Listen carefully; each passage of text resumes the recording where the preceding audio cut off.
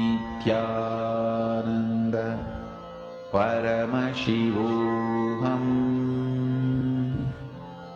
ॐ नित्यानन्द परमशिवोऽहम् ॐ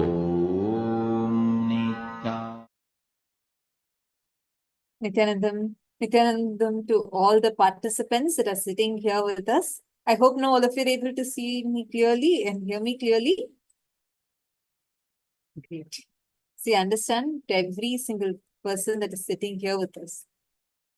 It's a huge blessing we are all having to have the ability to sit now and to be able to attend this session, attend this program. And we are going to be blessed today with a very powerful darshan of Bhagavan Simhagna Murthy, Sarabheshwara, Akasha Bhairava, Sarabheshwara, most ferocious form of Paramashivaham, extremely intense, very powerful. Swamiji actually says how he exhales Kala Bhairavas. That is the power, intensity of Bhagavan Simhagna Murthy, Sarabheshwara. Today we are going to be blessed with his darshan. He is going to be showering us all, Swamiji, manifesting, radiating as Bhagavan Sarabheshwara is going to be showering us all today, helping us to break free from the Maya matrix, helping us to break free from all the delusions and ignorance that we are stuck in. So it's a huge blessing we are having, just even having the ability to be here today. I request all the participants to take a moment now and kindly come and settle down. All the participants here, please turn on your cameras and settle down in front of your cameras.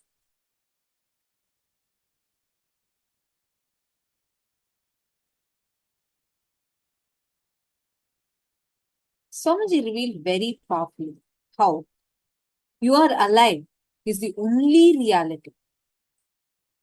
Nityanandamma, Pooja, Kumar, nice to have you here. Could you also please come on camera? Sharmeen, Mary Clary, all of you, Nityanandam, Ma Purushananda, Ma Deborah, Ma Marva, Ma Jagarinyananda, Ma Dhyanagambya, Ma Jnana Yogini, Nityanandam to all of you here. Very nice to have all the people. Ma Jnana Vijnana Priya, Nityanandam.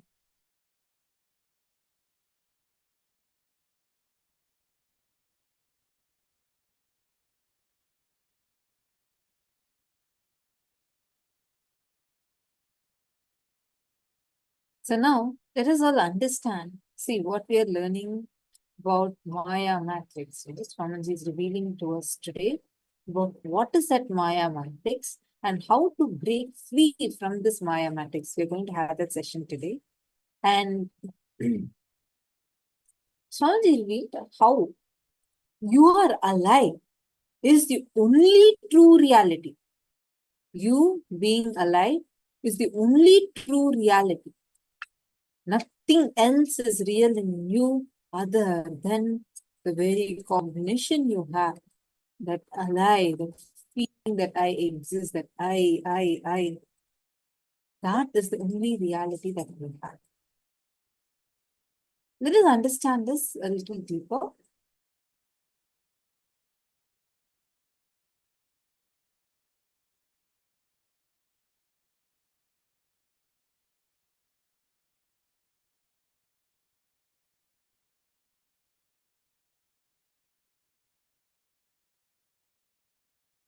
Take a few minutes. First, I request all of you to write down whatever you're understanding. And we're going to be taking some time to understand this revelation, this very powerful revelation from Swamiji, more deeper inside us.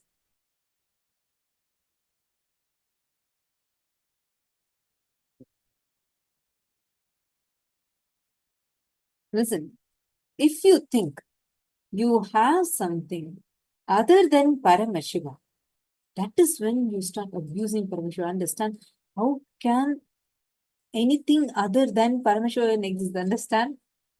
Swamiji is saying, if the moment, even if you think there is something else other than Paramashiva in you, it's an abuse to Paramashiva. He's only Purusha. No other Purusha exists other than Paramashiva. Other than you being alive. Everything else is imagination. Everything else is an imagination accepted by certain people at certain level and certain zone. For example, you have some amount of money. You have certain property. All this is imagination of society and law of the land, not reality. We give value to a few papers and call them as money, and we have that as an accepted common reality, as a accepted imagination. See, it's an imagination that is accepted as a fact by a set of the society. You take the same money and you go, let's say that you are taking this money that you have in your country and you go to a different country. That money would not have the same value that it had in your country. Am I right? It's an accepted reality, like what an imagination is. It is accepted to be treated as a fact. Understand the only reality is you are alive. Other than you being alive, everything else is imagination. Your life should be fully powerful. From that powerfulness, make everything happen in your life. Now, take a few minutes. I request all of you to write down. From the cognition, see, now anywhere that you are not, where you have anything else other than the cognition, you're alive. Any other thing you have is an imagination. Identify the different areas of your life where you're operating, giving power to that delusion as a reality. And 5 aspects where you're actually feeling powerless inside. Take a few minutes. I request all of you to please write this down.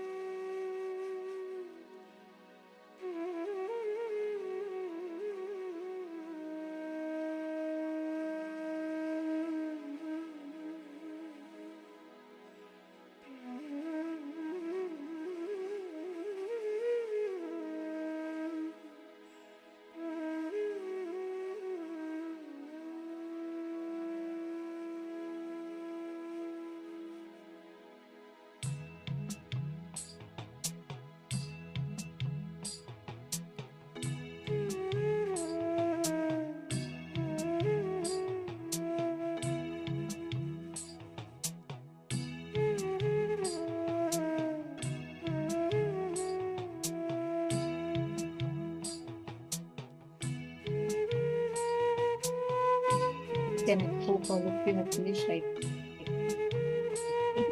Finish? Crystal thinking about powerlessness as imagination. It's very subtle but so powerful. Actually, this one factor, it just relieves us from all forms of suffering, all types of cognition, negative, positive, whatever you would have created, right?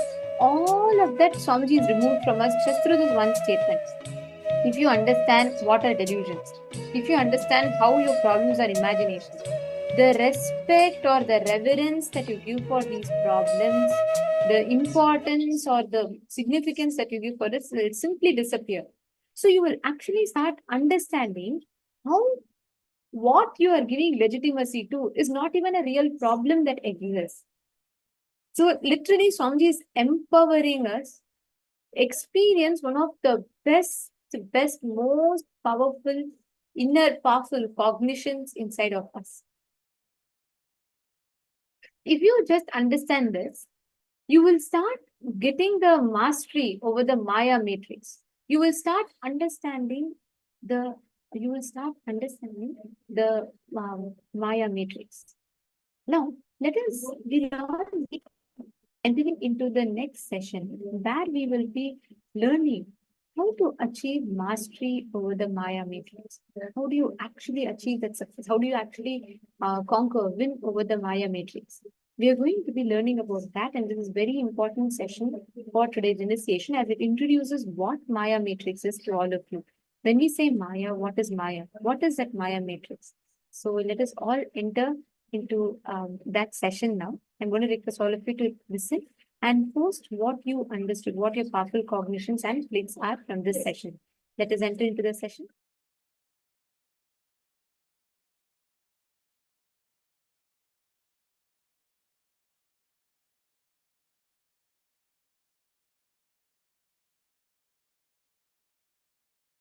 I welcome all of you with my love and respects. I welcome all the devotees, disciples, Samajis, Satsangis, Srimahans, Mahans, Tanedar, Kotari,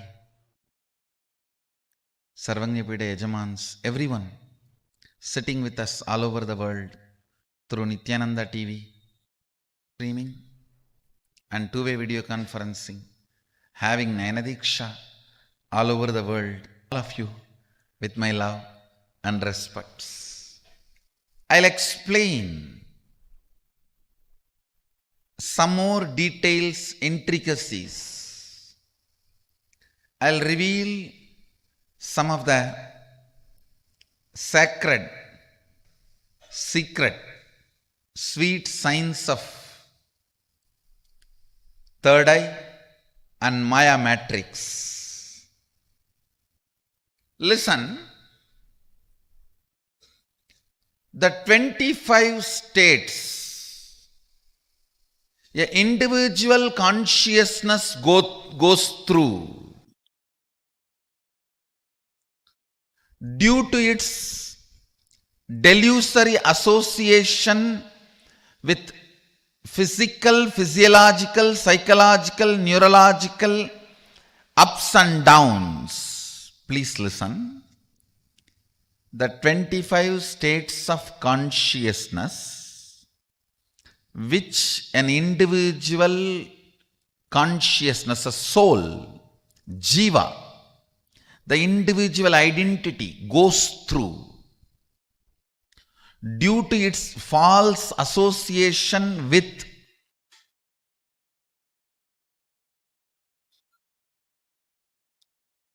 physical, physiological, psychological, neurological ups and downs. Let me also define the word false association. By staring at the mirror for quite a long time, you mistake the reflection for you.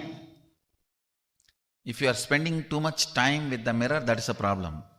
You may start putting the makeup on the mirror. You may start putting the makeup on the mirror if you are all the time busy in staring at the mirror. constantly staring at the mirror. Sometimes you start thinking you are the mirror. That is what I call false association. Unfortunately, the individual soul, which constantly staring at physical, physiological, psychological, neurological ups and downs, associates itself falsely with it, starts feeling it is that. That feeling is the reason for the 25 altered states of consciousness.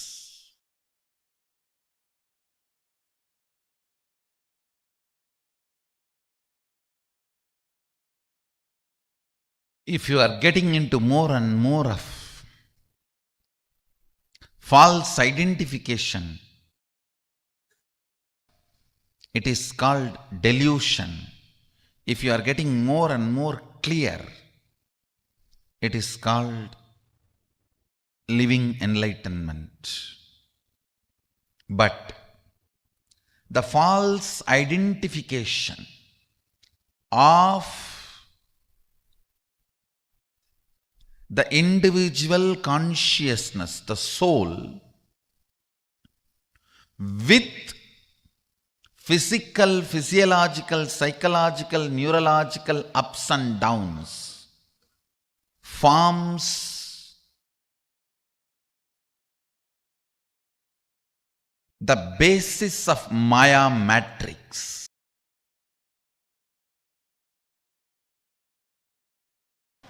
Jiva. Listen. Jiva, the individual existence, perceptional,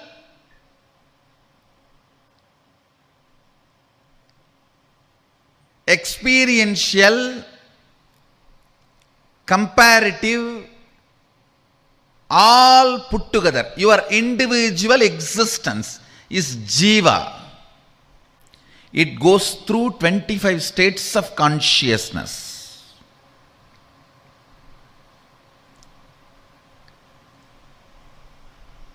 From sleeping, sleeping, sleeping, dreaming, dreaming, sleeping, waking, waking, waking, awakened, awakened, waking. Totally 25 various states of consciousness you go through as a Jiva. Jagat, the universe. It has 11 dimension.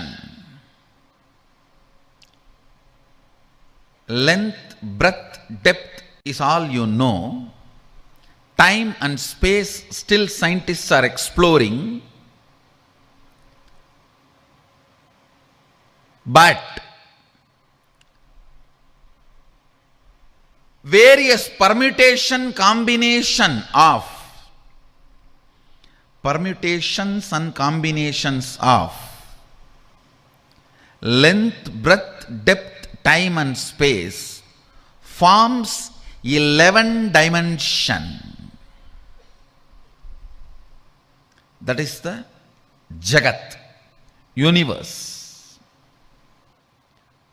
Sadashiva, Ishvara, who manifests as 5 dimension and unmanifest part of him. That is Ishvara. Listen. Jiva, soul. Jagat, universe. Ishvara, Sadashiva. The matrix between these three is called Sri Vidya. The knowledge of Sri. Sri means Adi Shakti. The knowledge of Adi Shakti is the knowledge which will liberate you from this matrix. Understand?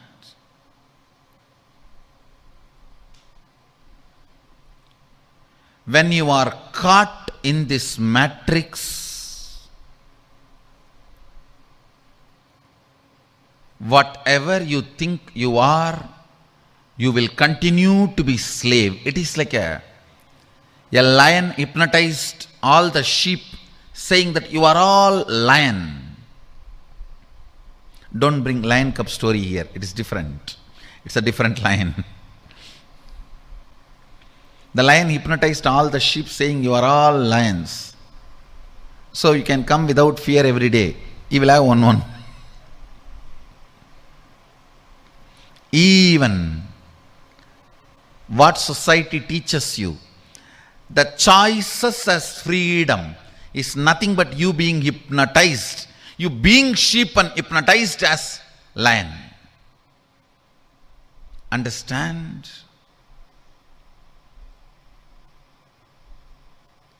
That is why Kathopanishad again and again insists on right, not the pleasant. If both can come together, great. If you have to make a choice, always right, not the pleasant. Because most of the time, in the form of the pleasant, enters matrix into you. Listen.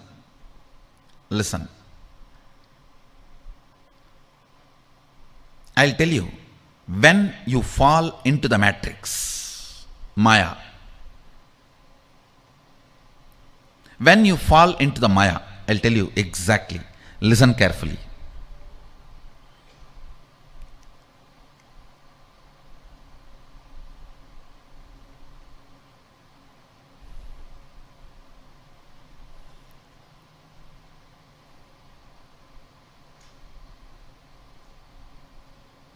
I'll give you this example. Listen carefully.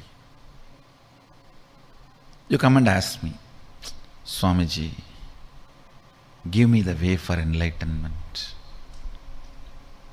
I tell you nothing. Just have integrity and listening with the Guru. You will immediately be liberated.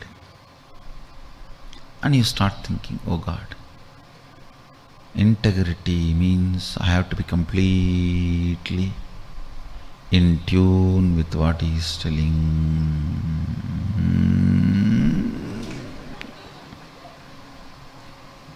And listening, maybe.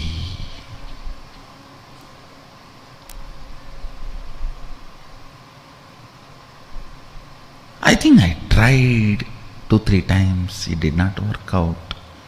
So I'll start practicing first integrity with my father, mother, brother, husband, father-in-law, son-in-law, daughter-in-law. Then I'll bring integrity with master. Gone. You have already fallen into the matrix. Listen. If you feel, the moment you feel, I tried being integrated and listening, but enlightenment did not happen. When you come with that statement, when you come to that statement itself, decide, no, will persistence is the solution, not dilution.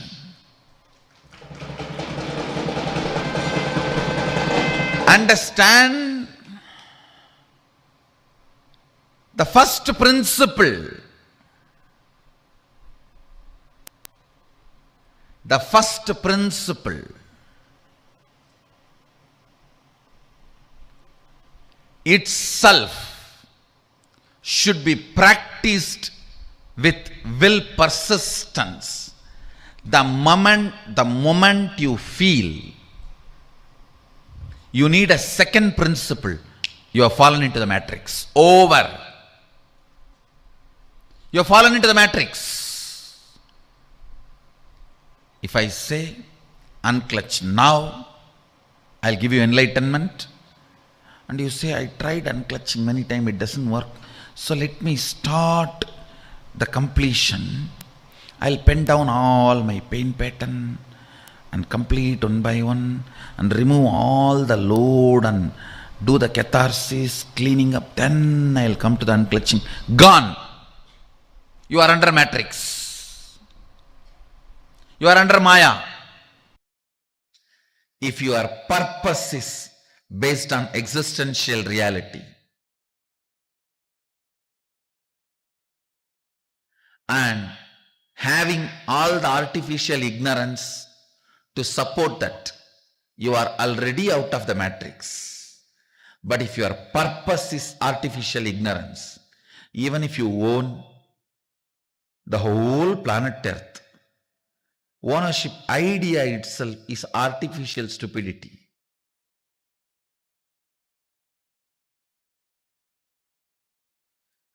Within the matrix, anything you do is waste of your time, which is life for you. Your time is money for your boss, pleasure for your beloved.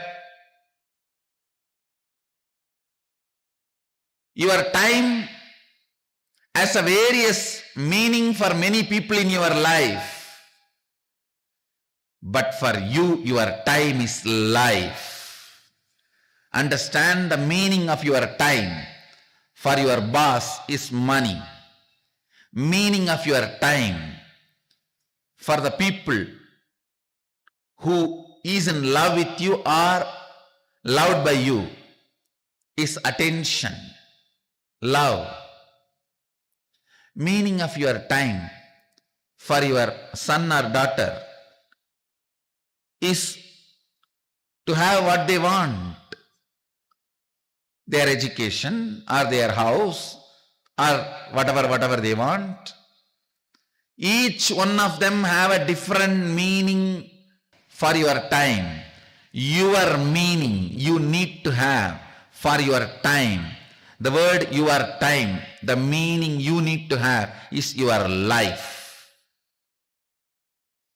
Understand, if your purpose is existential reality and artificial ignorance, artificial intelligence of the matrix is used to support it, great, you are out of the matrix. But if your purpose itself is artificial ignorance or artificial intelligence, I tell you, you are wasting your life. You are not living, you are grown. You are not living, you are grown. When you hook your gadgets to the grid, be very clear, you are hooked, not your gadgets. When you hook your gadgets to the grid, you are hooked to the grid, not your gadgets. Your gadgets are the tub in which you are sleeping and you are hooked. The artificial pleasure you feel in your Facebook friends and the gadgets, with that is the liquid, lubrication liquid on which you are grown. Understand, it is 110 volt current in the Matrix movie. I'll call it as a 120 because 120B is conspiracy in Indian IPC. It's a 120B, greatest conspiracy against humanity. Please listen.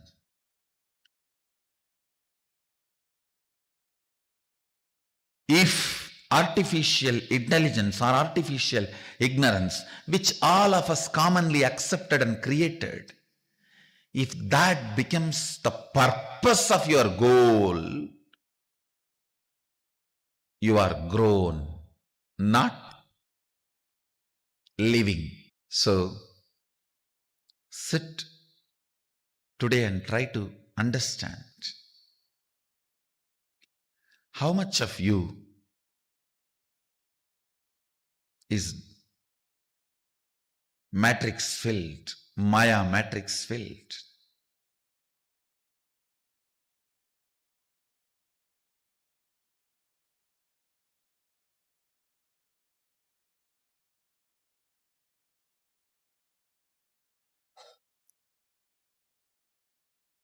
Whenever you are putting your gadgets on the grid, hooking them on the grid, be very clear. It's not your gadgets, you. It's not your gadgets, it's you. You are grown, not living.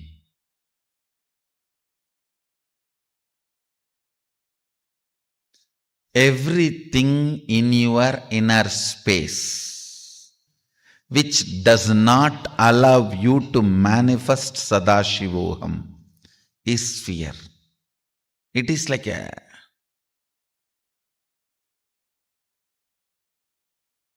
undigested material in your biomemory.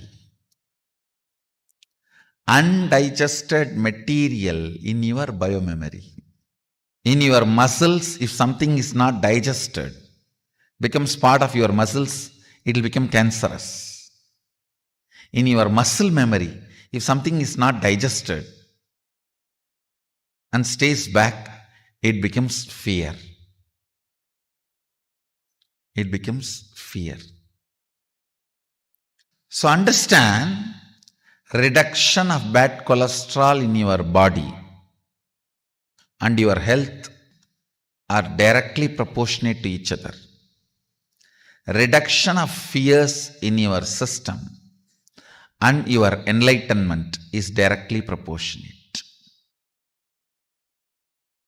Understand how the reduction of bad cholesterol and your health is directly proportionate to each other.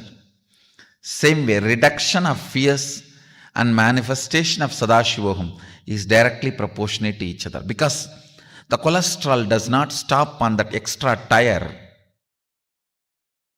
around you, your waist. It sits there and spoils everything. Life sits in Anandagandha and makes everything positive. Like Guru sits in one place but clears the ignorance and raises people all over the world. Negative fellows sit in one side and create disturbance everywhere. They sit in one place and send viruses all over internet. Same way, cholesterol may sit on your stomach but sends disturbances to all organs of your system. You need to understand. Fear, you may be thinking, is only in one corner, but it doesn't keep quiet. It doesn't keep quiet. It interferes in everything. That is the reason I am saying reduction of the cholesterol is directly proportionate to your health. Bad cholesterol. Reduction of fears is directly proportionate to your manifestation of Sadashivoham. Everything under matrix only can create fear in you. Anything above matrix cannot create fear in you. Understand that? Something which is beyond matrix may not be attractive towards you, to your mind as on now. But understand that can never generate any fear. Fear cannot be generated by something which is beyond matrix. So all fears are by the things under the matrix. Anything under the matrix See how you have to deal with Matrix, You should make him as comedy villain, not even a real villain. Like comedy police. If you see in Tamil movies, always the police will come after everything is done to carry the dead body. The bodies which are fallen here and there will be fight, hero will be dun dun dun dun dun dun dun. The funny thing about Indian movies is the villain will be going in helicopter, hero will go in bullock cart and catch the villain. Hero will go only in bullock cart. Villain will be going in helicopter. But somehow hero will catch the villain. Anyhow, make your Matrix comedy villain, comedy police. The way you have to deal with this,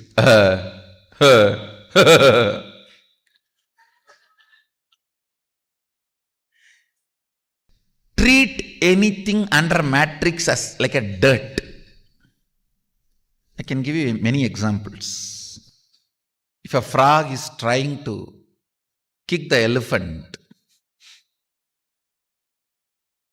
how the elephant will look at the frog, same way look at your Matrix. I wanted to tell you one important thing. Be rest assured. Even if you think you are under the Matrix, ultimately there is a space in you which cannot be bound by any Matrix. That is Sadashivoham.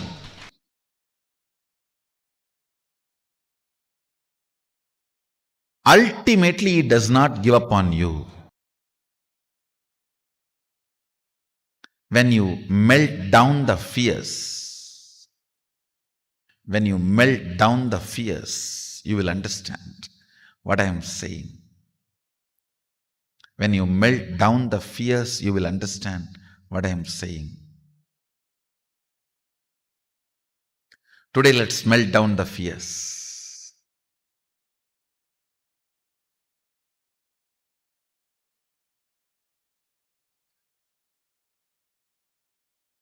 I'll switch on my heater. Let the fears melt down. It's time to melt down the core fears. Understanding the Maya matrix. Ferociously breaking from it.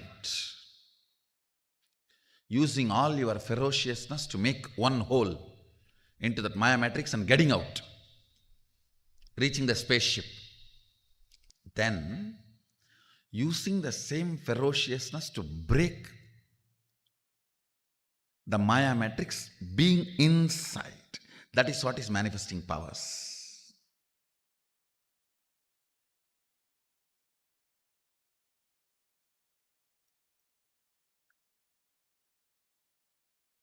Listen carefully. When you manifest powers, you are not letting any of the rules, regulations, bondages, powerlessness of the matrix come to any agreement with you. Matrix tries its best. Let's have a contract. You don't expose me.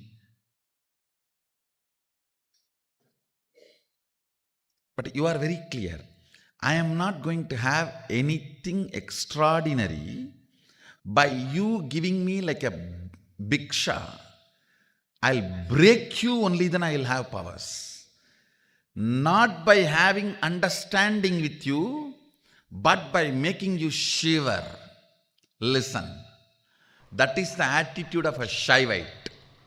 Even the reality, grahas, cannot touch, disturb a man who is beyond the Maya matrix. Accident cannot happen to a being beyond Maya matrix. if you read the Kolar Badhigam of Jnanasambandhar,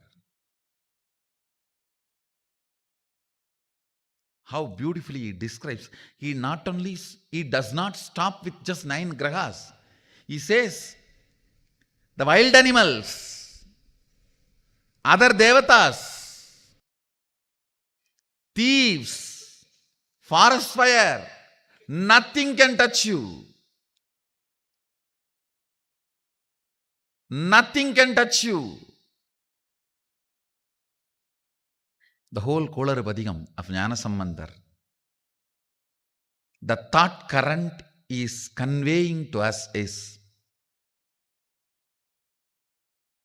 have the ferociousness towards the Maya matrix. It cannot touch you. It cannot touch you. Prevalent things which makes you powerless are reality. Nothing can touch you. அவை நல்ல நல்ல அடியார் அவர்க்கு மிகவே.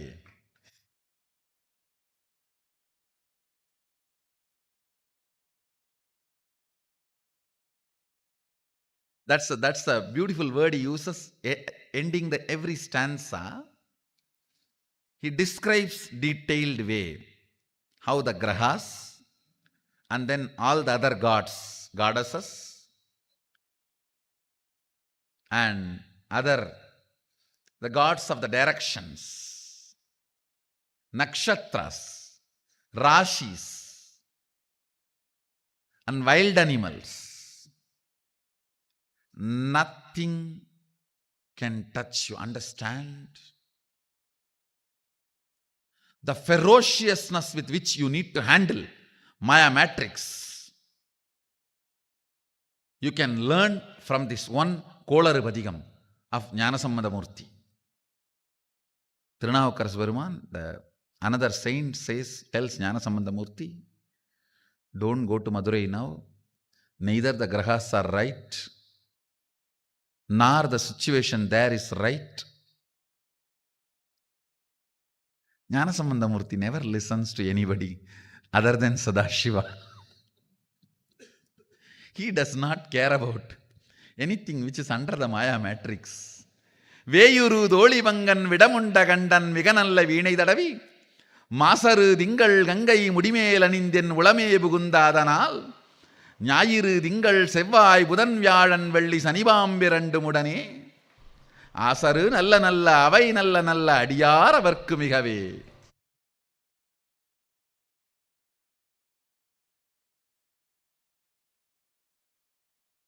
See, the thought current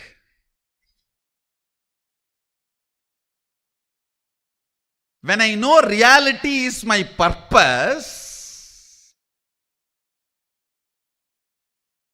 I cannot entertain the powerlessness, victim pornography, and I cannot be affected, I will not be affected by any of this powerlessness. The child, see the ferociousness. One more thing, it is not the arrogance of ignorance. No, the way he describes all the possible obstacles which can come shows very clearly he is aware of all that. See, out of ignorance, what can happen? That is different. Here he is not out of ignorance, he is describing everything. He is describing everything. Enbodu kombu aadamai இவை மார்பிலங்க எருதேறி ஏழையுடனே பொன்பதி மத்த மாலை புனல் சூடி வந்தென் உளமே புகுந்தாதனால் 9 ஒன்றும் 6 18 உடனாய நாங்கள் ஆள்கள் அவைதாம் அன்போடு நல்ல நல்ல அவை நல்ல நல்ல அடியார் அவர்க்கு மிகவே. He is describing every possible danger.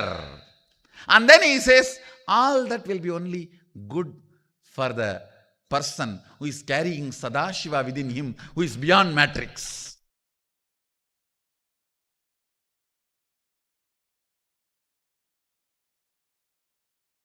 his purpose, because his purpose is beyond matrix, he does not bother about anything which is under the Maya matrix. The ferociousness you need to have to handle the Maya matrix. Understand? Here, see the way structure. First, he defines the Sadashiva, how he is in his heart. Then only he describes even this poverty pornography items. He is not describing this first. He is not describing ஞாயிறு திங்கள் செவ்வாய் புதன் வியாழன் வெள்ளி சனிபாம்பு இரண்டும் வேயுரு தோழிமங்கன் விடமுண்ட கண்டன் மிக நல்ல வீணை தடவி. No, he is not describing the problem first. Please understand, the fellow who does not know the problem also is not complete. The fellow who thinks about the problem first also is not complete. Neither the ignorance of the problem will solve the issue, nor putting that as a first is going to solve the issue. A proper right solution. First, be very clear. The matrix has no place in you. Beyond Maya matrix only sits in your heart. He says, Veyuru Dolivangan Vidamunda Gandan. Even the description of Sadashiva, see, Veyuru Dolivangan Vidamunda Gandan means the worst matrix. Alahala, that itself is swallowed and kept in his throat. Even the description of Sadashiva, who is beyond matrix, is sitting inside me. It's a beautiful story. Actually, after having the whole alagala in his throat, he is playing veena, Rudra veena, and enjoying the taste. You need to know,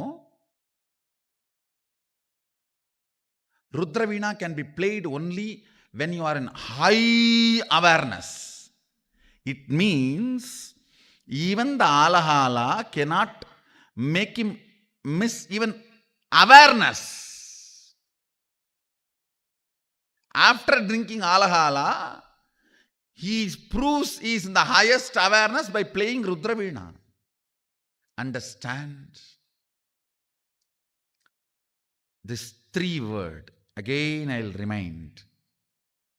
First, understanding the matrix. What is your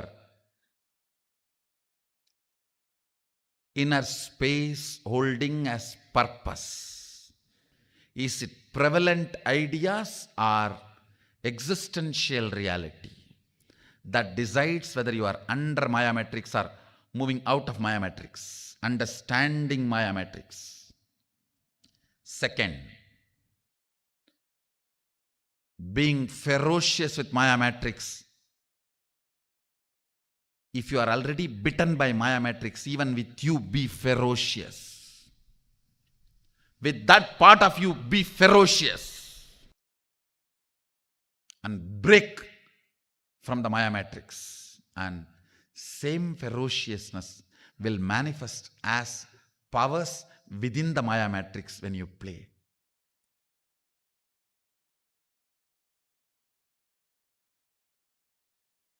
I welcome you all to be out of the matrix. My love to be all of you who have decided to come out of the matrix. My respects to all who are struggling to come out of the matrix. I welcome every one of you sitting with us.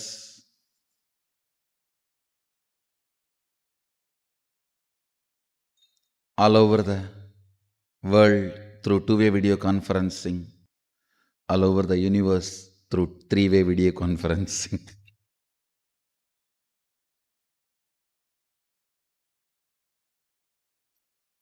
I welcome all the beings here. You have already decided. You just need to understand why you have decided. You have already decided. You just need to understand why you have decided. Understand? If you think you have decided, listen very carefully. If you think you have decided and do not know why you have decided, then you are inside the matrix. Listen. If you perceive you are in bondage, you have decided to be in bondage. You just need to know why you decided. If you perceive you are struggling to get out of the bondage, you decided to perceive that way. You need to know why you decided to perceive that way. If you perceive you are liberated, you have decided to be liberated, you need to know why you decided to be liberated. Understand, whatever is your perception now is your decision earlier. You have decided. Knowing the decision as your perception, not knowing why you decided, is Maya matrix. Understand? Liberation has nothing to do with whether you perceive bound, perceive liberated, perceive struggling. It is all about knowing why you decided what you decided. மரத்தை மறைத்தது மாமத யானை, மரத்தில் மறைந்தது மாமத யானை. பரத்தை மறைத்தது பார்முதல் பூதம், பரத்தில் மறைந்தது பார்முதல் பூதம். பொன்னை மறைத்தது பொன்னணி பூஷணம், பொன்னில் மறைந்தது பொன்னணி பூஷணம். தன்னை மறைத்தது தன்கரணங்களே, தன்னில் மறைந்தது தன்கரணங்களே. I'll give you the translation. In a wooden elephant carving, if you see the intricacies of carving and perceive it as elephant, you forget it is wood. If you perceive it as a wood, you forget it's a carving. Listen carefully.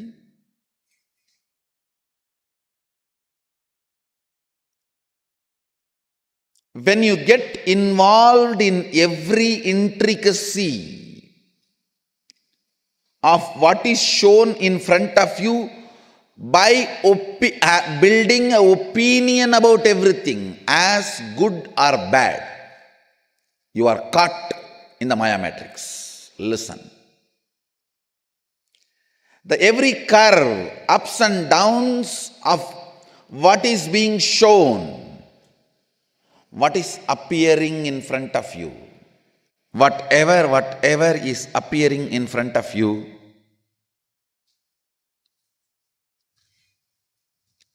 listen carefully. Getting involved with opinions, whether it is good or bad, keeps you engaged in Maya matrix.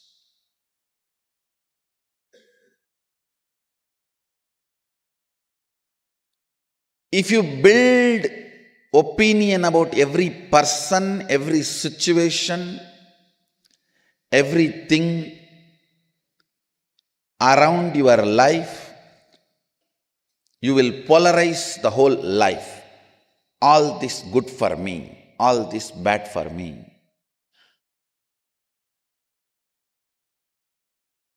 Building more and more opinions. You have to be very clear. building more and more opinions about the things you are seeing within the matrix keeps you engaged with the matrix and establishes matrix's authority over you. Understand? Building opinion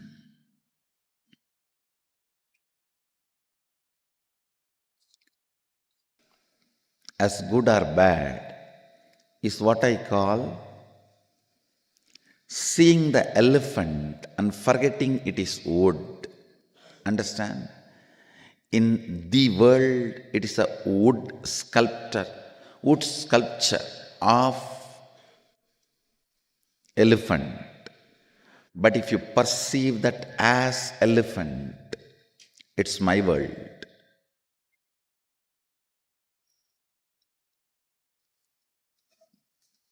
It may look very funny, but I should ask this question. In your iPad, when you are seeing some video clip about cobra or python or a big snake, how many of you don't even touch the iPad where the face or the head of the snake is? Raise your hand. Do you remember you are all adults? And it cannot bite you from inside the iPad. Listen.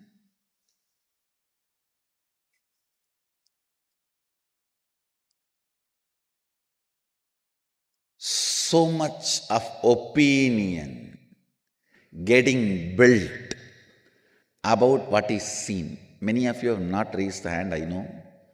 But you will not even dare to touch the screen, I know. I know.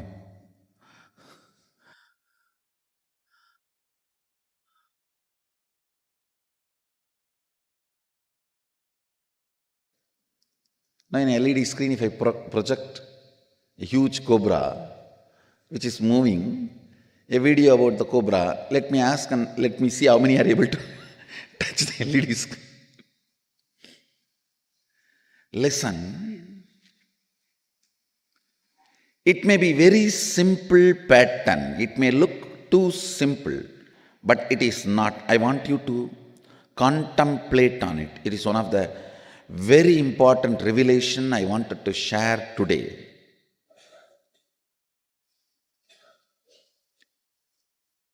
Opinions.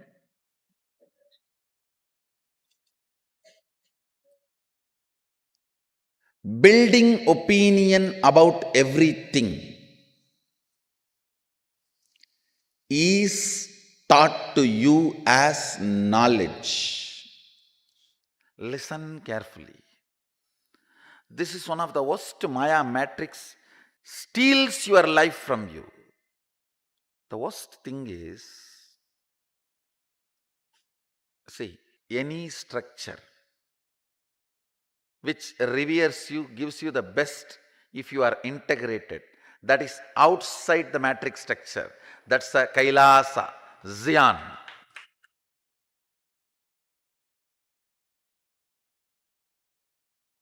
But if you are able to manipulate, play around without becoming integrated, sucking all the resources and being celebrated and enjoying everything, means it is within the matrix. The problem is not that you cheating and having all the resources under you, you not realizing you are within the matrix. Wherever integrity becomes the decision-making factor of getting pampered, supported, praised, that is the space of Kailasa, the space of Zion. If not, I tell you, if you are able to manipulate some place, some structure, some organization without integrity, unable to have everything there, then You are under the matrix. You are the loser, not anybody else. Loser is you, not anybody else.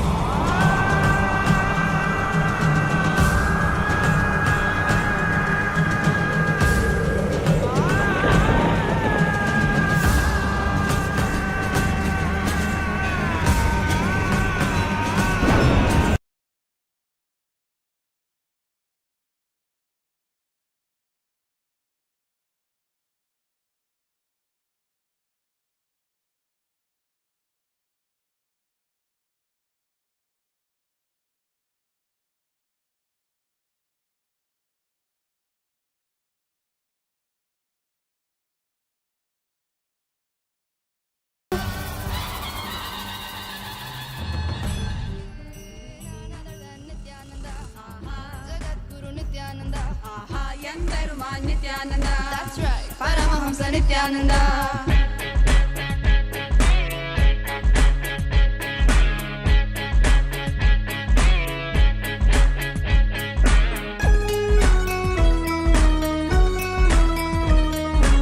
Om Namo Nityanandai, Namo Namo Nityanandai.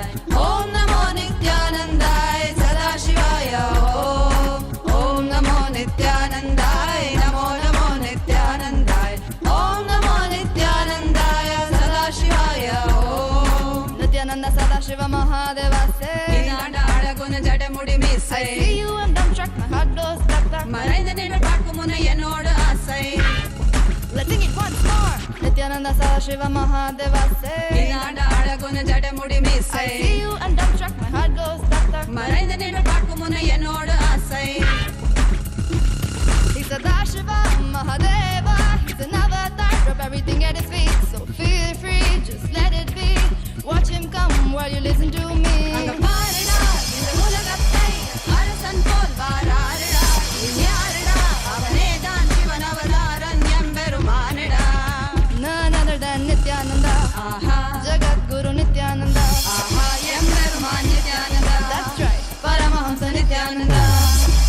என்னோட ஆசை. Let's sing it once more. Nityananda Sadashiva Mahadeva say, Inada Adaguna Jadamudi Miss. I see you and dumbstruck, my heart goes stuck. Marainda Nida Pakumuna Yenoda Asai. He's Sadashiva Mahadeva. He's an avatar, drop everything at his feet. So feel free, just let it be. Watch him come while you listen to me. Angaparida, இந்த உலகத்தை அரசன் போல் வாராருடா. இன்யாருடா அவனேதான் Sivan Avataran எம்பெருமானிடா. None other than Nityananda. Aha. Jagat Guru Nityananda. Aha. எம்பெருமான் Nityananda. That's right. Paramahamsa Nityananda.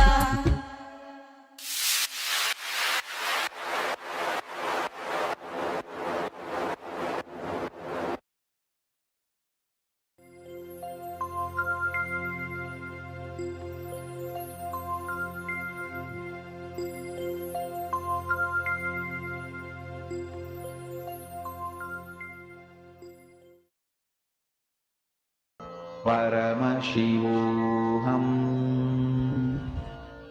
Om Nityananda Paramashivoham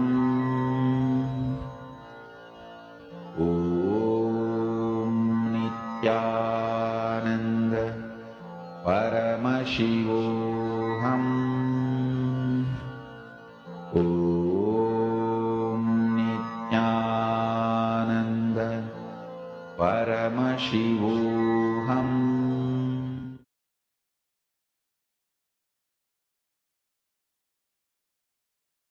Nityananda, so beautifully Swamiji revealed to all of us what is Maya, Maya matrix, understanding Maya. How many of you clicked? I see so many messages actually continuously in the chat. Participants are posting how Swamiji has given this initiation, how Swamiji is revealing. I know that this oneness capsule we played just now is one of the favorite darshans of everyone. Literally seeing Swamiji in this form. And imagine we all had the opportunity of witnessing this physically. And it was amazing, like Swamiji walking in. I mean, just your messages reminded me of that moment. Okay, see so many messages from participants. Okay, let us start with a quick question to see where we're all at, okay? What is Maya matrix? What do you all understand as Maya? What do you all understand as Maya matrix? What is Maya matrix? Can I request everyone here to post? All the participants. Ma Mary Claire. Come on. Ma Bhovati, Ma Mary Claire, all of you, can I request you all to post? Ma Jillian, Ma Mary Claire.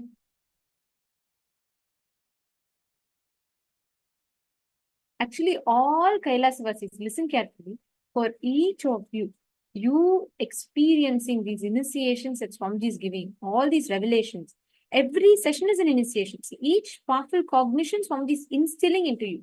Literally, if I have to tell, he's rewiring your brain to absorb these powerful cognitions. These powerful cognitions, all of them, directly work on giving you that breakthrough in all the aspects.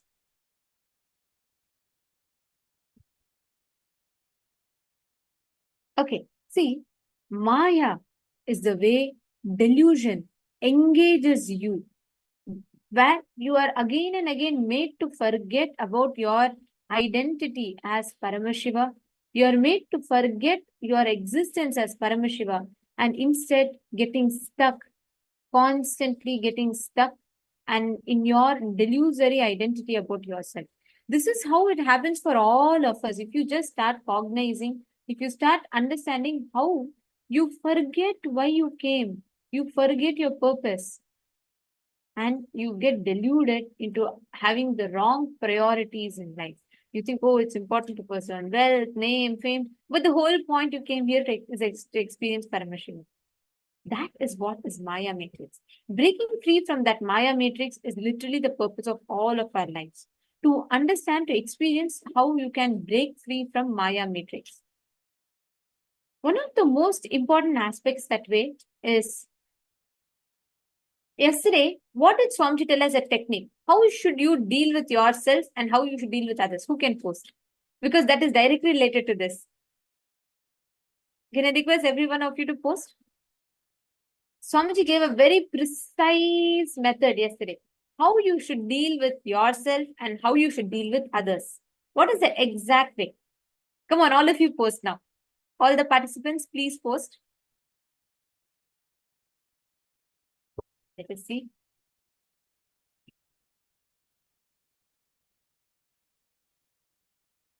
Okay, compassionate and loving to yourself and others. Jnana Yogini, something more precise Swamiji gave. How should you express that compassion to yourself? How you should express the compassion to others? Okay, Makrista Hitman has posted extreme love and caring compassion for others and tyaga and ferociousness with ourselves. Perfect. Absolutely correct. Absolute tyaga. Ferociously doing the tyaga for yourself when you deal with you. Being ferocious with yourself and absolute compassion and caring, loving caring to others. This is the exact formula of how you should deal with yourself and others. If you understand this, if you see, if you cognize and reassess all the way how you relate with people, this is the exact technique Swamiji gives to break Maya. If you have to break Maya matrix, if you have to break the delusion, it won't work by you treating your failures cute, you treating your ignorance cute. No. Understand how much of you is infused from that Maya matrix. Means, wherever you associate yourself with your ups and downs, your physiological, physical, psychological, neurological ups and downs, that forms the basis of Maya matrix. First, you need to understand all the different aspects of you. What thought currents you are cherishing?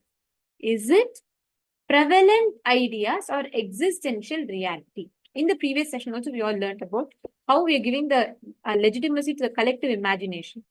Now, you're going to assess actually what are you holding as a purpose of your life. Each of you revisit. See, if you are ferocious with Maya, delusion cannot bind you anymore. It will tell, oh God, what if you take, what if you go to this path and what if something happens to you? You trying to convince with some logic is like trying to put off the fire with adding more ghee or oil into it. No, you cannot put off the fire like that. Same way, Maya, delusion cannot be broken with you trying to convince yourself, treating yourself cute. No. Delusion can only be broken with ferocious declaration. First step to that is first identify what is a delusion. How many of you are understanding this? Sit and pen down what your inner space is holding as a purpose. Is that prevalent reality or is that existential reality?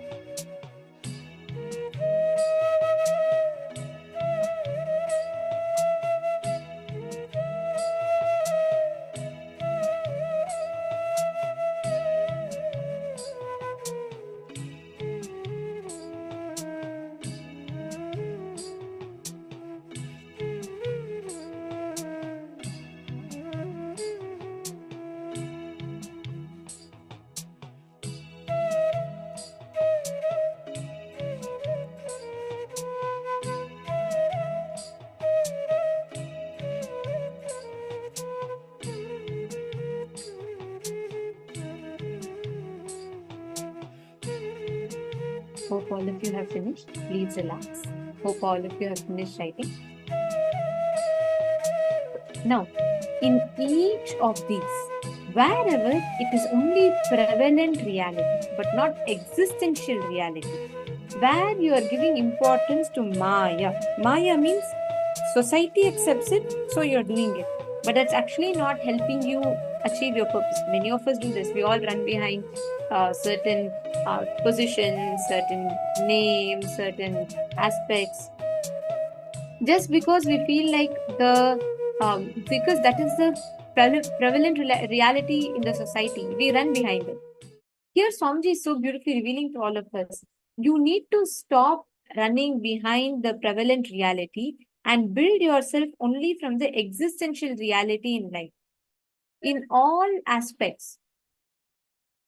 Now that all of you have written down, see clearly where exactly are you still stuck, where you are entertaining the Maya, and decide to ferociously address and break free from that Maya.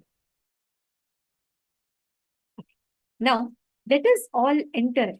Whenever you have a breakthrough in Maya, you break free from Maya, you manifest powerful cognitions, and that powerful cognitions manifest as powers in you. And today, we are going to be manifesting when you create a strong will, when you decide to break free from Maya, all the aspects of life, you will have control over it. You will not be affected by your hunger, your powerlessness, your sleepiness, your thirst, your swoon. Nothing will affect you. You will start being able to manifest amazing aspects of being able to have the right analysis of any problem that is there. Now we are going to start with first doing one round of the power of Swachindachari, means being able to see the answers for anything through the third eye. Like for example, there's someone is stuck in manifesting something. You will be able to clearly see, you will be able to identify and understand where exactly they are stuck at, and you'll be able to give the exact solutions to them. Now let us start with this simple power. I'm going to request all of you to connect to one partner. First thing you're going to do is you're going to identify what exactly do they want to manifest. They'll say health, wealth, relationships, whatever they want to manifest. For all of that, right? Scan and identify what is the obstacle that they have, and you're going to connect to Swamiji and give a solution for it. Please start. I request all of you to connect to a Paramashivoham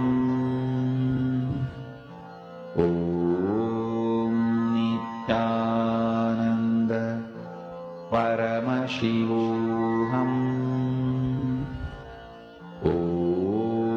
Nityananda Paramashivoham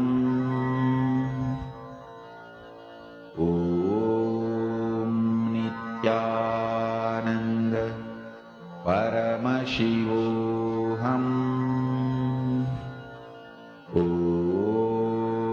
Nityananda Paramashivoham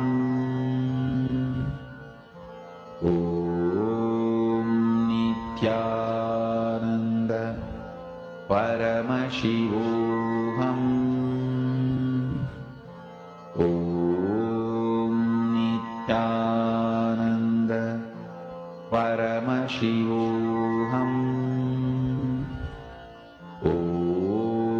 Nityananda Paramashivoham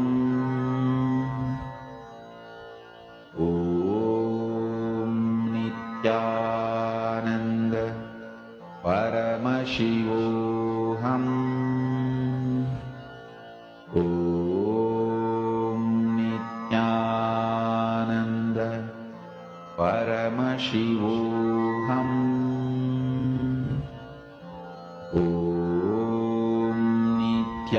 Nityananda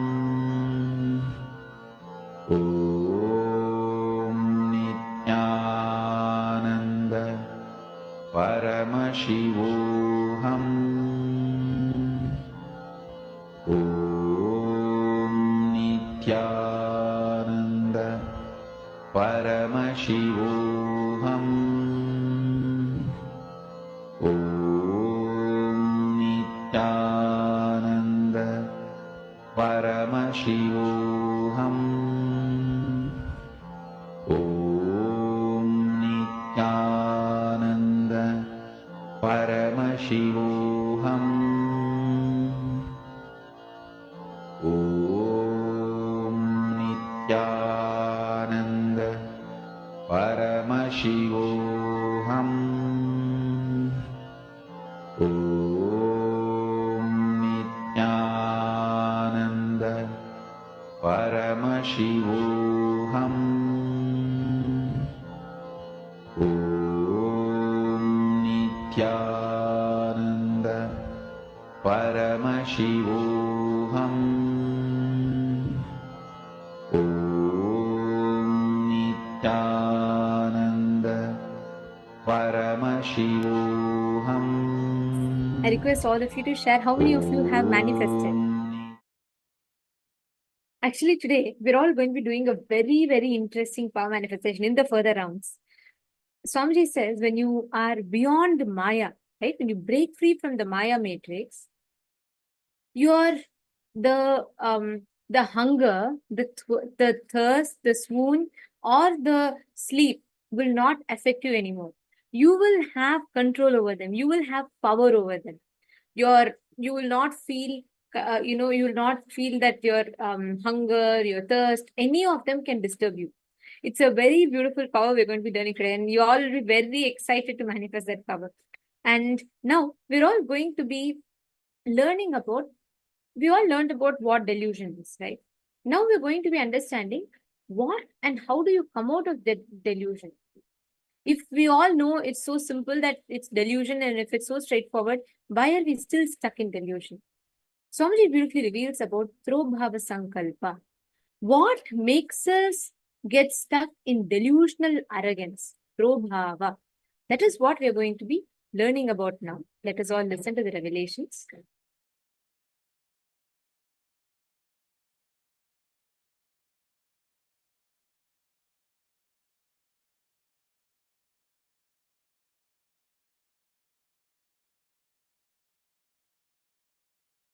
Your existence, what you feel as you consciously,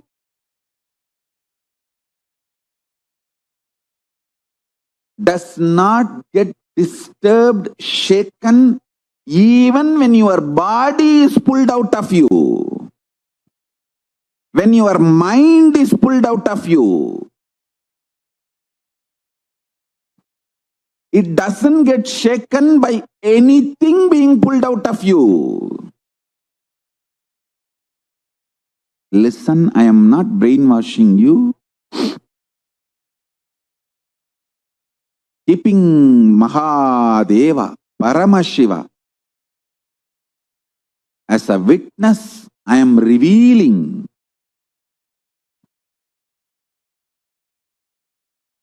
his inner space.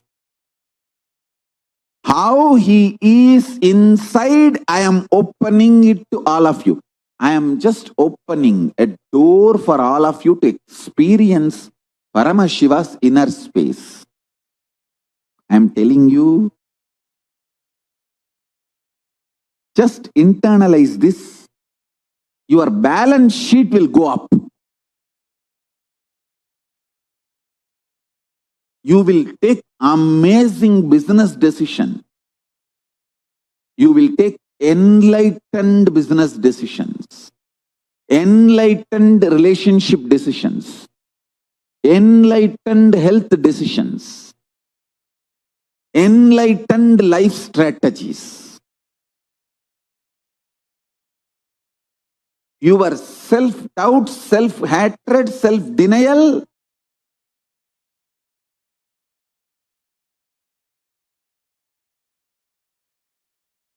does not impact you.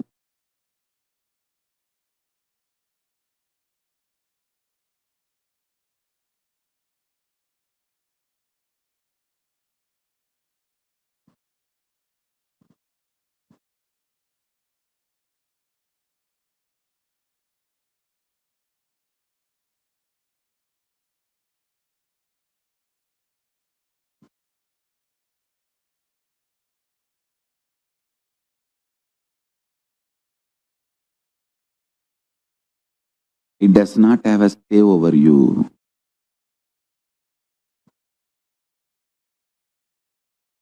When you torture yourself with your self-doubt, self-hatred, self-denial, you become demon. I have always seen people who torture themselves become murderers.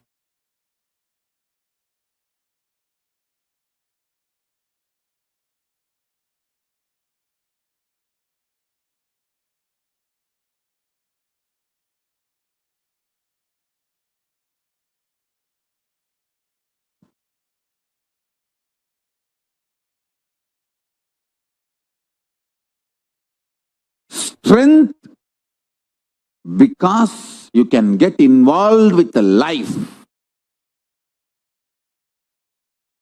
is freedom.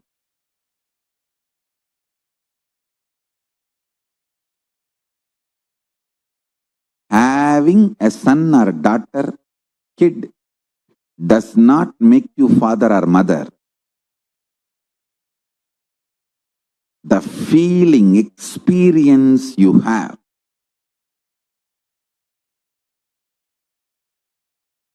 by knowing you can get involved with that kid's life and mold it beautifully,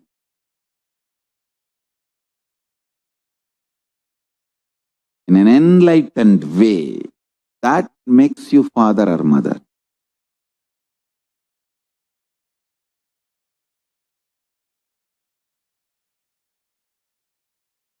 Ability to get involved in your responsibility builds your career. Ability to get involved with your guru and his sangha makes you enlightened. Ability to make enlightened decisions about your health makes you live healthy and long. See, life is all about the diagnosis and solution. Not having blind spots in your diagnosis or making enlightened decisions or executing those enlightened decisions. That's all life is all about. The physics, chemistry, biology of this pralaya, this pandemic happening, is rooted in delusion.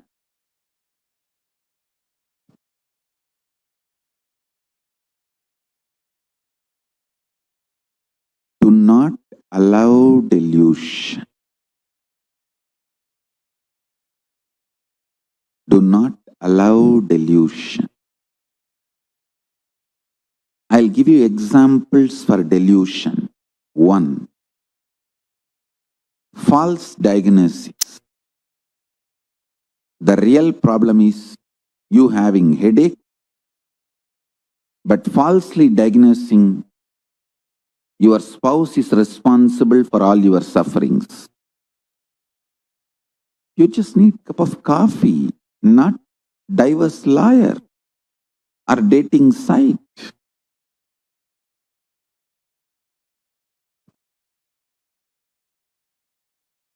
Stop false diagnosis. Always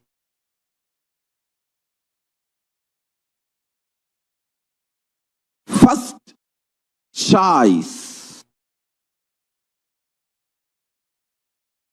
should be looking inside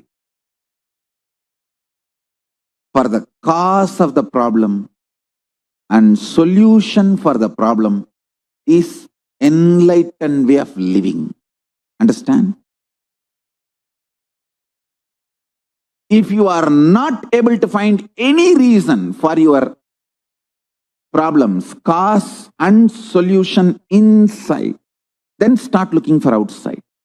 But first, looking inside for the source and cause of the problem and solution is enlightened living.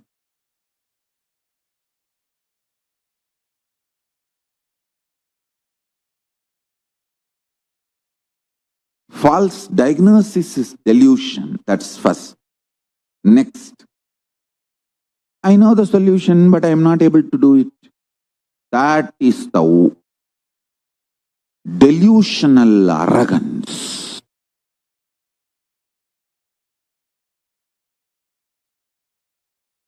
Understand?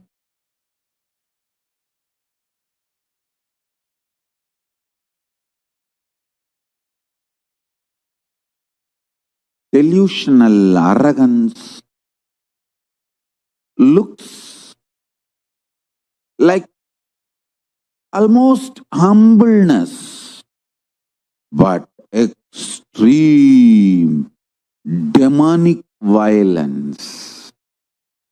Listen.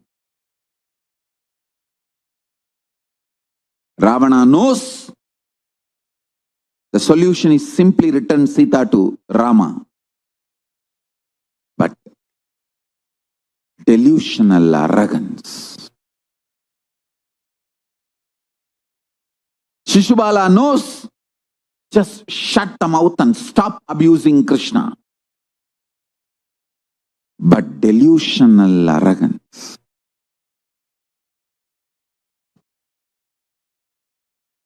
I tell you,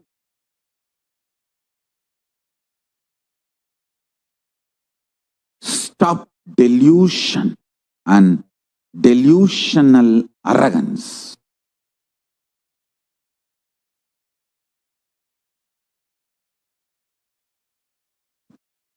Stop delusion and delusional arrogance.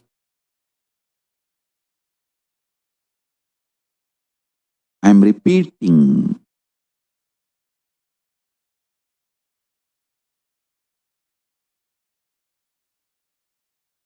If you rightly diagnose cause of your one problem inside and decide to work to solve it, suddenly Paramashiva gives you so much energy, you will solve 10 of your problems. I tell you, this Pralaya, Paramashiva is opening the stargate of Kailasa to liberate billions. Actually, he is waiting to liberate all of us. Otherwise, he would not have sent me here. Especially with so much of torture and suffering, attacks, he will not be keeping me alive still if he does not have a purpose. I tell you, I am useless for myself and for the world other than giving liberation. I am only useful for only one thing. I can liberate people, that's all. I have no other use.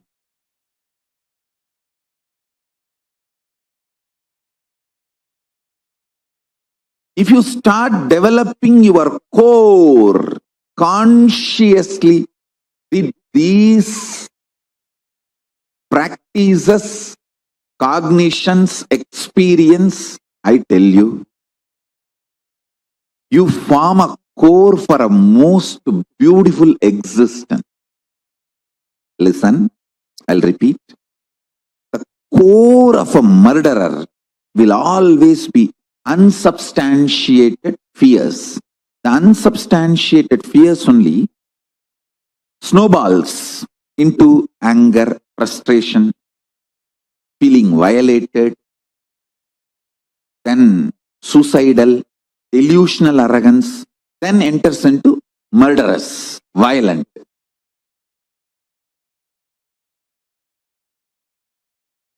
Stop unsubstantiated fears through tyaga, unclutching, completion, enlightenment, living oneness, Ajapa, Japa of Mahavagya. Use all these powerful cognitions and drop the unsubstantiated fears. See, I am not saying if a poisonous snake enters your room, you are expected to move out of that place.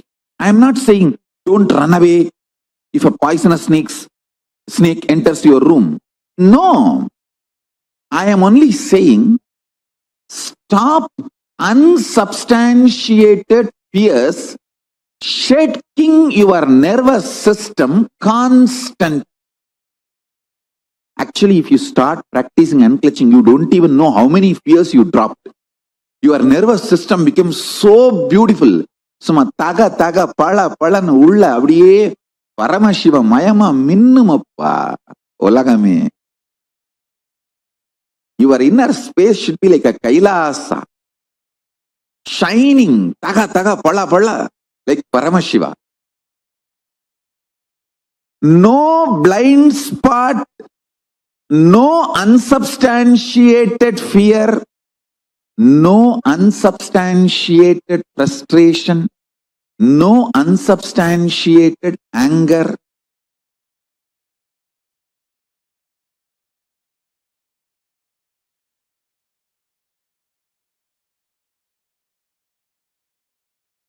I tell you,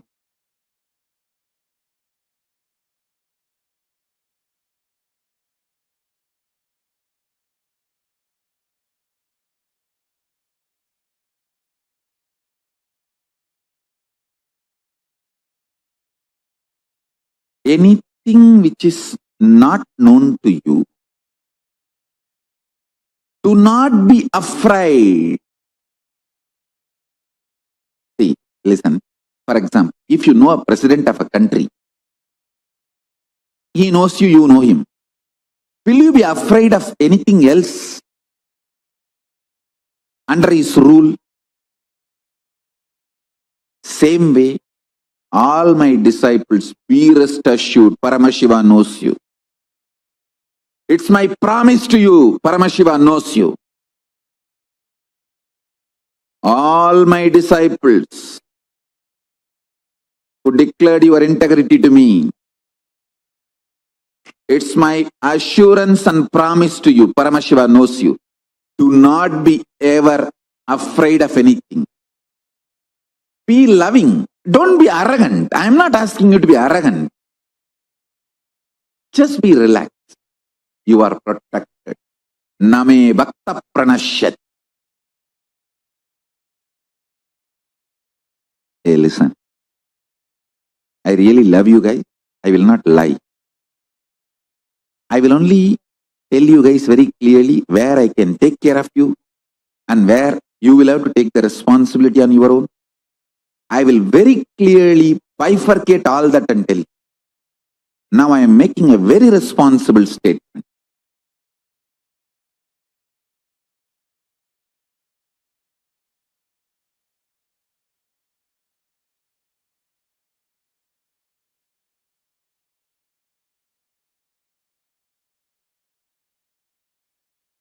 All my disciples who declared your integrity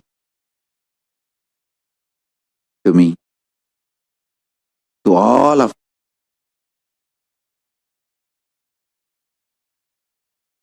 either you have declared your integrity to me, or initiated, or recognizing my identity.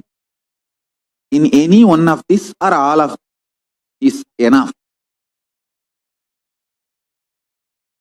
I am not saying all these should be there. Even in any one of these, if you fit yourself, that's enough. To all of you, I tell you, Paramashiva knows you. You know Paramashiva. Do not be afraid. You don't have to be arrogant, but you do not need to be afraid.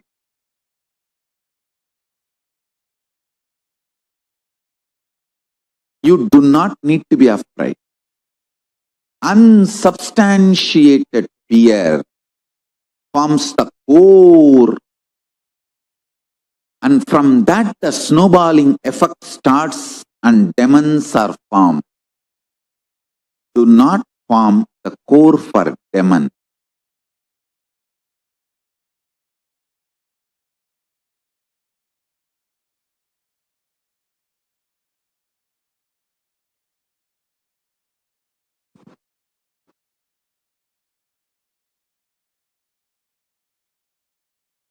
Consciously decide to be surrendered, to be in oneness with Paramashiva. It is not necessary you need to be 24 hours remembering him or any other prerequisite or demand. Listen, I'll explain detailed way. Consciously, what you know as you, from that integrity, if you decide and declare, O Mahadeva, Paramashiva, consciously what I know as me, with that whole my core being, I declare, I surrender myself to you, Prabhu, Mahadeva, Paramashiva, manifest through me.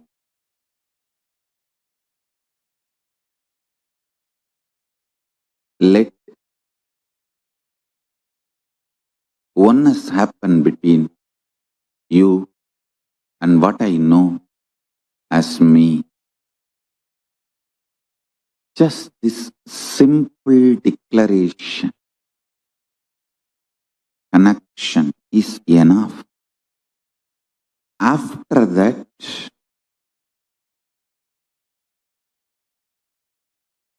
there is no condition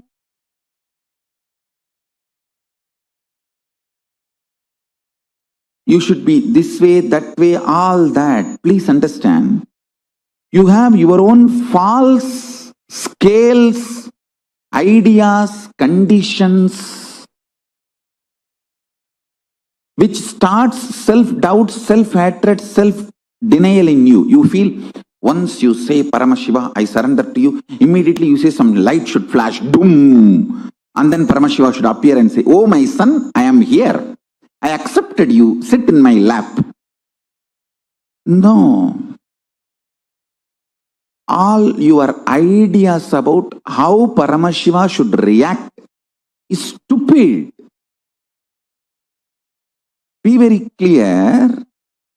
He manifests in your consciousness in his own way. I am telling you. Today I was in such samadhi and ecstasy. I literally pulled myself out of my seat and made me sit here just to connect you all with the bliss of samadhi, Nirvikalpa Samadhi. I tell you, one of the biggest enemy stopping you experience Nirvikalpa Samadhi is your self-criticizing pattern. See, you strongly believe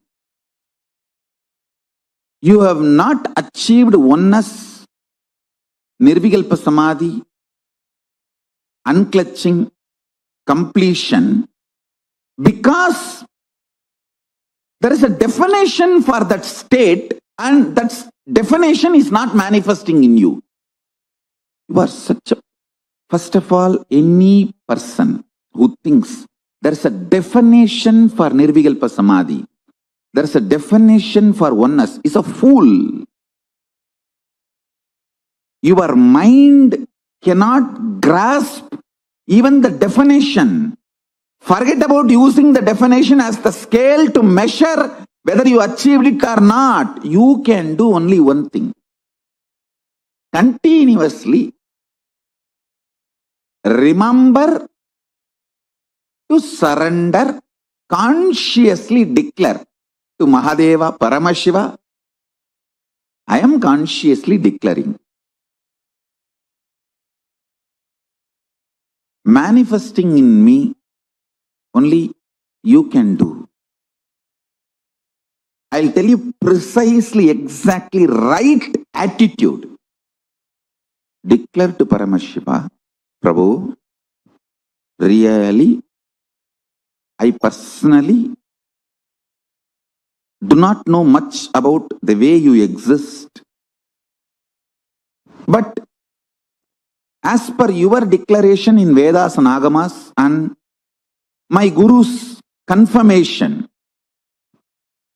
I have some idea about how you exist. Whether that idea is complete or not, I do not know. But what I know as me, I surrender unto you. I offer me to you. Please,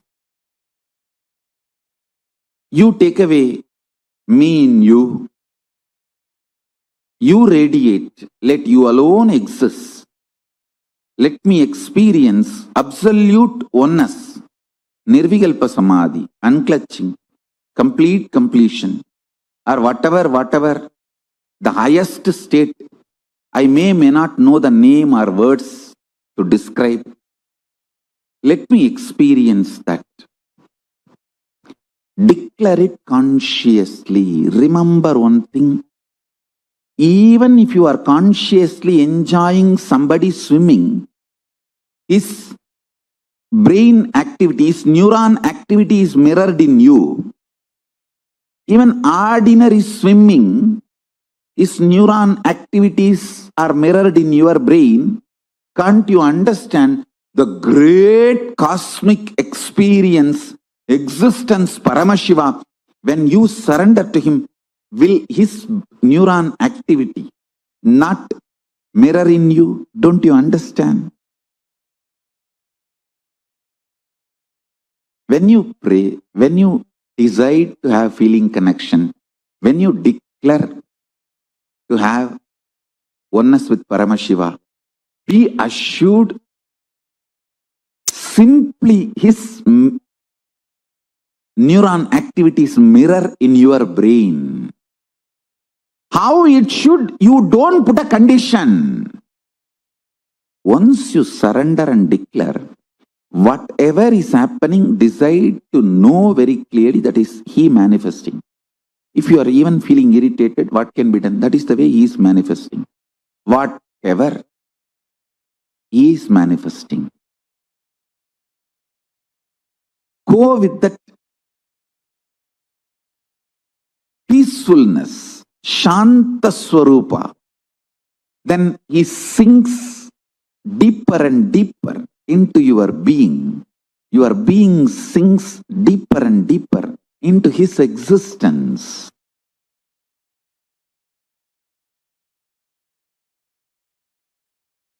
Every situation you feel irritated, angry, violated, intruded, just don't react. Be calm and look in. What is making you feel violated? What is making you feel irritated? What is it that is getting into your nervous system? What is it that constantly shakes you? If you see, you will understand it has nothing to do with what is happening externally. It is something triggered internally. I tell you. Getting triggered internally and reacting for it externally and making stupid decisions is called delusion. Delusion is worse than death, because death is only 1 minute happening. Delusion destroys you, which is like a continuous suffering. The decisions you make in delusion is worse than death. Death is actually nothing. It's just changing clothes. I tell you, if the load of getting irritated, getting violent is taken away from your system, you will start having feeling connection with powerful cognitions and higher existence intensely. I tell you, I have seen this work thousands of times, not just in my life, my gurus. See, actually, when people come to my gurus, I have seen how my gurus deal the disciples, devotees. People come with the problems. I have seen my Guru Isaki Swami personally advising and people getting benefit of this Nirahara Samyama. See, Nirahara Samyama is nothing but you becoming Mahabhairava. See, Mahabhairava is described to be a human flesh eater. Naramamsa Bhakshini. That doesn't mean you will kill human beings and eat. No. Your own body eating itself is Naramamsa Bhakshini. Your own flesh is eaten by your own body. When you don't give solid food, you are Mahabhairava, Akasha Bhairava. Sit as Akasha Bhairava. Don't give solid food, only lubricate your system through liquid diet. Give a very healthy liquid diet, very healthy juices, herbs. I'm not saying don't give nutrients. Give nutrients, minerals, everything needed for the body in a liquid form. When you start doing that, body will try to throw tantrum. It will behave like a mad mother-in-law, Indian mother-in-law, mad Indian mother-in-law. It will try to break everything. Listen. During those moments, if you can practice completion, if you can practice unclutching, you will master all kinds of impacts, influence of chemicals on your biology.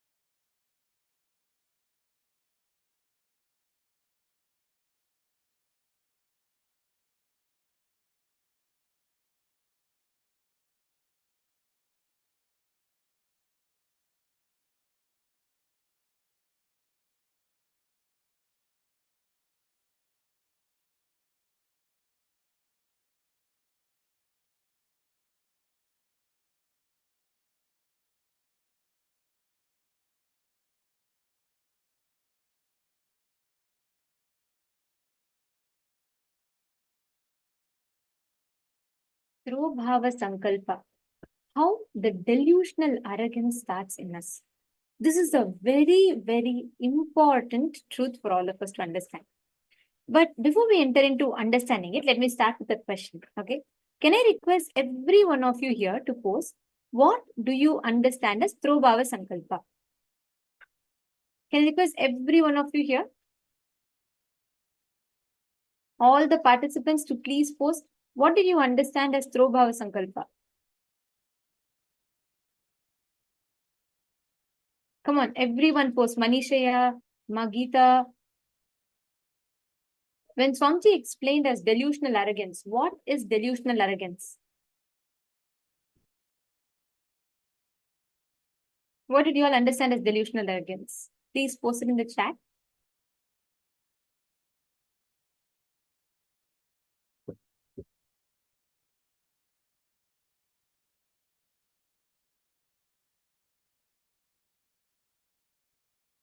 See, Swamiji gave such an amazing revelation. Knowing something is knowing something is delusion, you sticking on to it, you clinging on to it, knowing that it is arrogance, knowing that it is delusion, you sticking on to it is delusional arrogance. Through Bhava Sankalpa. Actually, Swamiji revealed this during the pandemic time, and it's the best way you can see it. Yes, Master Siddhananda has posted delusional arrogance is knowing that solution, but declaring that you're unable to fulfill. That's absolutely right.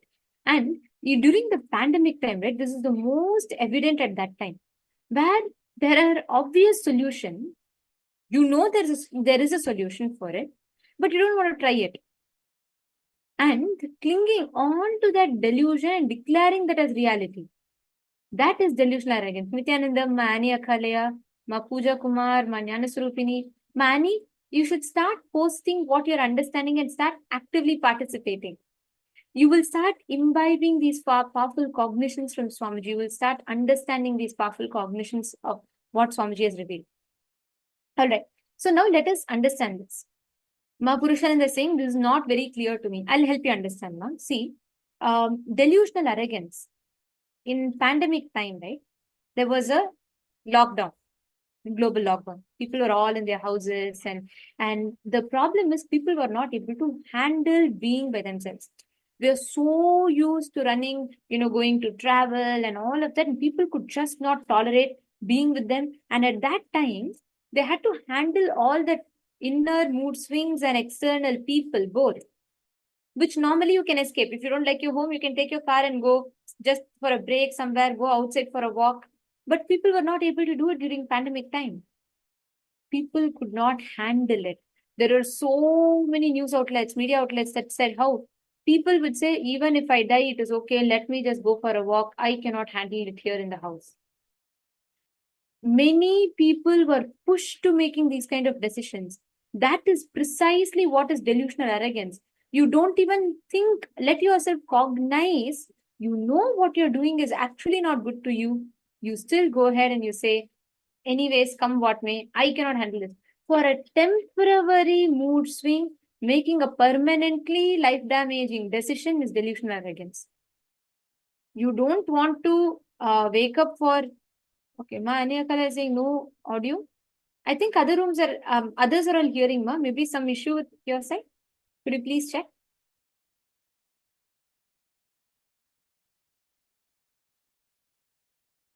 See, Ma, Mary Claire, if you understand this, each time, whenever you entertain delusion, when you make a permanently damaging decision for a temporary reaction, that is delusional arrogance.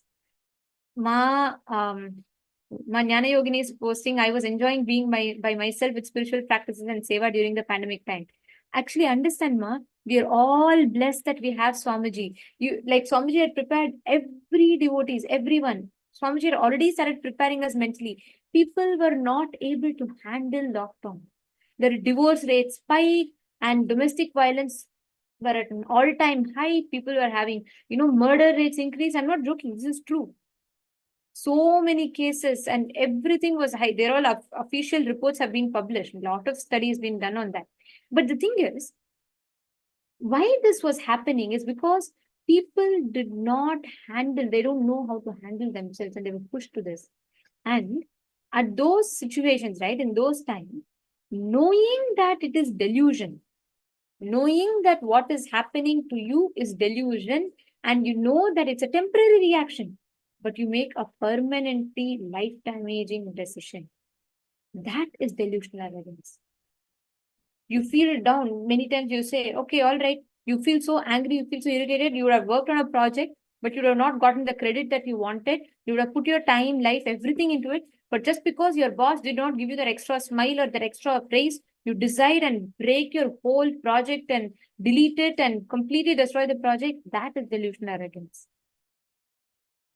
You constantly identifying, knowing the solution, but declaring that you're not unable to fulfill it. Like, for example, you know, you want to wake up for yoga, you're missing it. You know the solution is to set an alarm or being ferocious with yourself, or at least starting with yoga whenever you can during the day. But you don't want to try it. You don't want to apply it. So you're declaring, okay, that nothing will work for me. I'm unable to do yoga. What to do? That is exactly delusional arrogance. How many of you are understanding that? Purushananda is saying, I know someone who died because they could not stay with their family. They went out and got COVID and died. God, do you see? This is exactly how it happens. Many times when you are in delusional arrogance, the problem is in your delusional arrogance, you will not see reality as it is. And the even worse problem is if you believe you are the victim, you will feel so justified with your anger. You will feel so justified with what you're doing. And you will push yourself, you'll go to any extent, any length, because just to get out of the situation temporarily. Ma Kamen is asking, what is delusional anger? Delusional anger, Ma. Delusional anger is you're building an anger based on a false idea about life without engaging with life to understand, analyze the situation.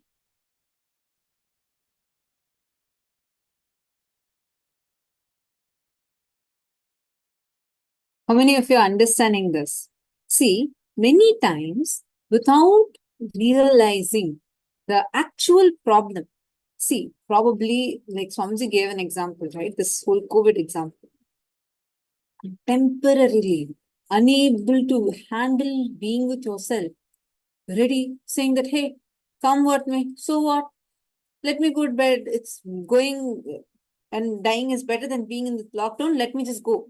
Without caring, thinking, when it happens, I'll be able to handle at that time. But in reality, when it happens, you will not be able to handle it. Taking the decision from the delusional arrogance, knowing clearly that it is delusion, but thinking more like, so what? What will happen? Let me handle it at that time. The truth is you won't be able to handle it even when it occurs. How many of you are catching that?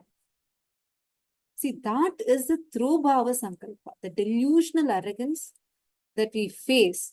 And many times, out of the delusional arrogance, you take a decision. And no matter what kind of a situation, reminder that life gives you, you'll decide to hold on to your delusion. And that is called as a true Bhava Sankalpa. It's very, very important to understand about this true Bhava Sankalpa. Now, let's take a few minutes and understand this deeply. First, look inside you. Every situation where you feel irritated, angry, violated, intruded, just don't react. Be calm and actually try to look in. Try to look in and see what is it that's making you feel violated. What is it that's making you feel irritated? What is it that is getting into your nervous system? What is it that constantly shakes you?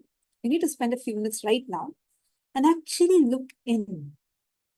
Identify this. What is delusion? getting triggered internally and reacting for it externally, making stupid decisions, is called as delusion. Like, for example, the real actual problem would be your headache that you're having. But you get angry and you think that it's your wife is or the whole reason for all your problem, and you go up to divorce. You just need a simple coffee, not divorce lawyer. Understand this reactionary pattern. We all carry these type of reactionary patterns. Take your paper and pen and try to pen down. What are the major patterns with which I am struggling? What is it? Major issues, the patterns that I'm struggling with. Patterns means the repeated thought currents that are there inside of you. When you'll identify there's the pattern that repeats in your life again and again and again. You don't need to list starting from your birth. Just now, the moment you open your eyes, who are the enemies you're seeing in front of your eyes? Other than your spouse. Sit and write them down. All the patterns that you're having inside. Please start now.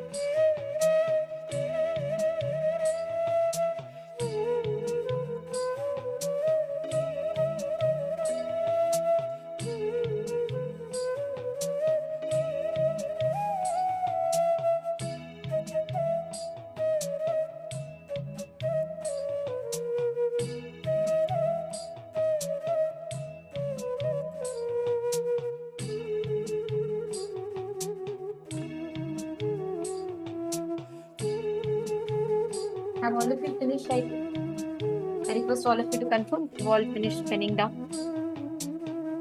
Identify, look in. If you analyze and identify the exact areas your delusion is, you will have the way delusion will have hold over you will just drop. We're now going to manifest. See, understand, when you break free from delusion, right, you start manifesting the way you experience reality, right? How you see the things that has, let's say, power over you, so-called power over you. You will start breaking free from them and you will have an amazing strength with it. We're going to be manifesting a very interesting power now. And this power is going to be very exciting for all of you. We're going to be manifesting the power of breaking free from sleep. This is a power where you're going to be manifesting the ability to make yourself feel sleepy. You can manifest the ability to induce sleep and win over sleep. Actually, understand, this is a very, I'm saying because it's very funny that, we make ourselves feel sleepy. But the thing is, it is very, very powerful. Understand, your hunger, your anger, your sleepiness, your tiredness are few fundamental patterns which you have no control over. How much ever you sleep, till sleep comes, you can't fall asleep, right? You can try, if you're feeling extremely sleepy, how much ever you try, you can't stay awake. These are all the patterns that has become a deep, ingrained part of you, which, as per all of our understanding currently, we have no power over it. But fundamentally, the moment I'm telling how to make yourself feel sleepy, I see everyone so excited. Suddenly everyone is so fresh. Understand, actually, if this one science, what Swamiji has revealed, you will start actually having the ability to not anymore be having the control from these patterns. See, when these patterns drive you, when you feel sleepy, you have no control over it, right? You fall a victim again and again and again. You keep falling into the trap of the mind. Whether when you feel hungry, for example, you cannot handle. When you feel hungry, no matter what comes, you want to have that food because that hunger disturbs you a lot. These are all few primal patterns. When you manifest this power that Swamiji has given, you will simply break free from all of these primal patterns. It's going to be a very interesting power. How many of you are excited? How many of you want to know? How many of you want to know the science? How you can make yourself sleepy any moment and how you can make yourself fresh. Like fresh. Okay. All smiles, all ready, all excited. That's great. Okay, I see all of you showing thumbs up. You all can put in the chat. Okay, great. All right. Can I request everyone to come on camera for this? Ma Aina, Ma Swastida, Ma Jnana Yogini, Ma Swastidananda saying just 1 hour back I decided break free from sleep. Good. That is why Swamiji is giving you this power. Understand, breaking free from sleep is not trying to force yourself to stay awake. No. Breaking free from sleep is making sleep redundant. Means today, now if you want, you should be able to fall asleep. Now, if you want, you should be able to feel so fresh without any external factor causing that. That is the difference.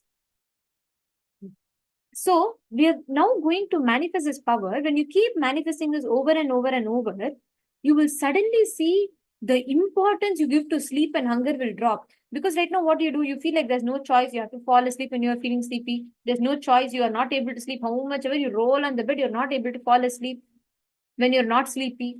This whole conflict will drop. The kind of importance that you give to these primal patterns will leave you.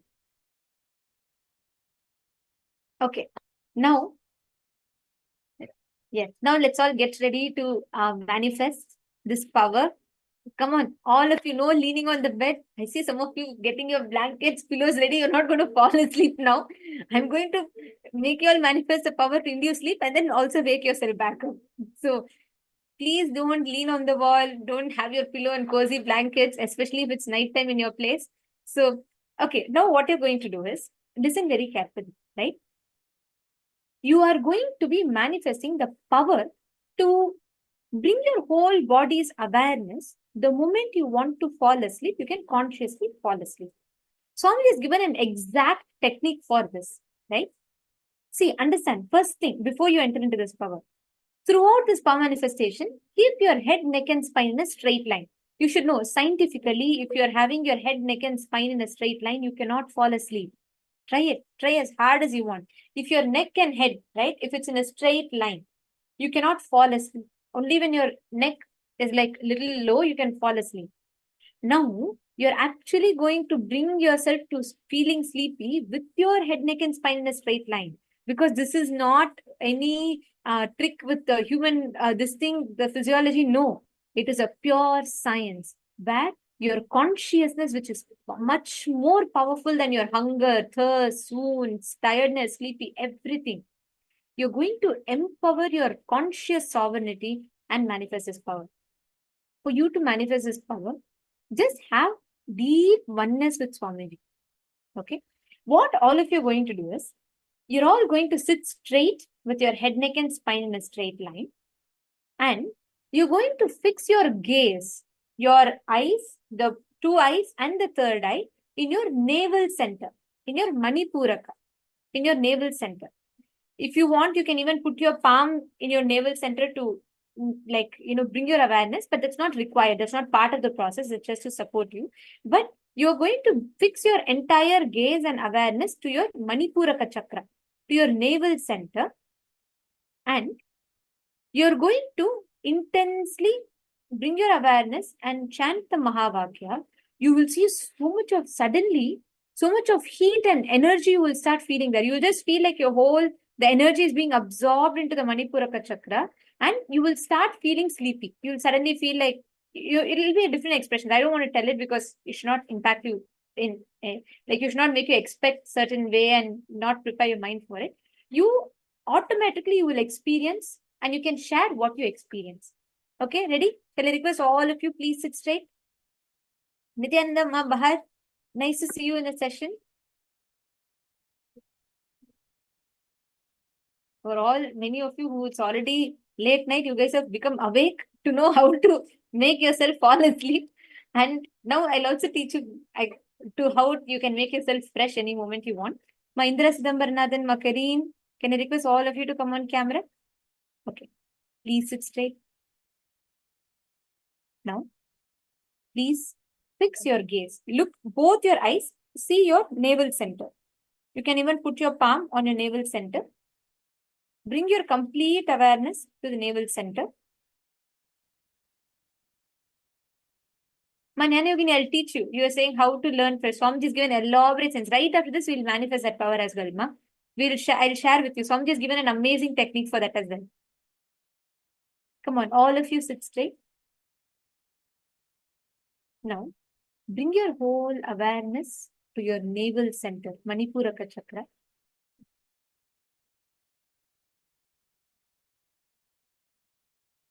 You will experience intense heat being generated. You can even put your hand, you can put your palm on your navel center.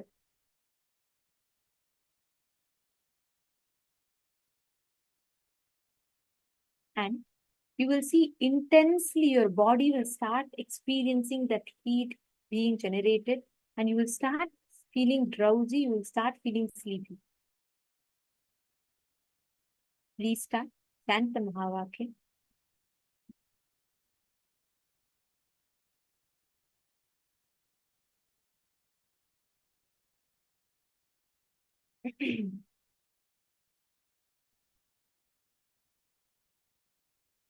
Please close your eyes.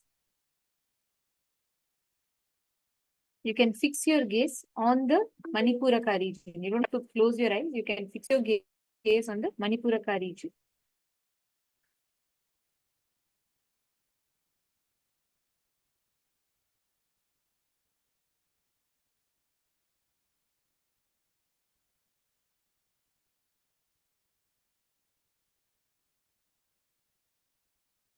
Connect to Swamiji.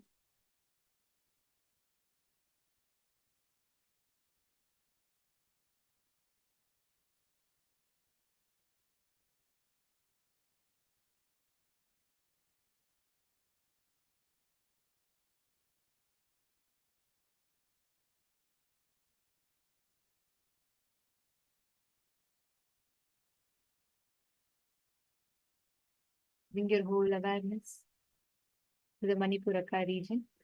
Experience the intense heat manifesting.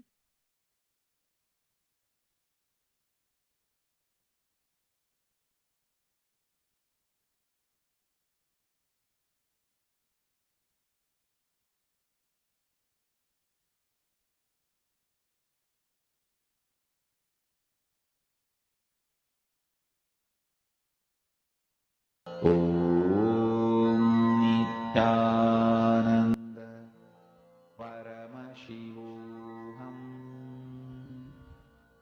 ॐ नित्यानन्द परमशिवोऽहम् ॐ नित्यानन्द परमशिवोऽहम् ॐ नित्यानन्द परमशिवोऽहम् ॐ नित्यानन्द परमशिवोऽहम्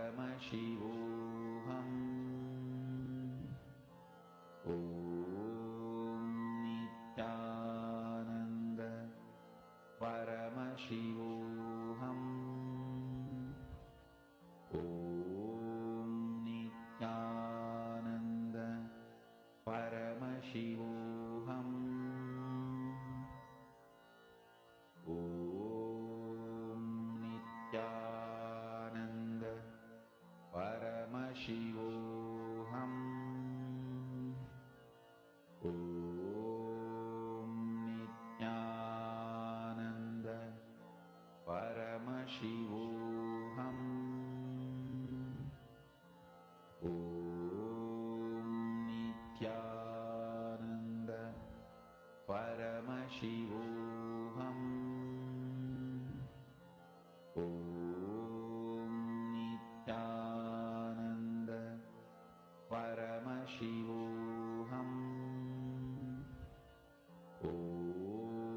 नित्यानन्द परमशिवोऽहम् ॐ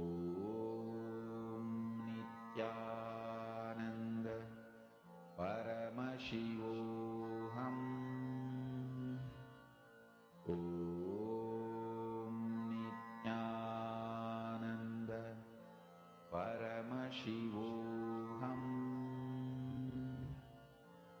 ॐ Nityanand Now, परमशिवोऽहम्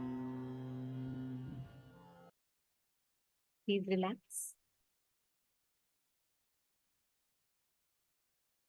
How many of you started feeling sleepy? How many of you actually started feeling sleepy? You felt like yawning. Don't drink water or anything yet. I see some of you are yawning actually on the screen. But don't drink water or anything yet, because next you learn how to be fresh, immediately induce freshness. Manish is saying he almost passed out and he needs coffee. Actually, anytime. Okay, Ma Aina is also saying, yes, ma, at work, I felt so sleepy. Who else? Ma, you won. You're always fresh whenever I see you. So you should tell me, did this work for you? Did you become sleepy now?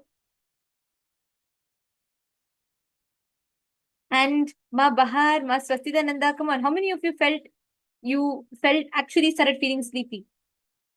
Ma Mary Claire, Ma Sonia, Ma Grazina Maria.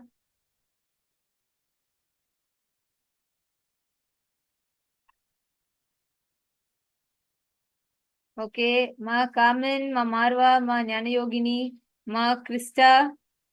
Okay. Ma Bahar, next actually you'll start learning how to feel fresh next. So I'm just giving another process for it. Ma Swastidananda, That's good. You started feeling heat. And in a few more minutes, if you manifest or for a few more minutes, automatically it'll become sleepy. Now, all of you listen. You will not need coffee. Don't drink water or anything. Just try this one more technique that Swamiji has told. This will induce immediate freshness. Okay? Ma Krishna is saying I felt tingling through my whole lower stomach, and when my third eye felt heat and I got tired. Good. Now listen. You will all learn how to become fresh. Now all of you sit straight. Same posture how you sat. Sit straight and fix your whole gaze onto your third eye. Connect to Swamiji. Chant the Mahavakya. Intense energy will manifest in you, and you will start seeing so much of energy and freshness. You'll feel like your whole body is recharged. You don't need to do any stretches. Manisha, don't do any stretches. Wait. Just wait for 1 minute. Induce, you will just see spontaneously Swamiji will manifest as if you just had a good sleep and you woke up. You'll feel so fresh. You will feel suddenly so much of energy overflowing into your system. This is a power. Understand, this is not a technique meditation. This is a power manifestation. Immediately you can manifest this and you will feel your whole system will feel recharged. Okay, start. Please sit straight. Now, fix your whole gaze onto the third eye. Bring your complete awareness to the third eye region.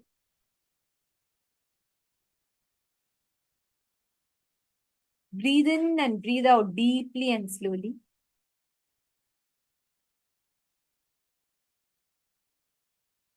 You will feel that intense vibration of the third eye. Yes, eyes can be closed or open, but the gaze should be fixed into the third eye.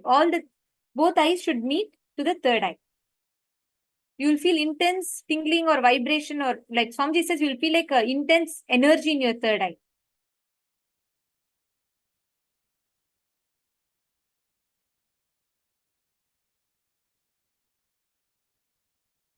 Chant the Mahavakya.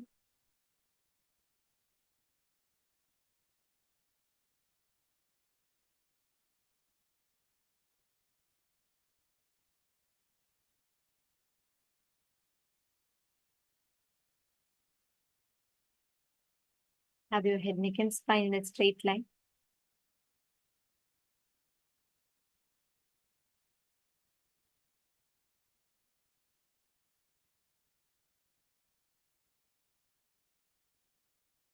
Bring your complete awareness to your third eye region.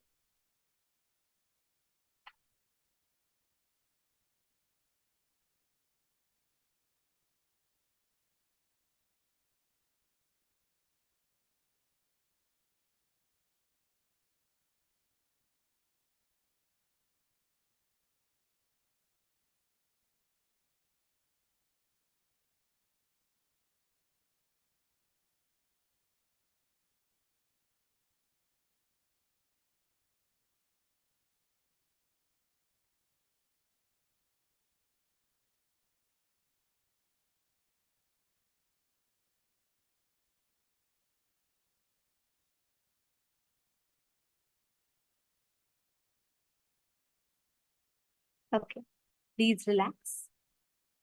How many of you felt intense energy manifesting in you? How many of you felt like fresh? You felt that intense energy? Actually, experience that energy in your third eye. It's like automatically you will feel suddenly you will feel so much of your system recharging.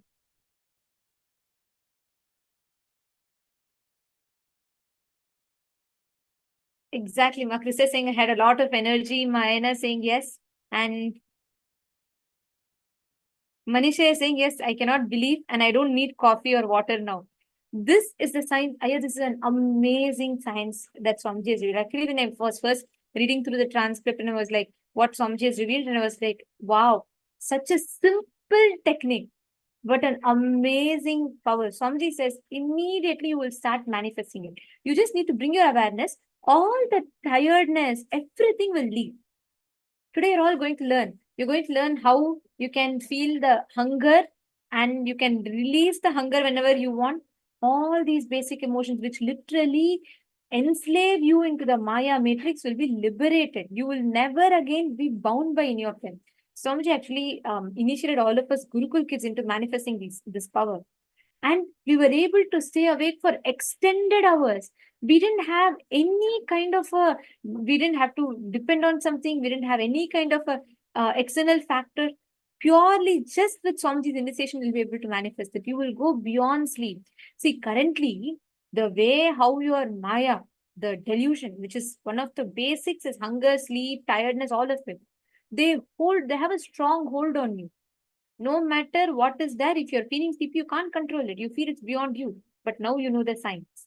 Now you know, you've experienced it. So when you actually start playing with it, right? Now it's a brief, listen, 21 minutes, you manifest it. But when you start playing with this power, when it becomes an experience multiple times, you will lose the respect or importance that sleep has in your life. Like Swamiji was revealing, right?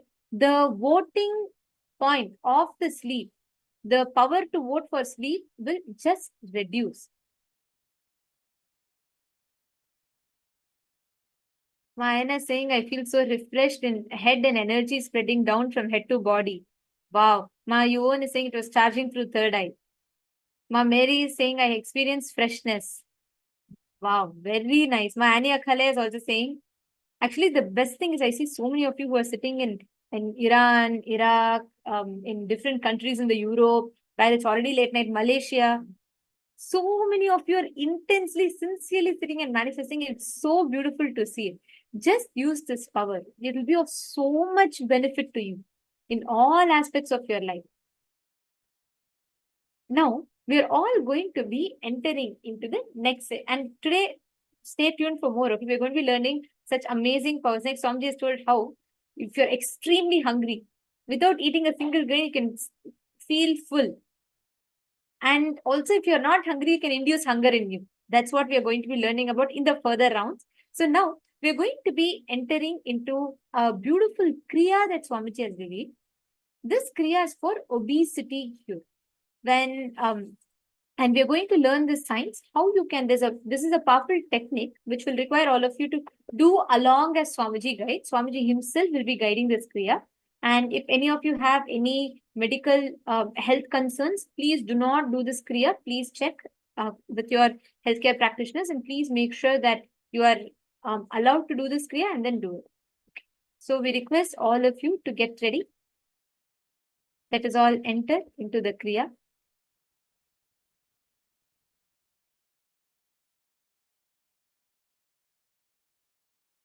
This Kriya especially for obesity.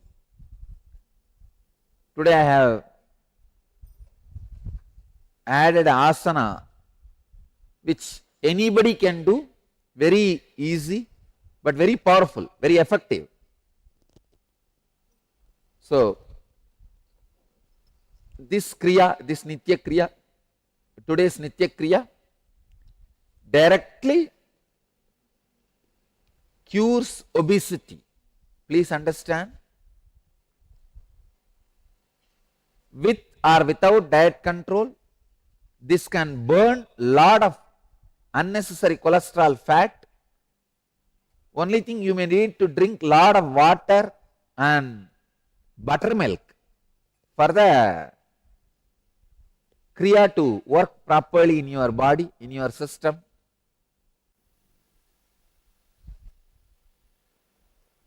Let's start the Kriya. First instruction.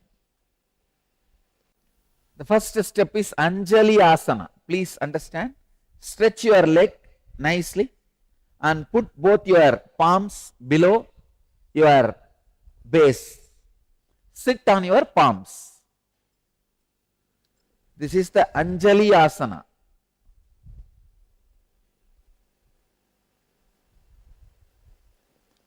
That's the first instruction.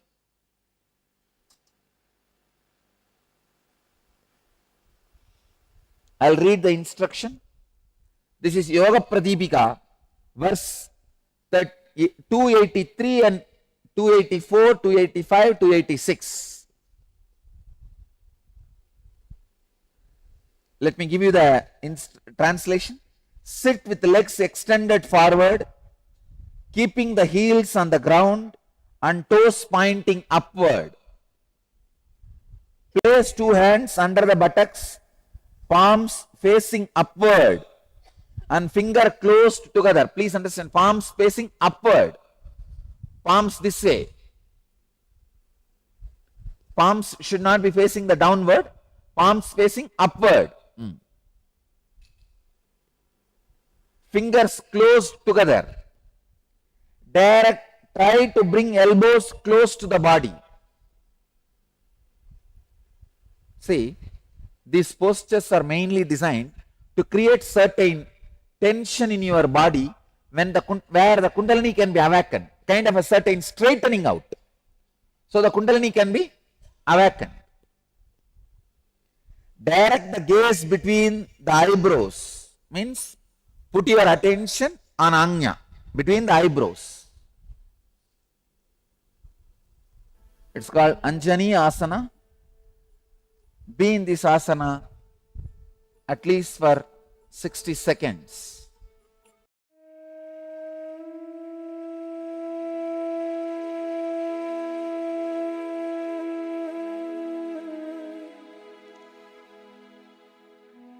The very tension created in your body by this posture will awaken the Kundalini.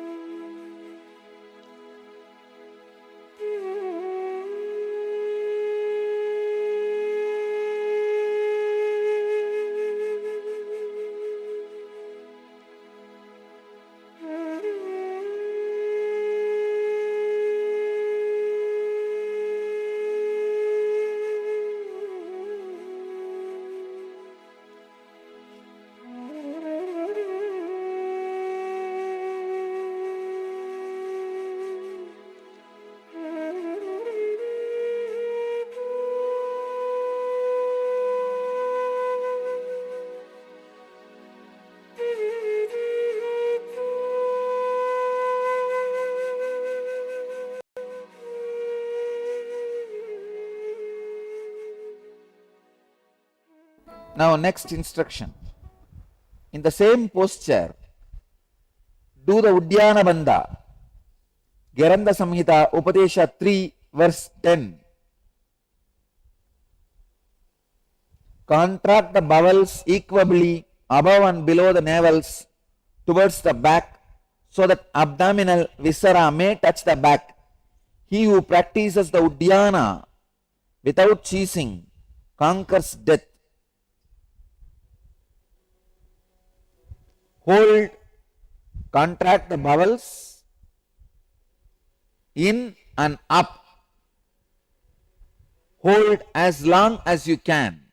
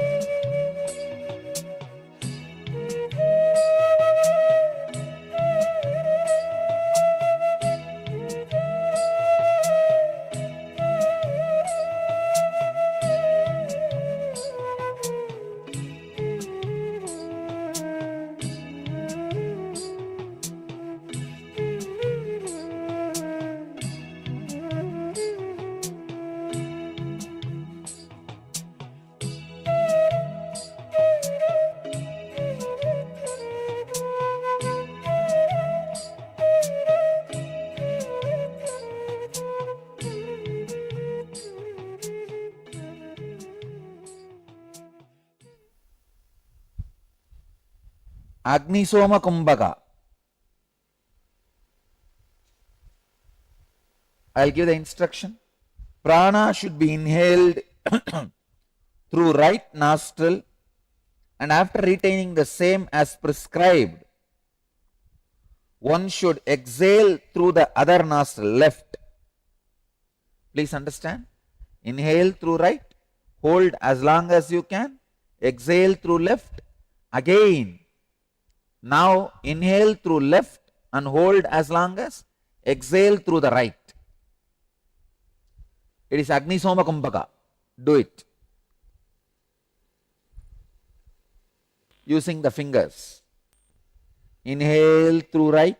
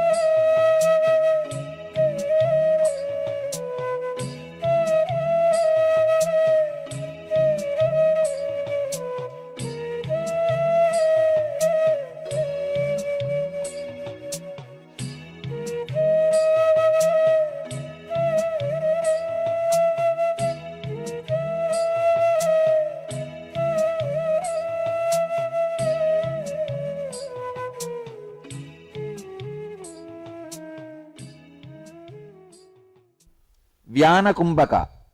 This from Kumbhaka Patati, 66th verse. Vyana Kumbhaka is described by Parvati as completely filling the chest and contracting the whole body during the Kumbhaka. Please understand. Inhale deeply, hold the breath by contracting the whole body. Let me show you now.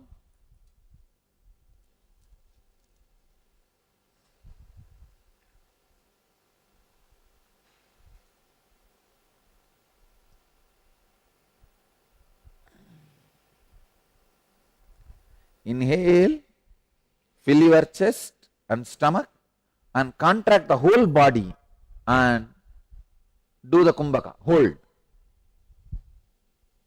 Visualize literally you are contracting the whole body.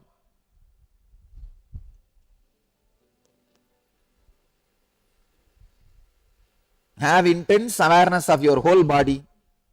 When you can't hold anymore, relax, exhale very slowly. Do this 21 times.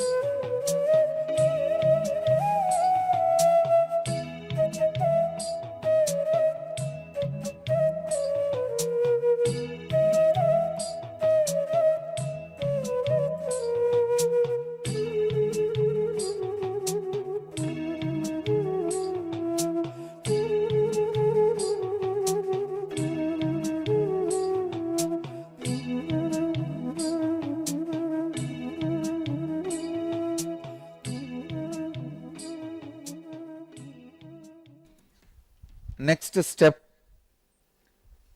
Dakshinavarta Chakra Kumbhaka. This is Kumbhaka Patati 107th verse. Technique. Inhale deeply and completely through right. Hold the breath. Exhale through left.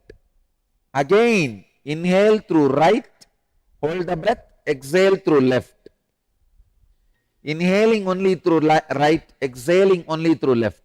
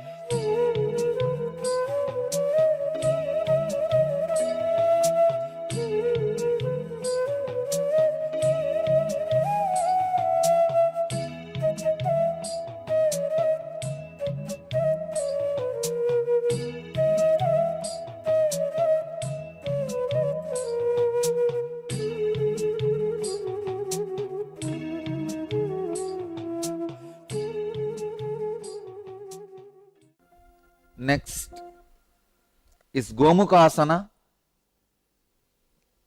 I know obese people may not be able to do this asana, so just try. If you can, do it. Otherwise, it's okay. Gomukasana is from Atayoga Pratipika, first Upatesha, 20th verse. Place the right ankle to the left butt and the left ankle to the right. This is Gomukasana. In Gomukasana, Gata Kumpaka. In Kumpaka Patadi, 112th verse technique. Inhale through both the nostrils, hold the breath, exhale only through right nostrils. Inhale through both, hold, and exhale only through right. Working with fire means burning the fat. Start 21 times. Inhale through both, hold the breath, exhale through the right, only through the right. Start.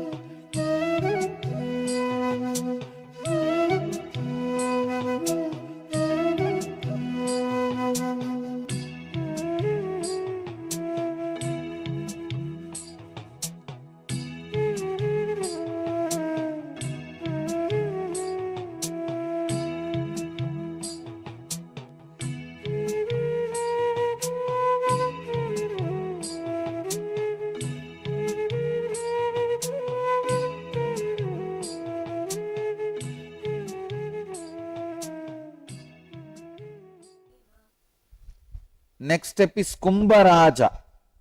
Kumbhaka Patati, 134th verse. This is the most powerful pranayama which awakens the inner fire really and burns all the bad cholesterol, unnecessary fat. If just this pranayama alone is performed also, obesity will be cured. But all other pranayamas are preparation for this. It's called Kumbharaja, king of Kumbhakas. Let me give the instruction. This Kumbhaka Patati, 134th verse. One should forcefully inhale air and hold the breath, closing the nose properly, and exhale when you feel you can't hold anymore. Understand? I'll show you.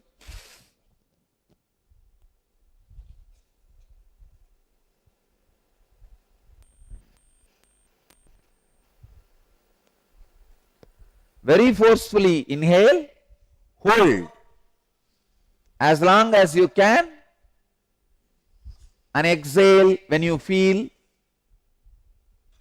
you can't hold anymore.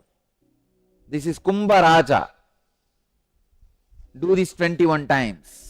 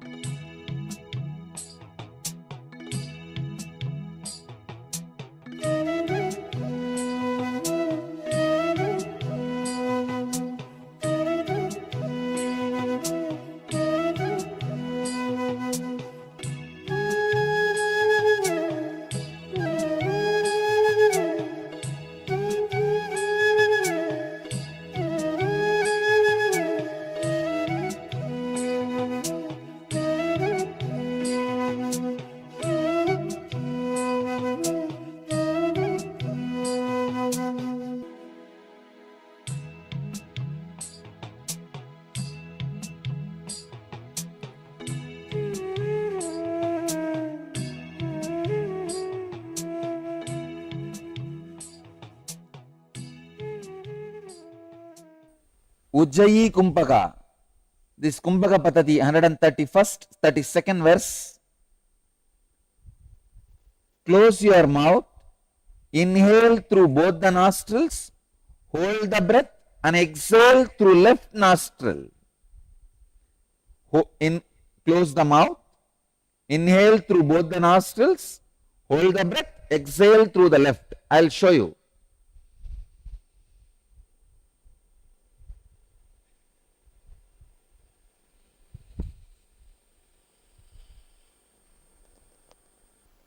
Do the same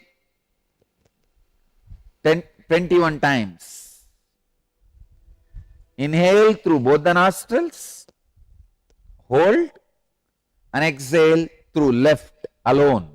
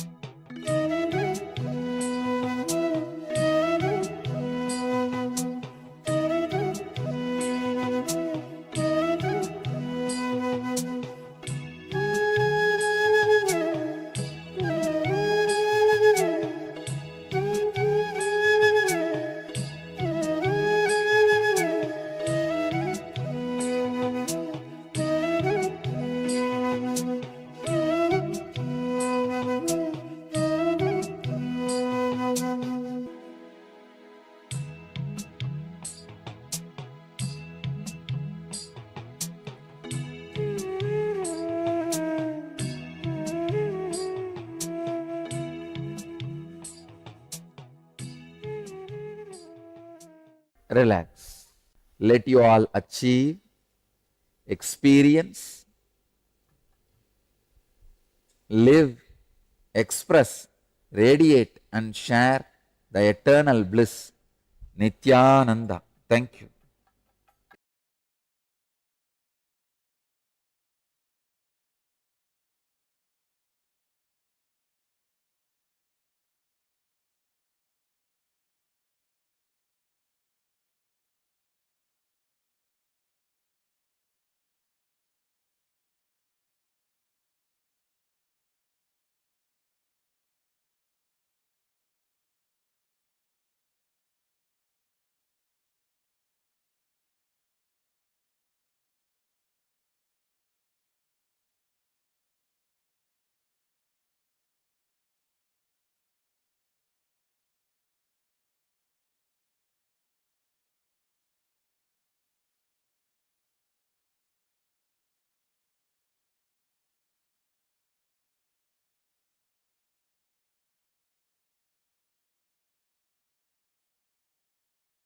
Please relax.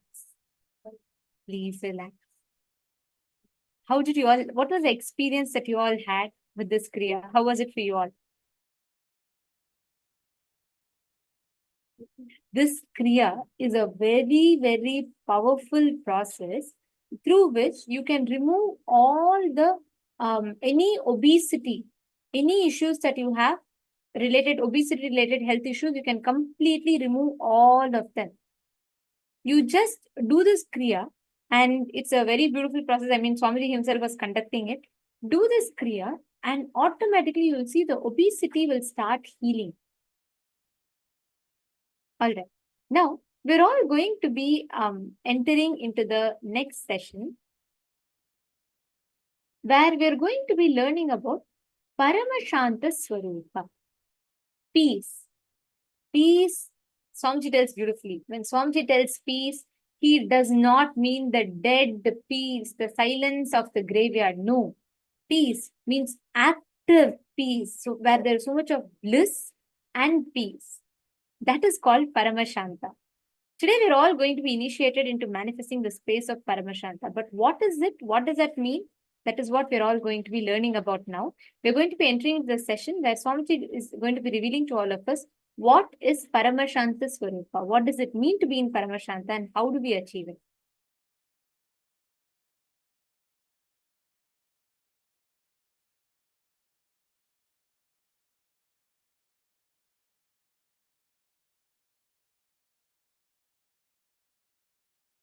Let's enter into today's satsang. Thought is nothing but your inability to cope up with reality. The definition of a thought as per Paramashiva, inability to cope up with the reality. Whenever you are complete with the reality, you just function without something called thought. If you know you are thinking, there will be an incompletion and itching, irritation. If you are acting out of completion, there will not be any thoughts. There will be signals, there will be instructions, there will be orders from your consciousness to you. But there will not be thoughts. Understand? Signals coming from your consciousness, instructions, orders, commands coming from your consciousness to function, to be alive, to be active, to do something is not to be confused with the irritating, itching, confusing, incomplete, internal incompletion thoughts or thought currents. Listen. Thoughts are not needed for the consciousness to own, possess your intra-organ, internal organ and your body and move your life. You need to know You confuse between your thoughts and the instructions of your superconsciousness to your consciousness, to your consciousness, to your intra-organs, from your intra-organs to your internal organs, from internal organs to your body. Don't confuse that and this. Listen carefully. Paramashiva moves this whole universe without thoughts, being in the state of Paramashanta Swarupa. That shows thoughts are not needed to run your existence as Paramashiva manifested it. Thoughts are your feeling something is missing, inadequate, not enough, incomplete. That insecurity, suffocation, incompletion, that generates something cranky, worms going in your brain.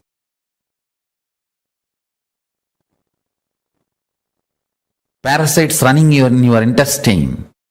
That crankiness,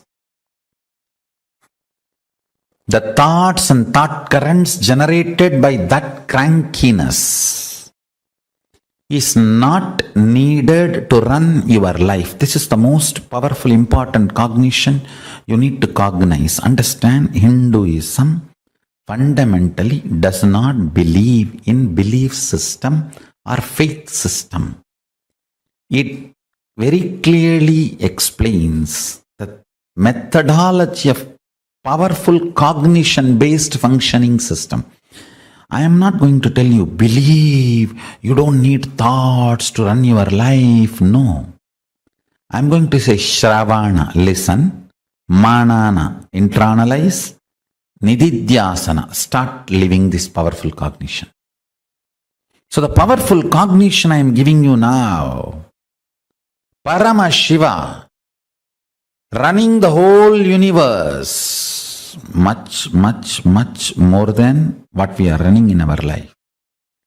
He is running it from the space of Paramashanta Swarupa, without any thought currents, out of pure intelligence. When he can run, you can run. Decide. You will be in the space and state of Paramashiva, Paramashanta Swarupa, and live your life.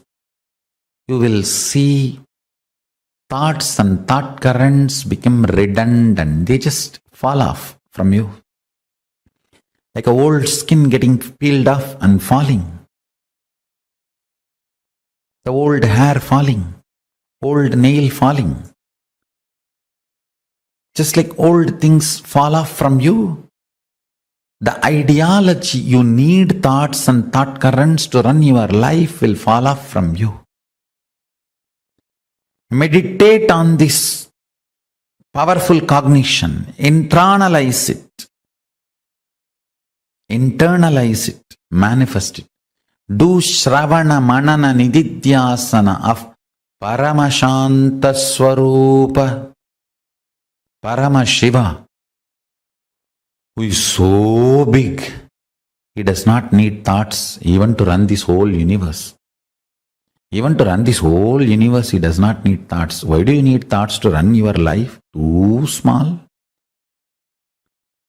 Decide to be in his space by listening, internalizing and manifesting this powerful cognition in your inner space. Live and experience thoughtless space. There is a space below your heart center, above the navel center, Anandagandha chakra, where all the 21 chakras, above 7, middle 7, below 7, all the 21 chakras merge in. In that Anandagandha space, remember you are Paramashiva. What you feel as Paramashiva, what you feel as I and Paramashiva is one and the same. With that decision to cognize Paramashivoham, Paramashanta Swarupa, Paramashivoham,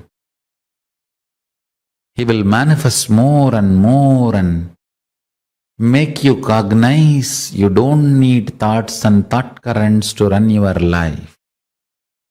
Without thoughts and thought currents, just by directly manifesting his intuition and Paramashanta Swarupa, you become more and more efficient, more and more energetic, more and more alive, more and more spiritual, more and more strong, more and more enlightened. Your breathing and his breathing is one and the same. Please understand, this is the real good news he wants to tell you. If you are breathing, he is breathing inside you. Your breathing touches his breathing and comes back. Every time when you are inhaling, goes in and turns to come out, it touches his breathing and then comes out. So where your inhaling breath takes a turn as exhaling breath, that is where he is residing, he is available to you. His breathing and your breathing connects, only then takes a turn.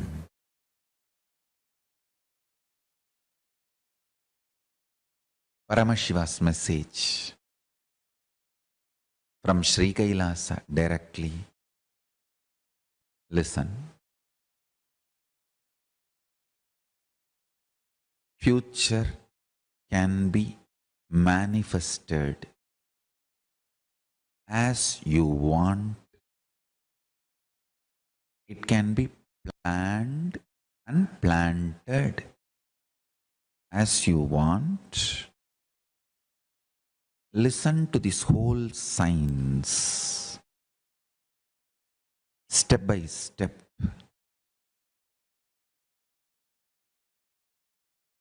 First, listen, bring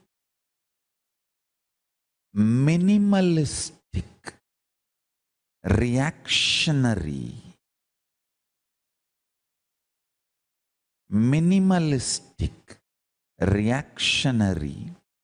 assumptions in your inner space. Let me repeat this word. This is the key word. Minimalistic, reactionary assumptions means Paramashanta Swarupa is powerfulness, eternal youth, powerfulness.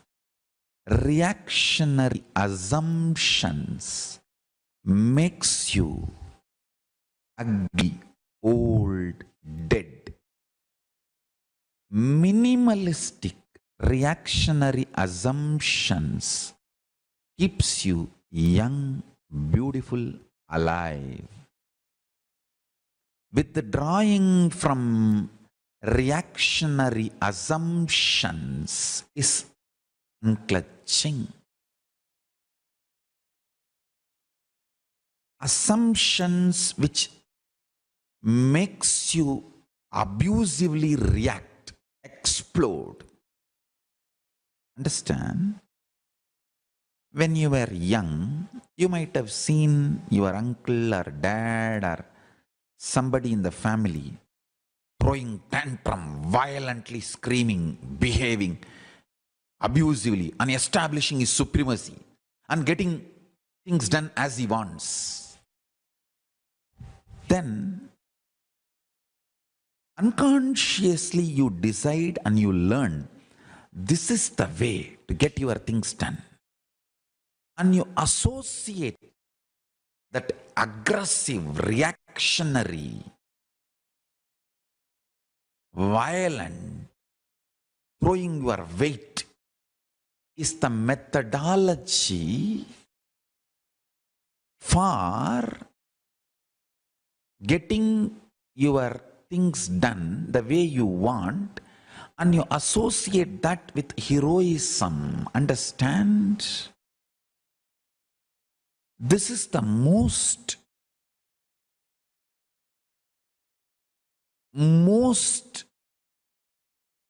fundamentally flawed, wrong assumption you come to assume.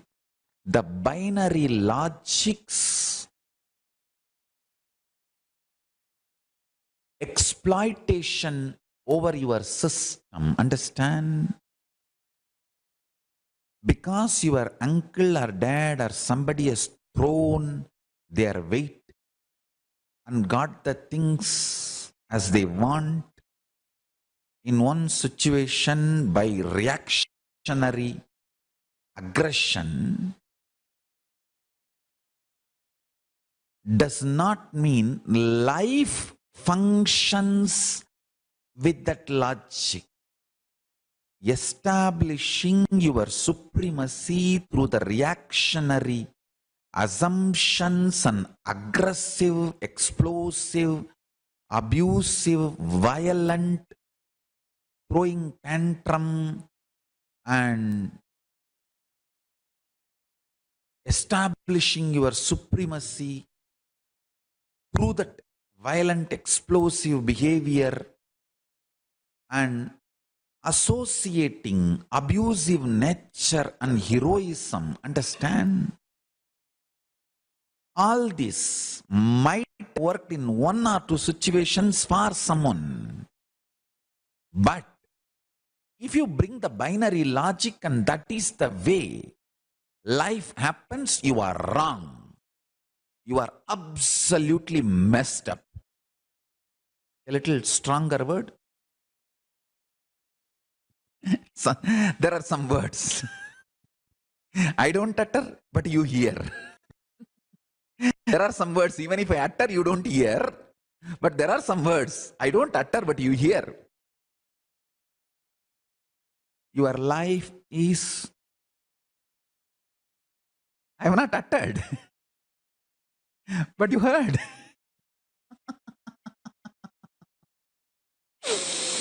All right. Listen. Listen.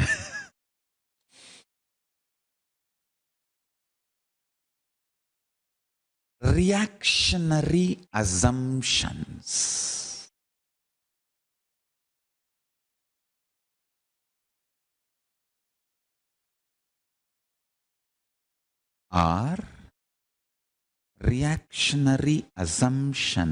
are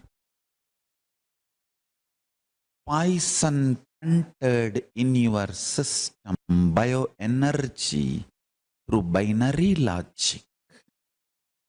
And every time the reactionary assumptions explode in your system, you have nervous breakdown.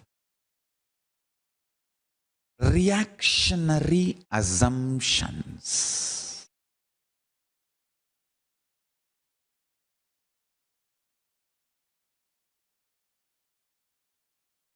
are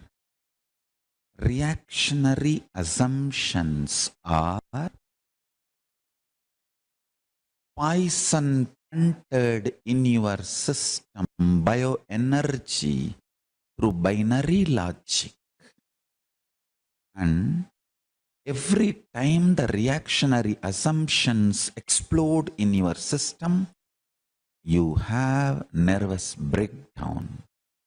If the nervous breakdown becomes a regular lifestyle, you have mental breakdown. Understand?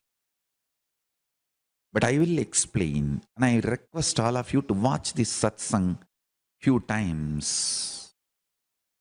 See, principles of Asana, principles of listening means, and principles of Asana, principles of liberation means, I uttered the word principles of listening, it's principles of liberation.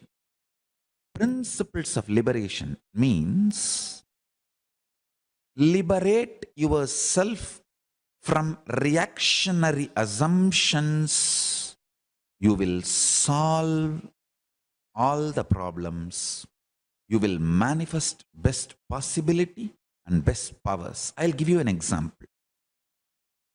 I'll just give you an example, simple example. Almost 99% of the people have confusion between these two, anyone. Sometimes even both. Listen. The principles of liberation, applying the principles of liberation means withdraw. No, I'm not saying resign the job or divorce the spouse. No. Withdraw for just 48 hours, 2 days. Decide. I'm not going to be in this job anymore. I've decided. Liberation. Principle of liberation. Over. Now, this reactionary assumptions which is instigating me and making me feel this job is a torture. Let me discover all of it. Then, if you discover your reactionary assumptions which makes you feel that job is a torture, you will understand the real problems. And then you can list what for you were in that position, what all the good things that job is offering, what all the suffocations that job is making you feel. In this, how much is reactionary assumptions and how much is real suffocation? If you just sit and unclutch from Paramashanta Swarupa, Samadhi, Paramashanta Swarupa, and see the whole thing with the liberating principles. Understand? Whenever you come to the higher state, you are liberated from lower state. Whenever you decide to unclutch, you are liberated from that confusion. You get a clear vision into that confusion. Listen. If you are a visitor or viewer watching this satsang, to do this process I am describing, you will get a clicks understandings where your reactionary assumptions were making you feel suffocated without the real suffocation. So you can manifest more possibilities. If you are my disciple, I give you the promise, commitment. Do this process applying liberating principles, principles of Asana into every complication, difficulty, suffocation you are going through. I give you the boon. You will manifest the power and change the whole situation. Suddenly, you will have a different manager. Your boss will be changed. You will have a transfer to the same unit you want. You will have transfer with promotion, higher pay, the way you want.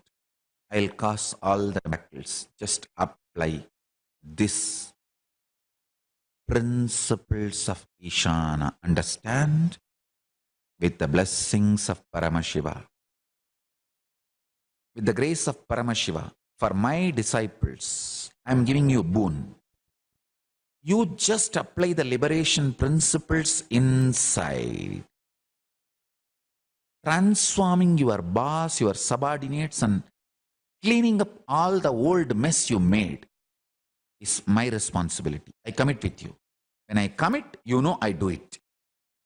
With the grace of Paramashiva, I'll clean up the whole mess.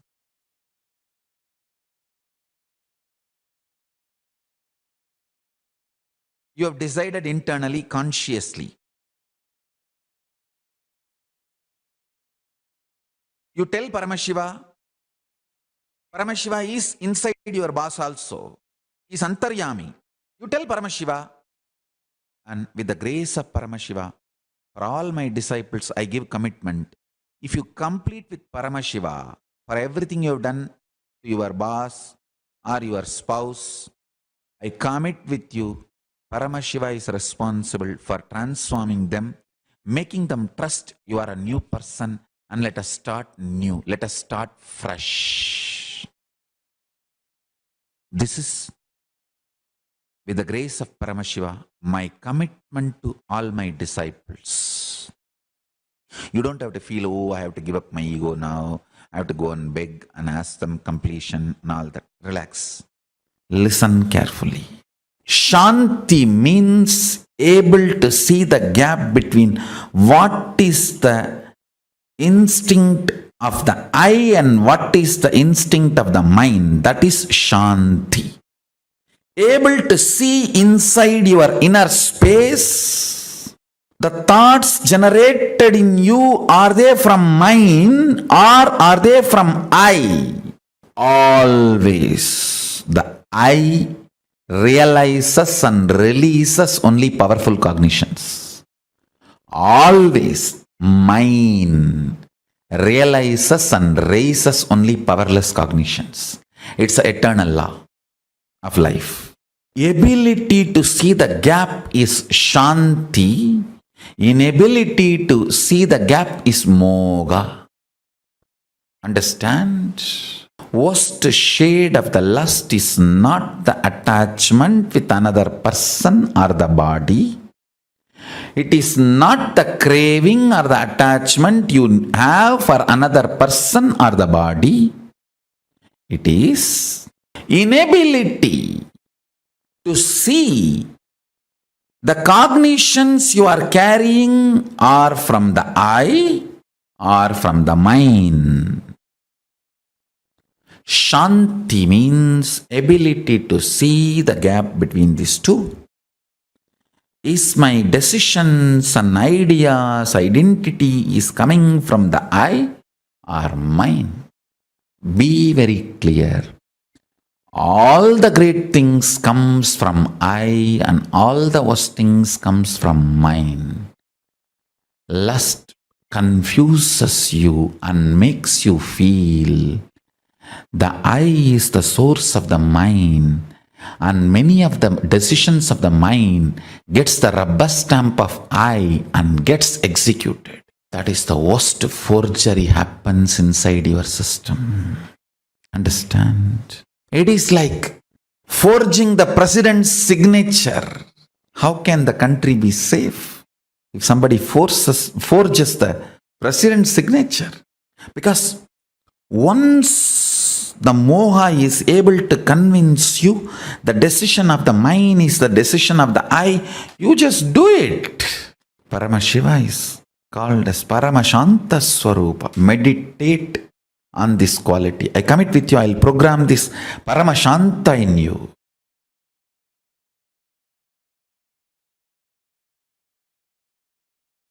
Intensify your inner space through any one of these methods. I'll describe the methods now. Just 5. Continuous, unbroken prayer.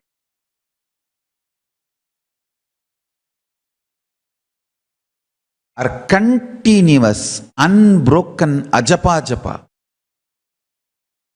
Continuous, unbroken Paramashanta Swarupa Dhyana.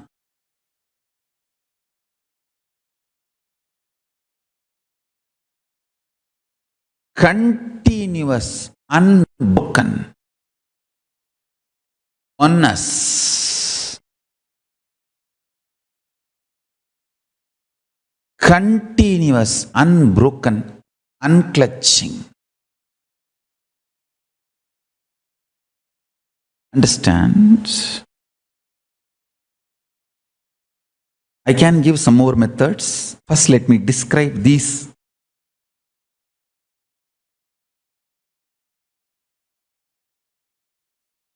Use any one of this or all of it, no problem. See, sometimes you may feel that prayer is so deeply helping you. Do that. Sometimes completely sitting in Paramashanta Swarupa, just letting the universe run, and you sit as Paramashanta Swarupa, Paramashiva Swarupa, as the center of the whole universe. I tell you, really, the life you feel inside you is center of the universe. I tell you, this is the fundamental truth. The inhaling prana going inside you touches the Dvatashanta, the space of Paramashiva, where Paramashiva resides in you. Only then it takes a turn and comes out. If you start living in the space of peace of Paramashiva, Paramashanta Swarupa, remembering the reality, he breathes, inhales and exhales in you.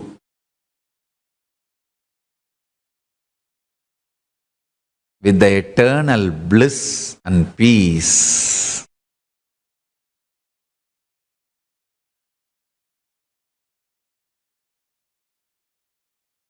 When that becomes Nitya in you,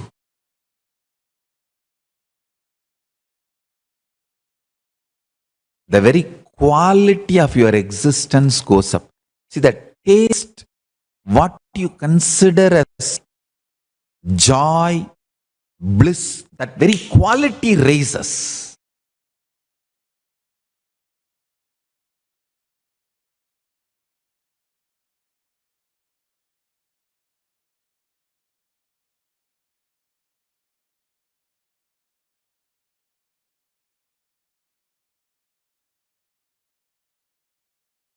You become beautiful to yourself and to everyone around you. You become too cute to yourself. You yourself will start feeling, oh, I am so cute. And everyone around you will start feeling that, oh, he's so cute.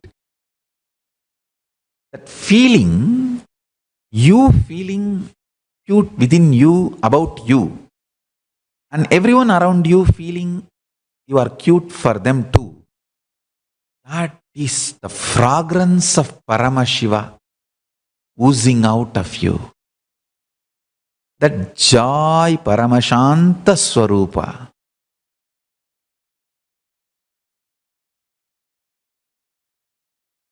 Understand? The reactionary assumptions, patterns, reactionary assumptions, lifestyle, and the mess caused by reactionary assumptions and that lifestyle.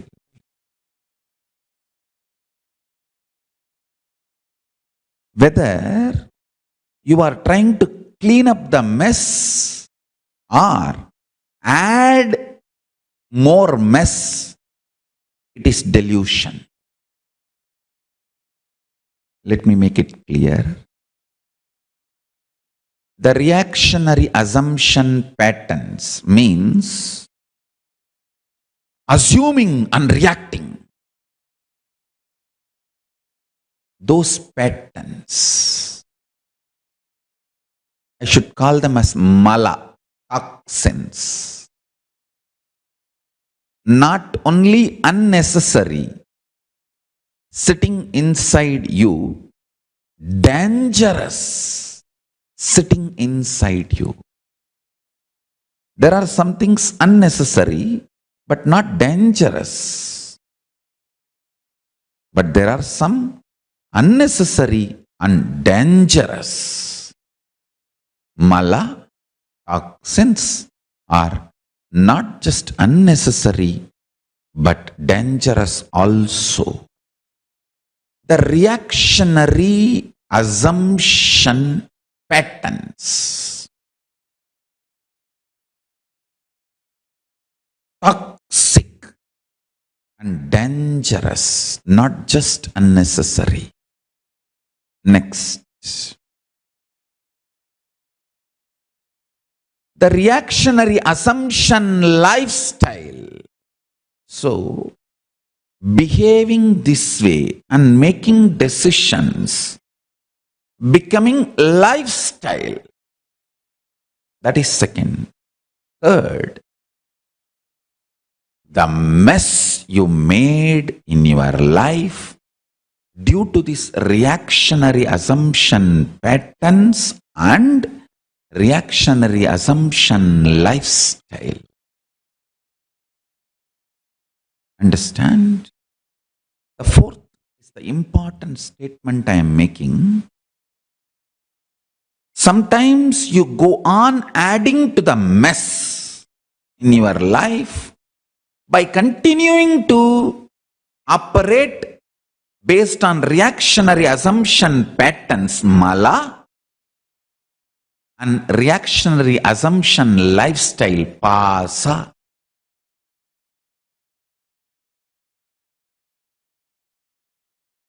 If you are adding more and more reactionary assumption patterns and reactionary assumption pattern based lifestyle,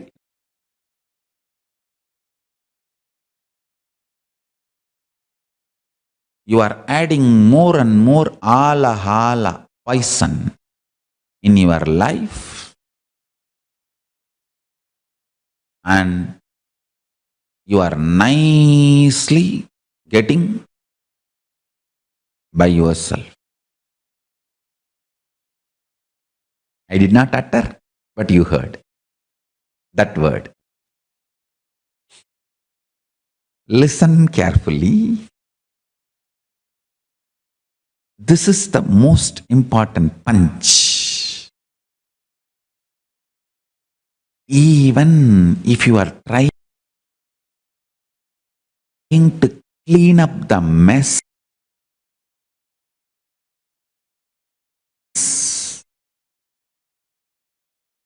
created by the reactionary assumption patterns and reactionary assumption lifestyle, even that will be delusion.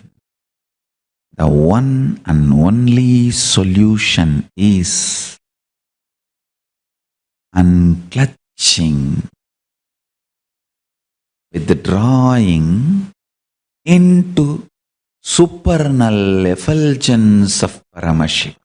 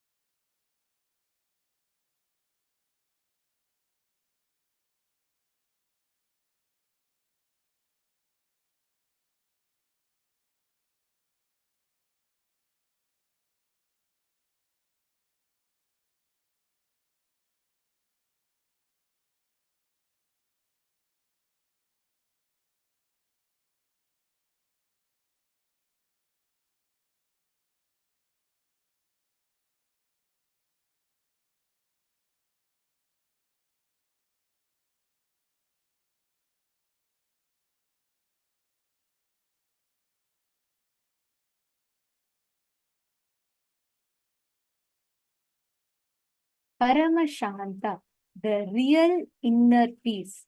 Swamiji very beautifully revealed to all of us about what this Paramashanta Swarupa means. What does it mean when we say being in Paramashanta? When we say establishing yourself in Paramashanta, what does it mean to be in Paramashanta? Swamiji has revealed some of the most amazing and interesting revelations of how you can establish yourself in that space. The first and foremost of all of these principles is how Paramashiva moves this whole universe. We all feel like I have so much to do, and I get so stressed because there are multiple things to handle. Imagine Paramashiva runs the 14 lokas, attends to all devotees' prayers, everything without a single thought. Being in the state of Paramashanta Swarupa shows that thoughts are not needed to run your existence. Paramashiva has manifested for you.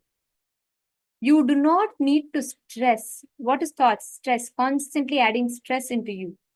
And we all get, how many of you very often experience whenever you have to handle multiple things? You experience stress, you get stressed out. How many of you have experienced it?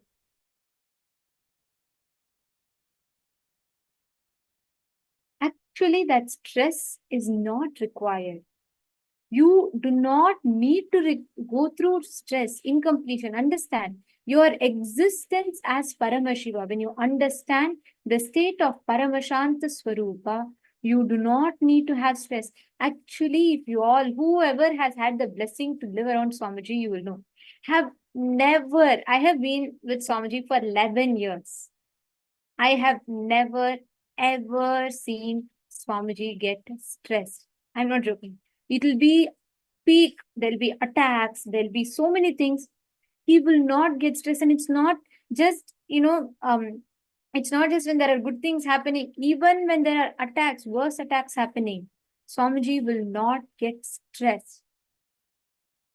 You will never see when, like, normally when things all are not going as per what we planned and there are too many things happening, Swamiji will never ever get stressed. And that is why Swamiji never reacts to any situation, he responds. Every decision of Swamiji is like so accurate, to the point. How? Because the space that Swamiji operates from. See, thoughts are you feeling that something is missing, inadequate, not enough, and incomplete. That insecurity, suffocation, incompletion generates something cranky and some parasites running in your intestine. That crankiness, the thought current generated by that crankiness is not needed to run your life.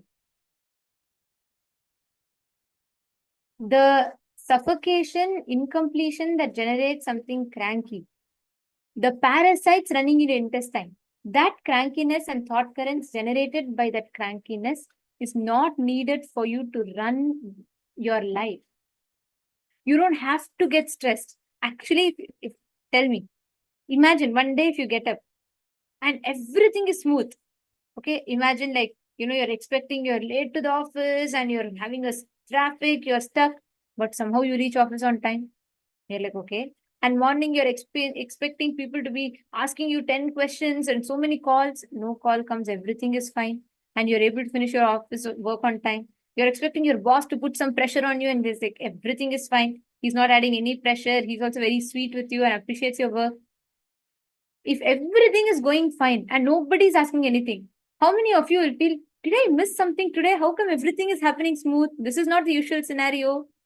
Is everything fine? Why no one is asking me anything? Have people forgotten something? I see so many of you laughing and raising your hand. We have become addicted to stress, is the truth. Okay, Manisha is saying this happens a lot to me. Jnana Yoginima is saying, I experience this sometimes. That is the truth. You all should know we are all addicted to stress. If everything is going fine, you'll feel something is wrong. But every time, understand, whenever you get stressed, your parasites are feeding on your stress. Your parasites feed on that insecurity, that fear. What is fear? The reaction of the parasites in your brain, toxins in your brain, parasites in your intestine, the delusions that they create. That causes the fear, that triggers, that agitates you to react something. So when you react, you're on the flow, you react. But later on, when you take out time, you'll understand, hey, I don't think this much of a reaction was actually needed. You'll find your old reaction funny. But the truth is, when you are driven by parasites, you have no control. Your delusions overtake your this thing, and you will not be able to see the reality. I have actually experienced like this has had like I have had like multiple clicks with this with the satsang. And there's one incident I remember where I was okay. There was something okay. Like I was trying to. It's a very simple situation. I was really like trying every single day. Somehow I used to get up late for yoga. Okay, and I was like, and I was complicating it in my head so much. I was not able to cognize. I thought, okay, something is wrong, and I had 100 reactions running in my system. So one day when I got an opportunity, I said, like I was telling Swamiji, and I was telling, okay, maybe something is wrong, and I don't know, it's messing, everything is going haywire, things are all not happening properly, everything is getting collapsed, and all that big things. And then Swamiji just looked at me and said, hey, relax. Just go drink a cup of coffee and come back. Really? And then I went and drank a cup of coffee and came back. And then by the time I drank the cup of coffee, all my confusion went off, and I said, Swamiji, I'm just lazy, Swamiji. I need to break my laziness. I'll align back. And then Swamiji said, that's all. Do you see how much your delusions are triggering the internal reactions in you? And that is so true. When you have so many thoughts running in you, get so stressed, you get so confused, and you start reacting out of that delusion. But the best part is, see, for all Kailasavasis, you all should know, literally to every one of us, Swamiji personally guides.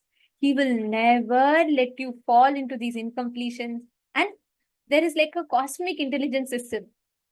Wherever, whichever corner of the world you are, if you are having some pattern reacting, triggering, agitating you, Swamiji will know. There's a cosmic alert that happens. And somehow Swamiji will create situation where he will make you complete and come out of it.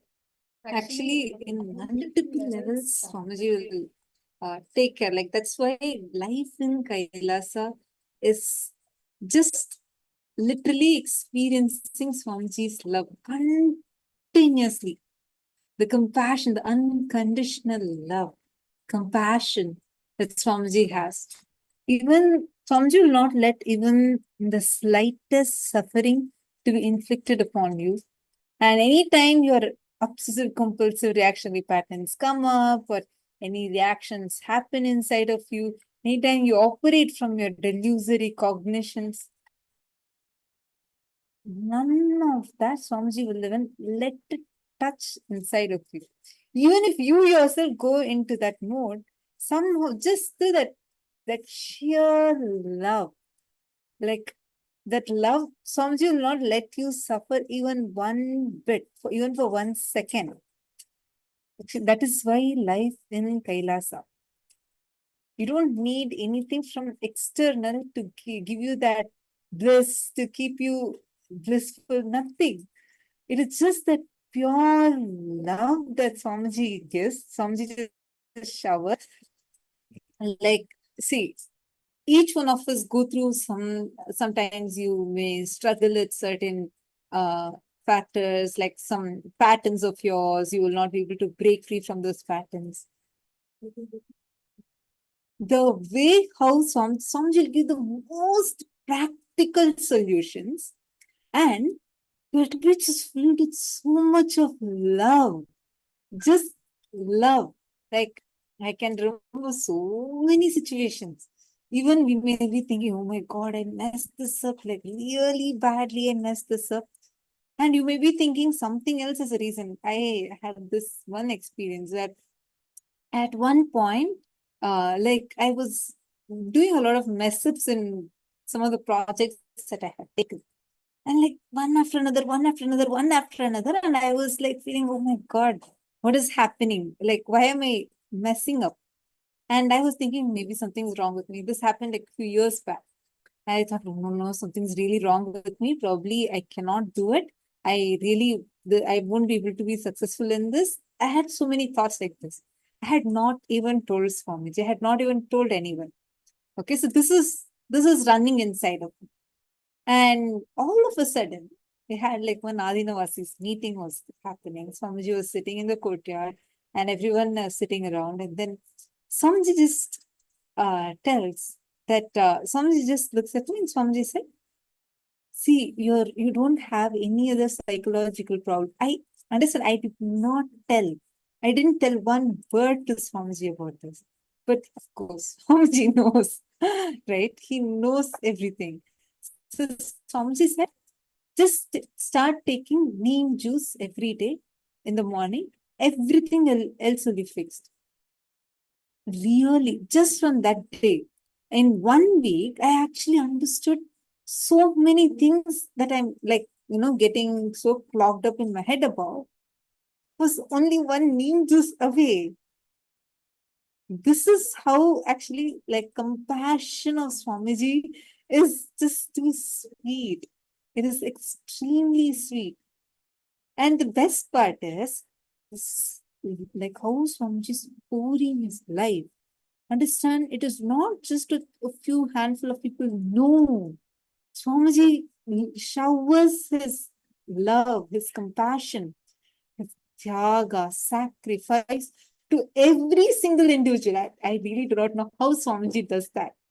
That's like something beyond the way you can't even comprehend.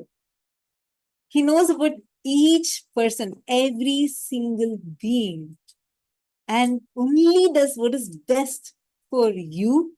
And out of immense compassion, tremendous love, care, and that attention to details.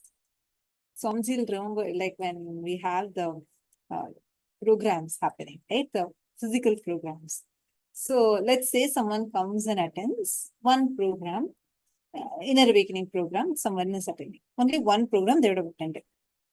And 2-3 years later, if that person is coming for darshan, Swamiji will remember their name, who they are, and not just their name and who they are. Swamiji will even remember which seat they were sitting in during the program. Actually, there's this one incident, okay, talking about this, it reminds me of this dimension. We've all experienced the most, like I have seen it, as in like how Swamiji does big things without stress is in Kumbh Mela. Like I can't tell you how much, yes, if an event organizer, let's say a professional or an event organizer has to run that event, by now it would have been such an, like, they would have had to put so many resources into it, so much of money into it, so many things they would have done, and still they would have been able to manage only to certain level. See, because you all should know, Kumbh Mela is not where everything is very organized. You will see literally vehicle will be going, a car will be going, next to that cow will be walking literally like dashing on the car, touching each other. That's how it will be crowd. It's world's largest gathering. You will see sadhus, sannyasis, they'll all walk. So it's not like you cannot expect like a, how normally a Western crowd event would come. No, not like that. Even in that, we see how many times stampede like situations happen and all of that we see. So imagine now that's here, it is with so many people, the entire crowd. So it's entirely different. In our campus alone, in Kumbh Mela in 2016, the Ujjain, our campus, Swamiji's campus was the largest. Okay. In the largest campus also, it was the most crowded campus in the entire Kumbh Mela. So people would wait. Actually, so many people were there within the campus. People come to visit. So people will be waiting outside the campus also to come. Like kind of there'll be a queue. So just for our campus alone, there were extra set of police deployed just to take care and do the crowd management. So it was like such a huge crowd. So imagine this. When we had originally planned, right, it was planned for, let's say, like 1,000 to 2,000, 5,000 people maximum. But the people who came, it was 20,000 to 30,000 floating population every day. So it was huge, massive crowd, right? So on the day, I remember this, the person who was coordinating the programs, right? She was trying to arrange for the program and everything. And so many people had turned up. And volume was huge. And we didn't know how to organize it. We didn't know how we are going to get, make the, and Kumbh Mela is starting soon. Temple is not up still. And things are all like trying to be set up. And, this is before Swamiji came to the campus. before Swamiji arrived at the Simhagna Kumbh Mela campus, and we were all like trying to set it up, and it was all people, you see crowd, and everyone were getting like, oh God, Kumbh Mela is starting soon, and we have to prepare for it. Temple is there, there's huge crowd. How are we going to manage Annadan? And so many things are happening. And on top of it, there were so many coordinators who were coordinating all of it. Okay, and then Swamiji came. As soon as Swamiji came, that night, I still remember Swamiji had just entered in the campus, and it was a long travel all the way from southern part of India. Swamiji had to travel to the northern part of India. And as soon as Swamiji came to the campus, Swamiji didn't take a moment to sit and relax and all. No, he straight took his walking stick. He started walking around the campus. And right? And actually, just to add to that, the time at that time, it was almost 1 a.m. Swamiji came to the campus late in the night, where like just one group of Kailasa-vasis were there. Swamiji came, and till like almost 2 a.m., Swamiji was sitting outside, and it's full of dust. It's just sand, like it's a big playground in which you put a temporary building, like temporary structures, infrastructure. So, and it's so much of dust. Middle of the night, Swamiji actually traveled and came. Swamiji did not go for rest. He just started walking, going around the campus. And so that day, when the program coordinator, when she had seen like there are so many people and we don't know like how to manage it, and we were all like, so many things has to be done, and there's so many people, and how do we, handle these many people that are there? Swamiji is like so beautifully, Swamiji with the he had absolutely no stress. That is all there. So I feel that's too small word to tell.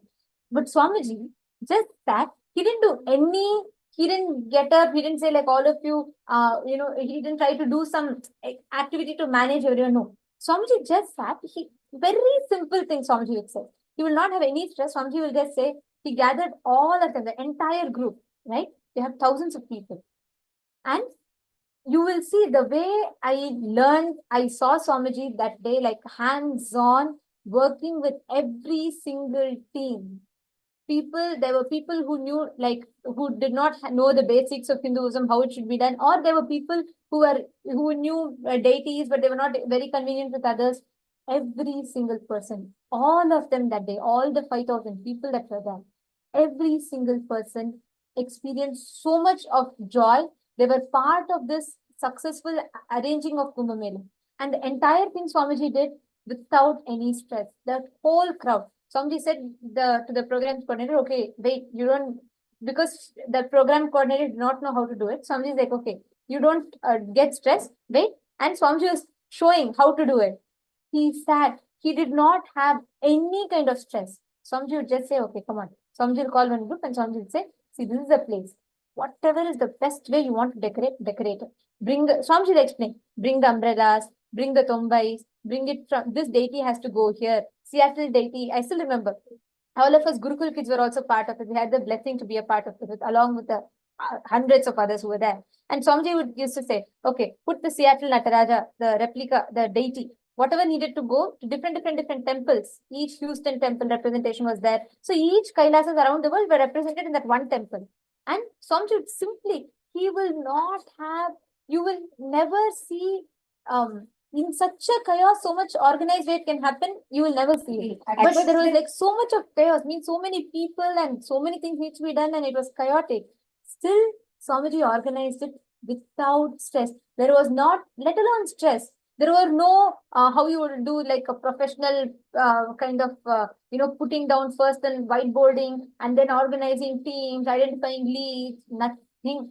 Swamiji just sat. He said, gathered all of the groups. Swamiji just gave each one aspect. All within a matter of 30 to 40 minutes, everyone were inspired. Each one will know what they're supposed to do. Everyone. The entire crowd. And each one started doing. And Swamiji used to himself walk Swamiji will teach. Every person Swamiji will teach. He will be walking around. He'll be doing rounds. So if someone is not knowing how to tie the kalasha properly, Swamiji will take one kalasha, he will tie the thread and he'll show this is how it is supposed to be tied. If it was anyone else normally, right, in that scenario, they would have been like, oh God, I can't attend to anyone. I have to manage a huge crowd. I have to think through that. I have to think through this. And we'll be running around in so much of chaos and And confusion. actually, no one, see, given Swamiji's position, this is in 2016. After Swamiji was like, by then Swamiji was huge, with literally more than 150 countries. Like, already the temples are running. It's such a big personality. Coming to the ground, Swamiji would be on the ground, like literally on the ground. And see, anyone would say, okay, you are the HR, why don't you go and manage the people? That's how, right? Any company, those people would go and manage. If some mess up happens, the team lead would probably, they would take the load. But Swamiji's case is so different. Before everyone else, first person who would come to the ground, like he would be there on the ground, he would be standing there and he will be doing the work, moving everything and doing the next things that are needed. You won't even feel like you're working. It won't even feel like, there is something that you need to be stressed about. For all of us, it's like, oh my God, we are here. Swamiji is here. We all are getting to be around Swamiji and being a part of that thing. And it'll be like Swamiji will say, it's an empty ground. You see an empty ground. You'll first think, okay, first the construction team has to finish its work. Then we'll get the next, the tent team who will actually go and put the shamiana kind of things. Then we will think, okay, then the electric team has to come. We will only think in sequential order. Swamiji will think in everything happening simultaneously. And it was so, in Kumbh and all, this is too good because all of us are witnessing. Everyone, there's like so many people are there. All of us together are seeing how it's just empty ground that is there in front of you. Maximum you see some infrastructure, some like few iron rods that were just erected and kept over there. That's all. Swamiji would come on the ground. He would stand there. He will mobilize everyone. Swamiji will say, okay, why don't you guys get the silver pujas vessels and come and get it here. And then meanwhile, Swamiji will already inspire one more team to go and arrange the Homakunda. If you see what reality you'll be seeing, you'll be like, how is Swamiji even thinking that far? How is that even? You need a lot of work needs to be done. But the thing is, at the same time, Swamiji will get the electric team, construction team, everyone to work in parallel. Finished. Night, Swamiji landed that within next morning, already the hall was up. The hall was up. Morning, Swamiji came, full night, Swamiji was there, going around the campus. It's like, and the thing is, Swamiji does not see any kind of discrimination. Absolutely no. Everyone had access to be able to be going around Swamiji. Everyone used to just gather. So, literally, Swamiji was on ground, mobilized everything. By next day, already the biggest hall that was to be ready was ready. Not just that, Swamiji said, they asked Swamiji, we want to put air conditioner, but but for the heat, but it's too expensive. Can we reduce it? Maybe we'll buy some fans. Swamiji said, no. If for devotees, understand this is a free program, like absolutely no money, no charge. This is a fully free 2-month program where best experience was being given, food, shelter, everything was free. And for such a program, Swamiji is saying, no, even if 10 ACs are in, and this was like, it increased the whole overall budget by 3 times. Like imagine and see how expensive just that air conditioners were. Because it's not available in that place. Then it's Kumbh Mela time. None of these can be organized that easily. You needed to travel from several states far away to and reach there. Swamiji said, my devotees should not suffer even one bit. I want to take care, give them the best experience. They should have the best experience. Whoever is coming to be here with me, let them all experience the best.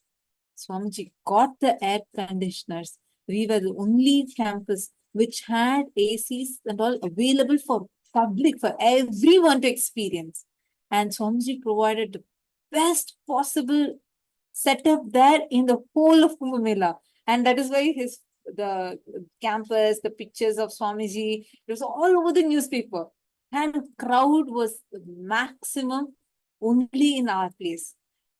See, this is exactly what Swamiji means by Paramashiva runs his whole cosmos without a single thought. No stress, no kind of this reaction, nothing. The whole thing happens completely stress-free.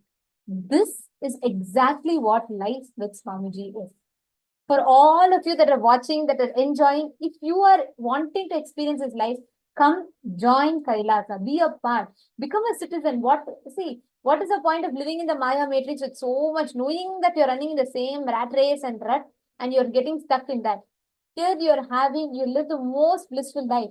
And when we say blissful and, monastic life, people think it's just meditating under the trees. No, there's so much happening.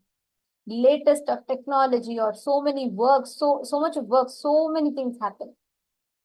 But it does not happen with stress.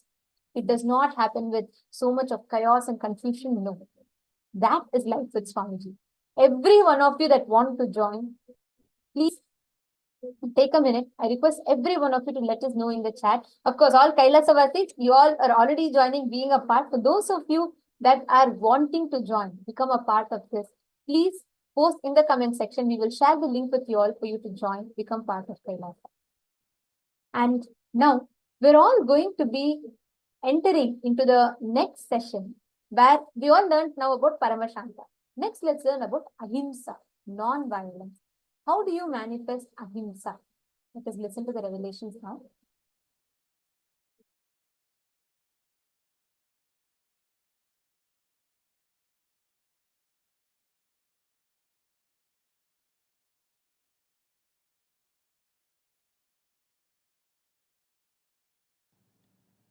The first principle, foremost principle, Paramashiva reveals in Vedagamas. Ahimsa paramo dharmaha. Non-violence is ultimate law. Non-violence is ultimate cosmic principle. Non-violence is the ultimate law of life. Understand?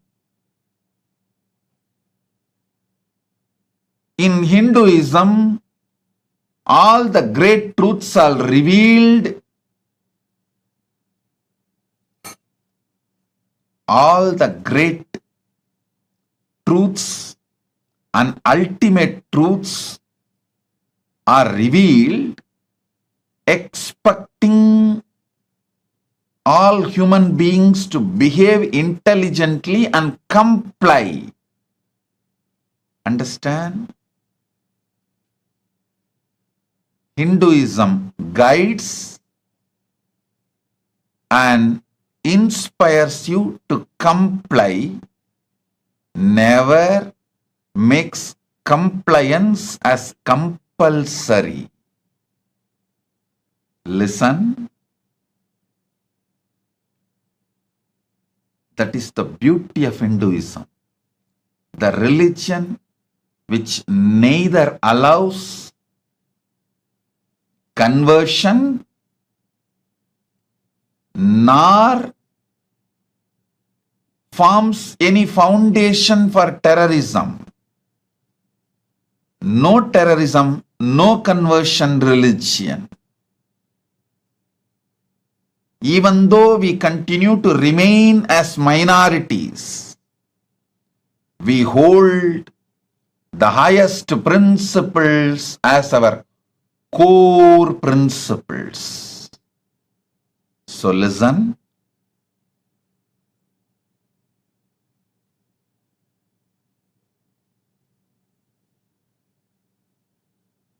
I'll give you the few cosmic truths about the qualities of potential world leader. Understand? World leader, or I can even use the word world leaders. Leaders who strive, who aspire to lead the world, want to set a trend, want to impress upon the world, influence the world. The basic quality for them should be non-violence centered cognition. Everything should be handled, perceived, cognized, responded from non-violence. Ahimsa. Ahimsa paramo dharmaha.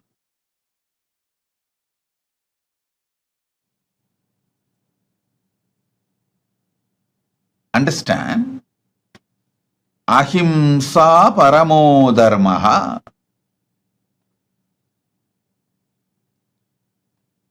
Hinduism has at least 10,000 existing subsects. Means the branches of Hinduism, at least we have 10,000 traditions, 10,000 sampradayas, 10,000 sects. I should call it a sampradaya. Traditions. All 10,000 agree upon this one law. Ahimsa paramo dharmaha.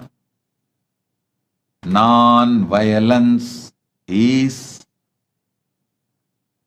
the ultimate cosmic law, ultimate cosmic virtue. Anyone who picked up side in wars happening all around the world. I am not talking only about the Israel-Palestine war. I am talking about small, big scale wars happening all around the world in multiple countries. In many countries, the wars happening.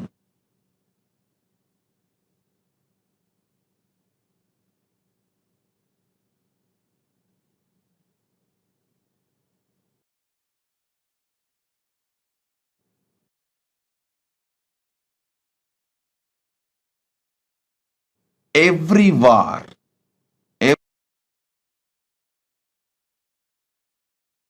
every conflict should be handled with this one principle, ahimsa paramo dharmaha. The world leader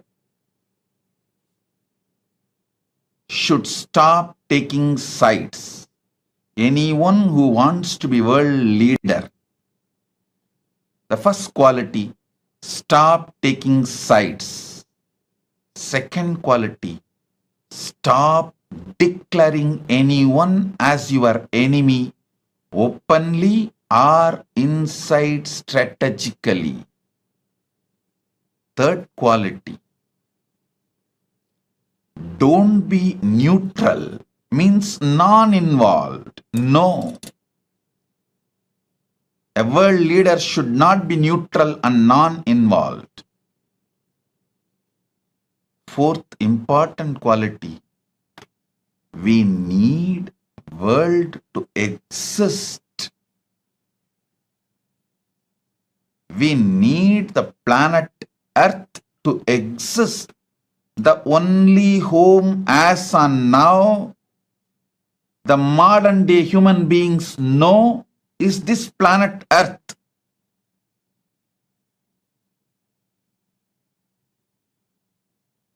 Till human beings discover the great truths revealed in Veda Agamas and find a way to travel.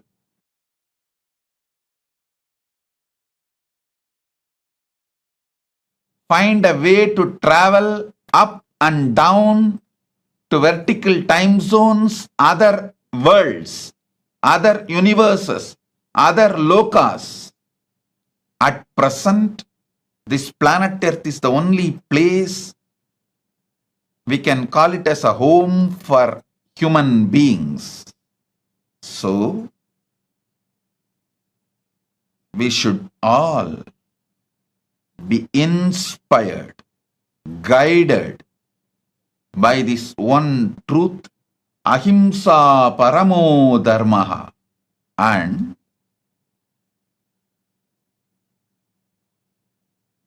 not only we should not be neutral, we should learn to get involved with only focus of conflict resolution. Anyone who wants to be world leader should stop war benefiting. Any war, war benefiteers are not only exploiting the war situations, they continue to nourish, empower the war sentiments, violence. They continue to sow the seeds of violence everywhere so they can have more wars and more war benefiting. Anyone wants to be world leader should stop war benefiting. Anyone benefits from any war cannot be a world leader. Ultimately, we should decide for any cost, for any reason. Humanity cannot afford wars anymore. Listen, if we allow wars, there won't be winners or losers. Because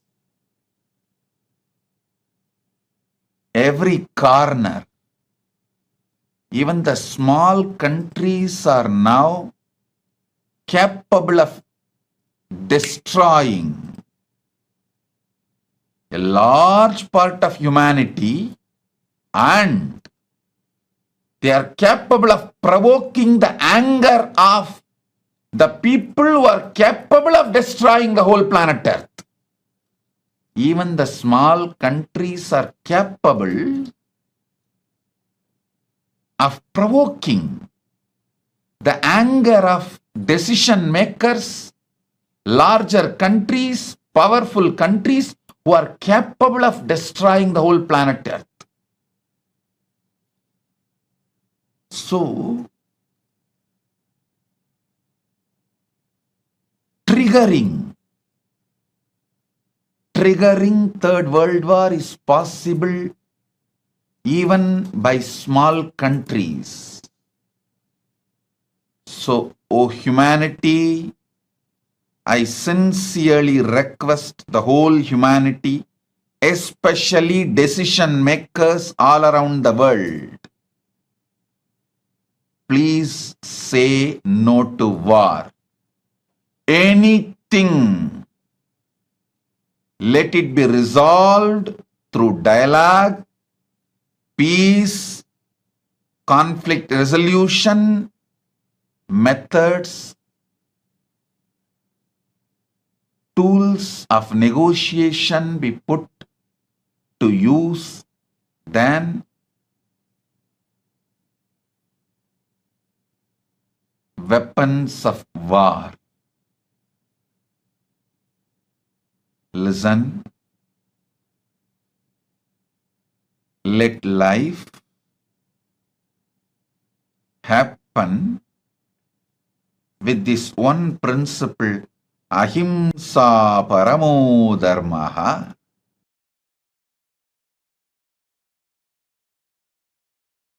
Please listen. There is something called innate vengeance, means the vengeance you feel because you feel divided from the oneness. See, by nature, whether you accept or not, understand or not, the oneness is your nature. But when there is a gap due to some reason, you develop vengeance towards that gap. That only expresses as vengeance on every being who comes in contact with you. Understand? It is not that your father or your mother, your husband, your brother, your son, who is responsible for this incompletion, because the oneness, your original nature, is getting disturbed, is getting questioned, is getting touched. You feel agitated and violent towards everything. Everything.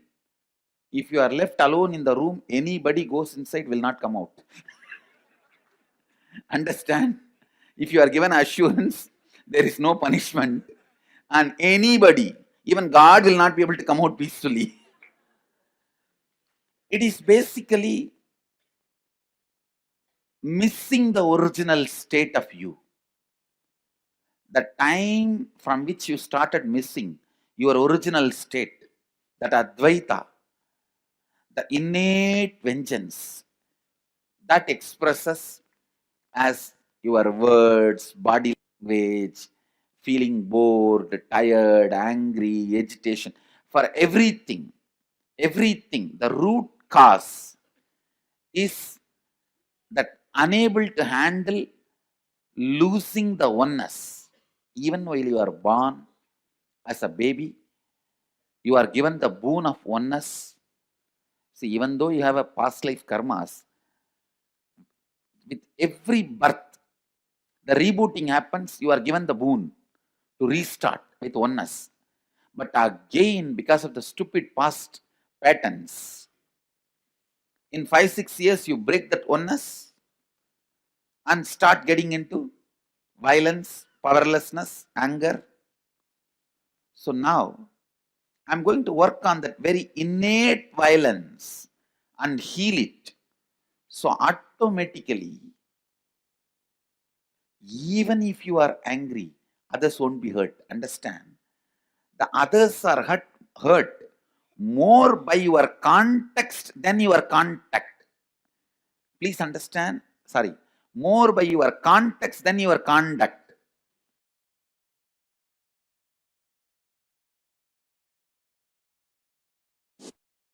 Paramashiva's direct message from Kailasa.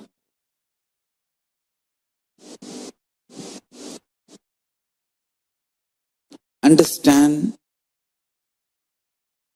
this pralaya which is happening now.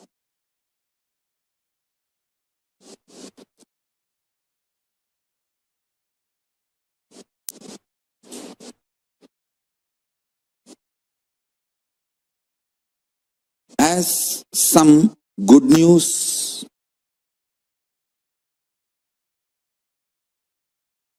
some great news.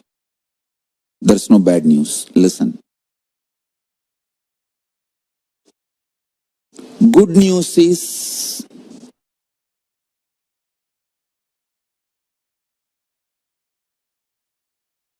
your mental setup, the mind you built,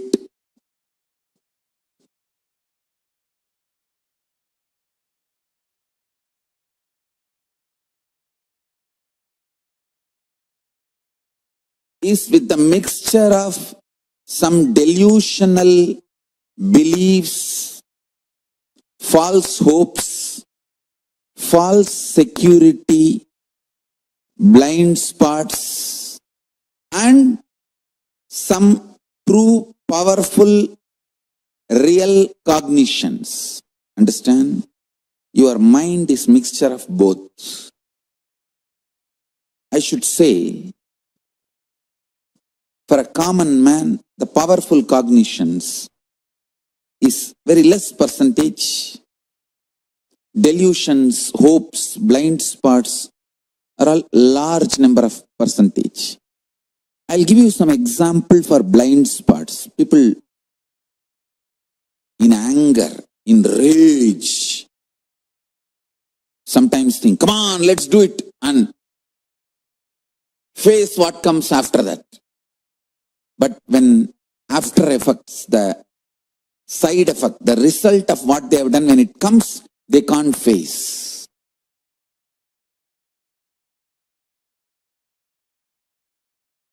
That is what I call blind spot based mental setup. Sometimes people make decisions arrogantly.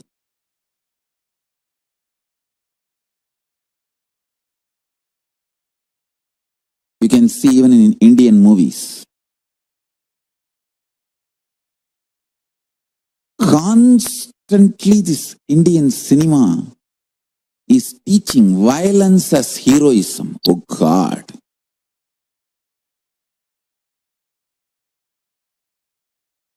So much violence is not required to run your life. But it is so unfortunate, Indian cinema makes you believe only if you are violent, you can survive, which is not true.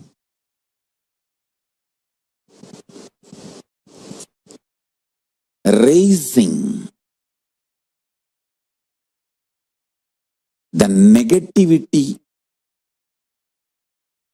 friction among the human beings and encashing the cheap emotions, triggering the cheap emotions and making money.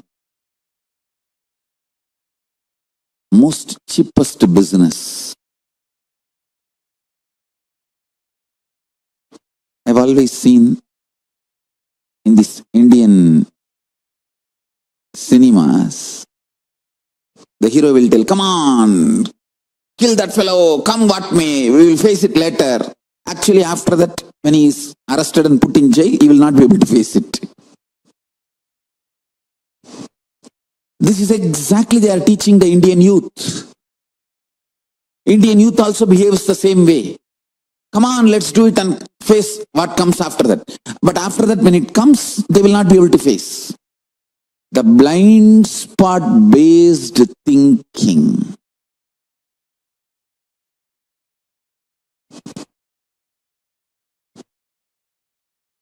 Listen.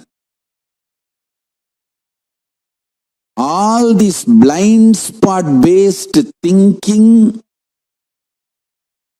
blind spot based mental system will collapse now in this pralaya.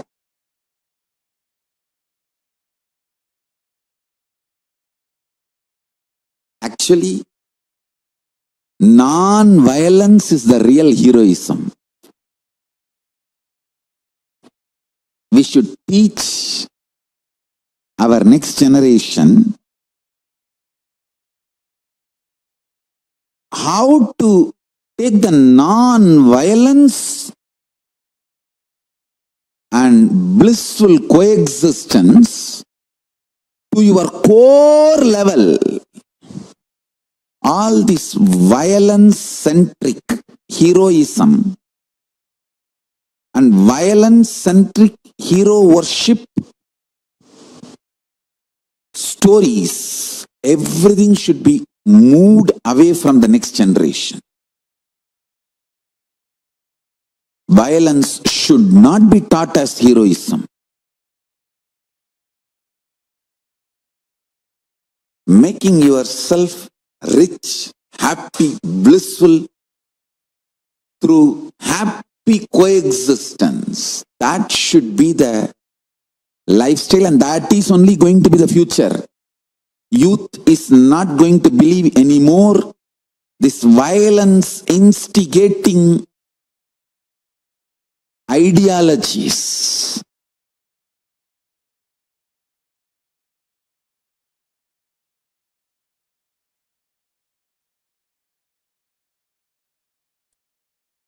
tyaga, non-violence, unclutching, all these are not inactive, tamasic, inertia, lazy, tired, bored, withdrawn lifestyle.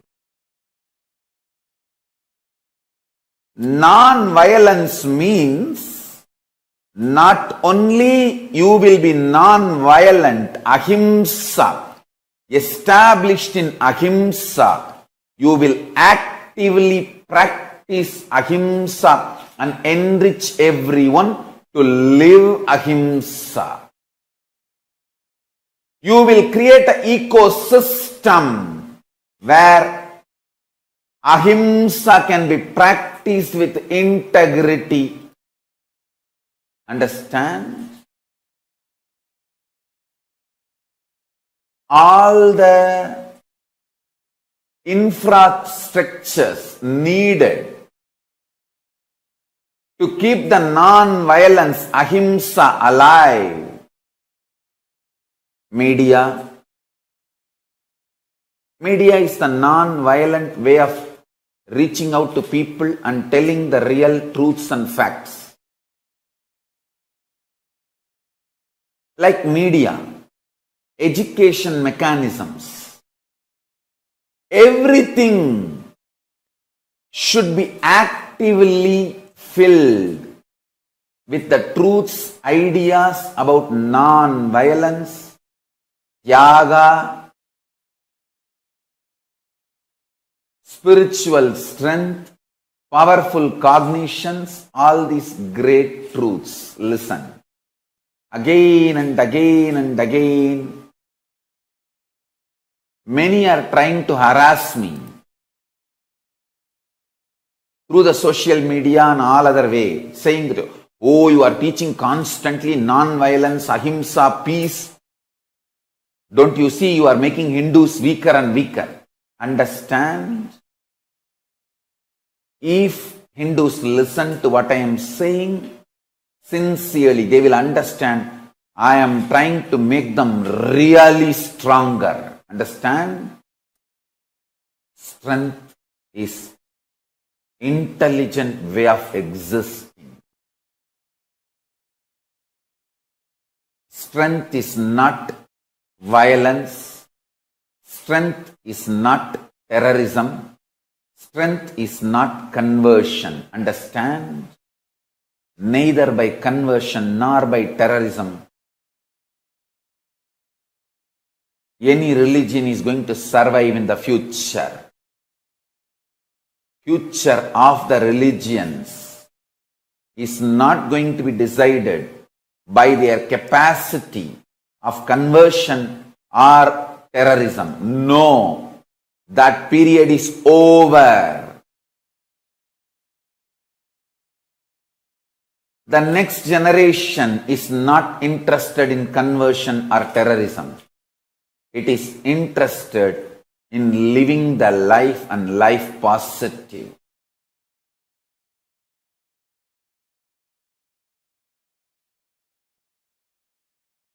Let me first make clear explanations.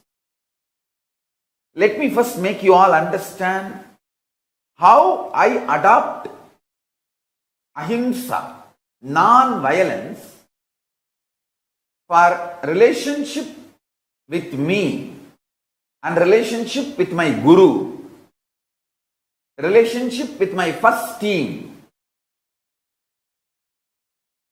relationship with my sangha, relationship with my disciples and devotees, relationship with practicing Hindus, relationship with the whole universe, relationship with the whole humanity, relationship with everything. I'll explain step by step how I adopt. Krishna says beautifully in the Gita, if you know how I function, you will become enlightened. I tell you, Krishna is the greatest strategizer based on this Paramadharma Ahimsa. Fools and stupids, anti-Hindus are those who claim Krishna made Mahabharata Bharata. No! Understand? Krishna personally went to negotiate peace. And he was abused. And Krishna knows he will be abused. He may be abused when he goes for negotiating peace. But still, he took the risk. Not only abused, there was a murder attempt on Krishna. There was a murder attempt.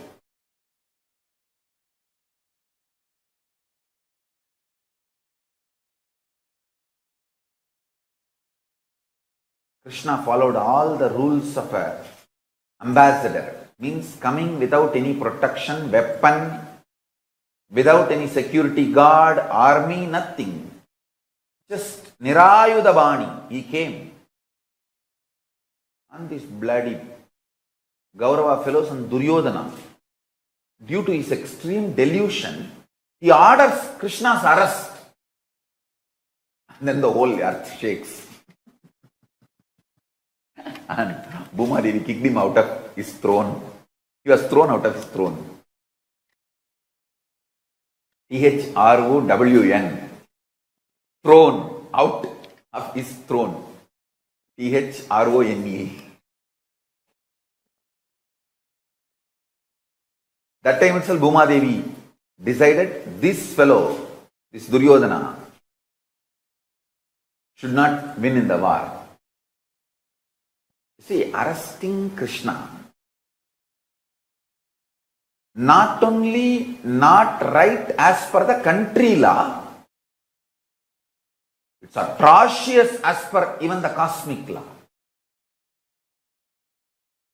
Both the way. And originally Hindu kingdoms are supposed to run by cosmic law. It is cosmic law which runs the Hindu countries. Cosmic law itself is adopted as a country's law. That's why the constitutions are drawn. I'm telling you guys. When I read more and more the Hindu constitutions and Hindu criminal procedure codes, what a civilization. I'm just every day falling in love with Manu, Bharadwaja, Yajnavalkya.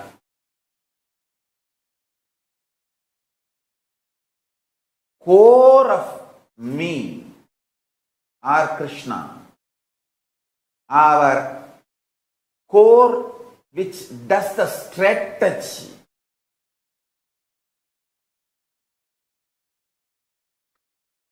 Is pure compassion, non-violence, ahimsa.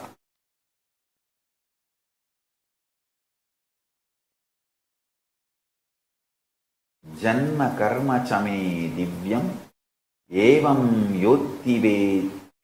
yovetti tattvataha tyaktva deham punarjanmanaiti mameti Arjuna. All violence is delusion. Please listen. 99.9999% of the material out of which you are made and I am made. Listen. 99.9999% of you and 99.9999% of me, both not only same stuff, they also know each other as the same stuff. Listen. 99.99999% of the stuff out of which you are made. I am made. All of us are made. That stuff is same. And the most important thing is not only it is same, it knows we are all same.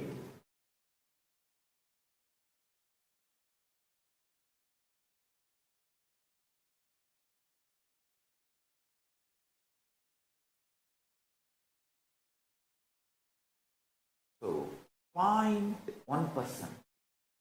I won't even say 0.1%, 0.00001%. That only makes you feel you are separate from the universe. Anger and arrogance. Listen carefully. That is why I am telling, feeling separated is the most stupidest and worst delusion. Worst delusion.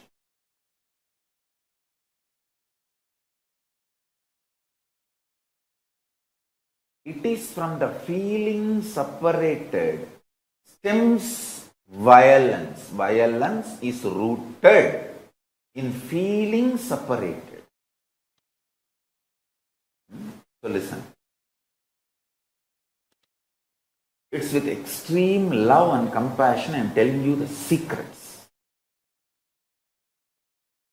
Secrets of my success. And these secrets will make you successful. Never ever get frustrated about life. Never ever get angry about life. Never ever get violent about life. If you cut and check me inside, there will be 0% violence. Not even one iota of violence.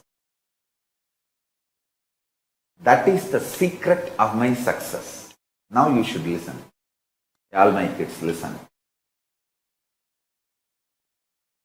I am sitting with you with my one hand on your shoulder and telling, Kana, இது பரம ரகசியமடா, நல்லா கேட்டுக்கோ. The material, the metal, core stuff out of which you are made, I am made, this universe is made, Paramashiva is made, that material is same. And the great news is, this material knows that we are all same. It is not that you need to build this enlightenment step by step. No.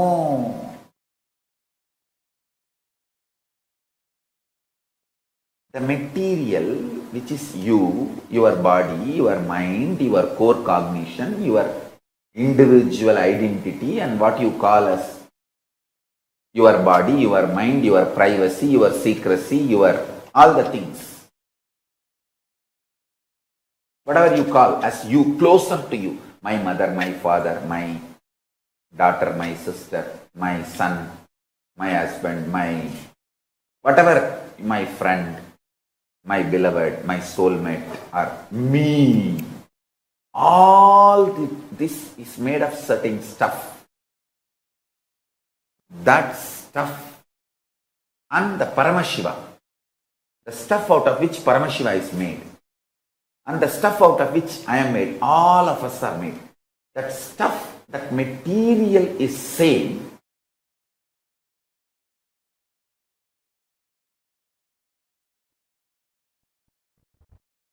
Listen.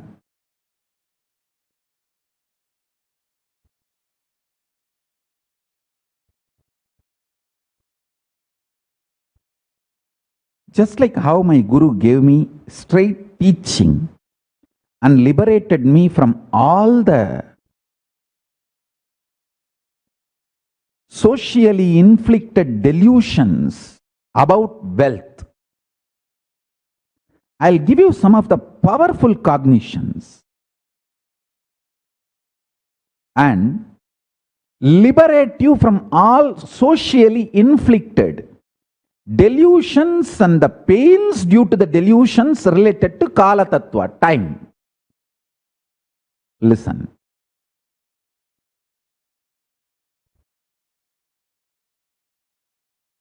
Even death is okay, but don't ever become violent. Non-violence is the best strategy even in the face of the death, because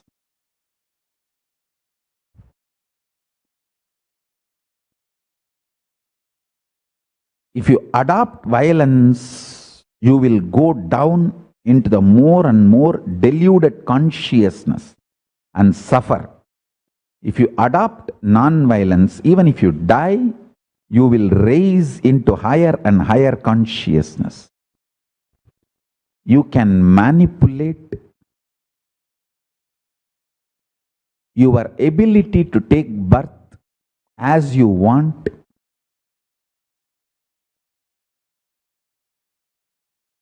Your ability to enjoy life as you want by the pure observance and cognizing ahimsa paramo dharmaha. When you cognize non-violence is the ultimate dharma,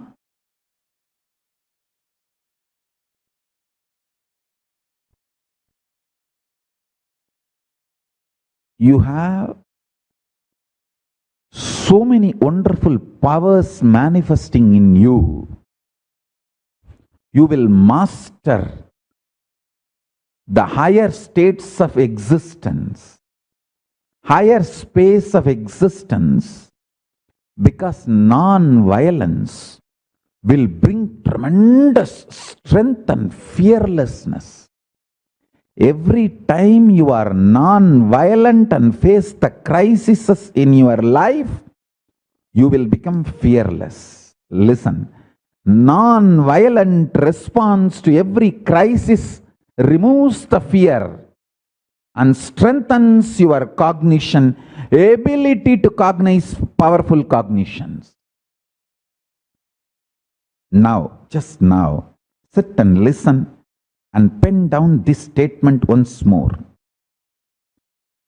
Non-violent way of responding to every crisis in your life removes all fears from you and strengthens your powerful cognitions and your ability to cognize powerful cognitions and manifest them as reality.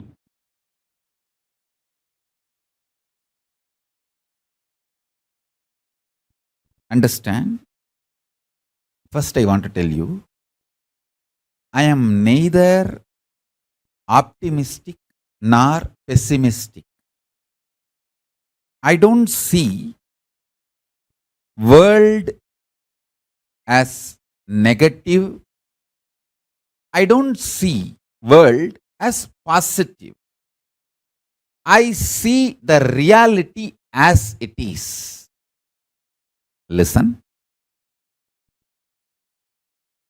I don't see the world negative. I don't see world as positive. I just see it as reality and give you the existential truth to give you superconscious breakthrough. When you have superconscious breakthrough, whole life becomes positive which is beyond positive and negative. Understand? When I say life positive, it is not the opposite word to life negative. For example, when you are frustrated, feeling low, you will feel life is negative, whole world is negative, whole world is conspiring against you, and everything is a fate, predetermined. There is no freedom, there is no life. You suffocate yourself. One of the most cunning thing your mind can do is it will make you doubt everyone other than itself. You slap yourself, beat yourself, stagger yourself 24/7 continuously and blame everyone in the world for stabbing you, for backstabbing you, front stabbing you, attacking you, slapping you. You blame everyone in the world, saying, oh, he's stabbing me, he's kicking me, he's beating me, he's slapping me. You blame God, you blame people, you blame world, you blame situation, you blame everything. But you continue to destroy yourself. You don't want to wake up to the reality you are doing it. So you just blame the whole world. When you feel life is negative, this is the way you perceive, you function.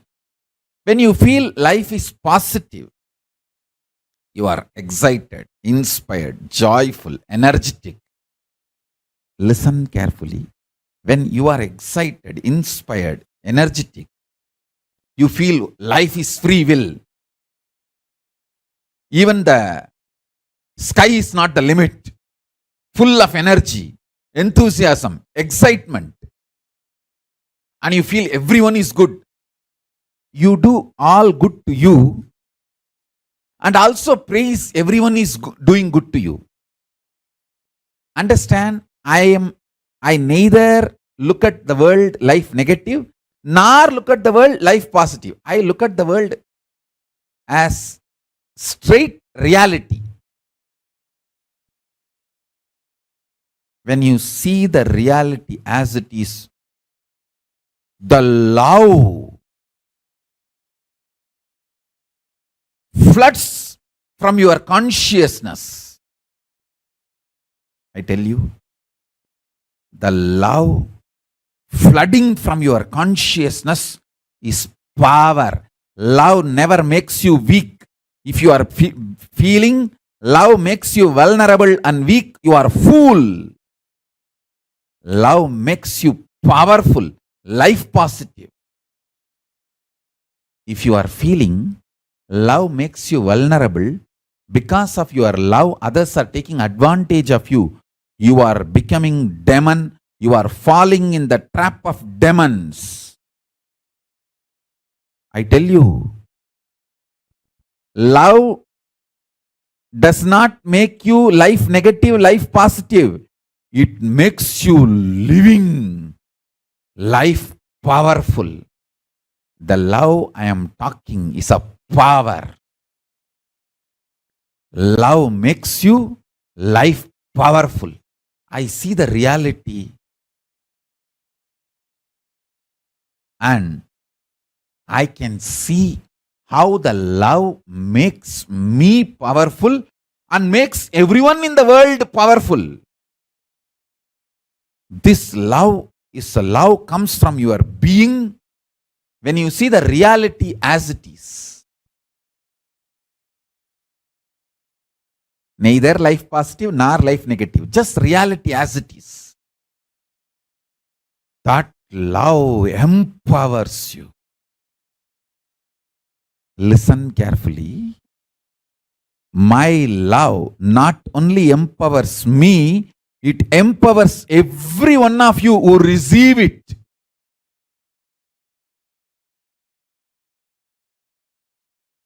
In multiple level, my love empowers you.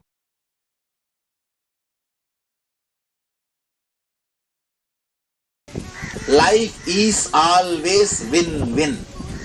If life is only me or them, it will be violence-based. The law of life is not violence. See, if it is violence-based, then only one person should be alive. Law of life is not violence-based. There are some universal laws. How much ever you try to deny them, you will not be able to deny them. The universal law is, whether you understand or not, everyone in your life is your extension. Your extension. After all, me, let this health be extended to them. That is what is all about healing. That is what is all about healing. That's what we have proved. See, when I am trying to heal somebody, we have medically proved my brain waves and the other person's brain waves are in the same frequency. The other person's brain waves come up. When we did this research first in St. Louis, when I put my hand on the other person, you have read the research. The other person's brain waves have suddenly become like mine for the full 20 minutes. And same way when I materialized, whoever is receiving the materialized object, their brain waves become exactly like mine for that 40-50 minutes. You understand? You can do that. When they are my extension, let this health be extended to them. And you will never attract the disease in you. Don't be afraid. We always have the fear, no. If that is the case, then suddenly in that same door, if their disease enters into this side, what will happen? You understand? It is always when you open yourself to the higher principles, only auspiciousness happens. Whenever you open yourself to the higher principles, only auspiciousness happens. Advaita expresses only Shiva. Means that Shiva means auspiciousness, possibility.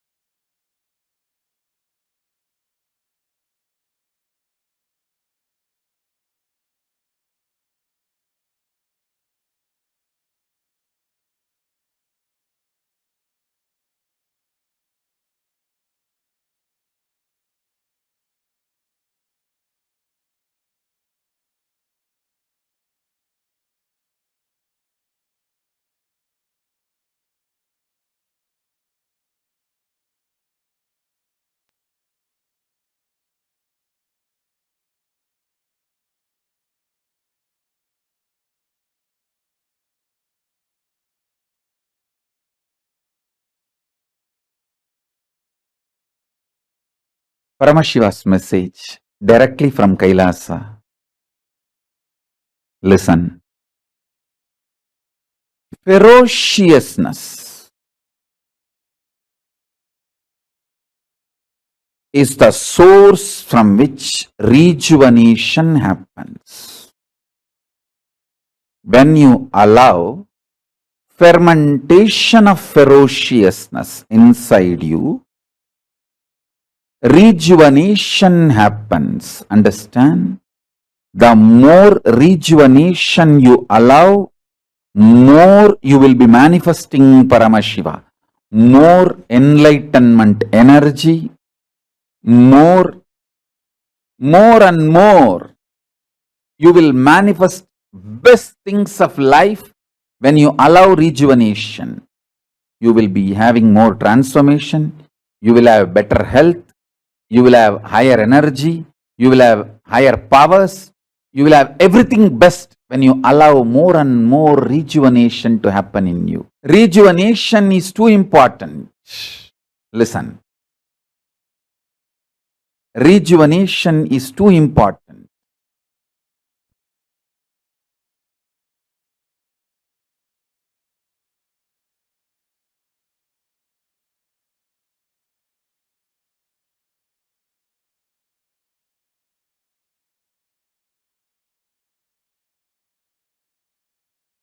Listen. Listen intensely.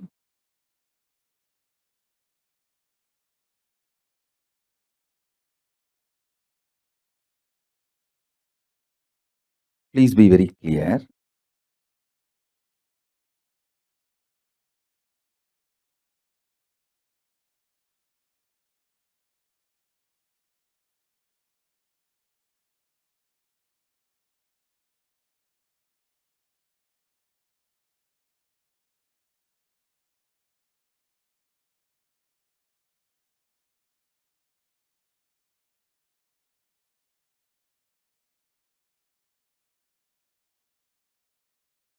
I'll define ferociousness.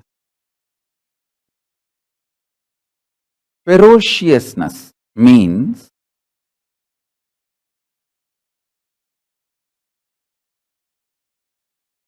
powerfully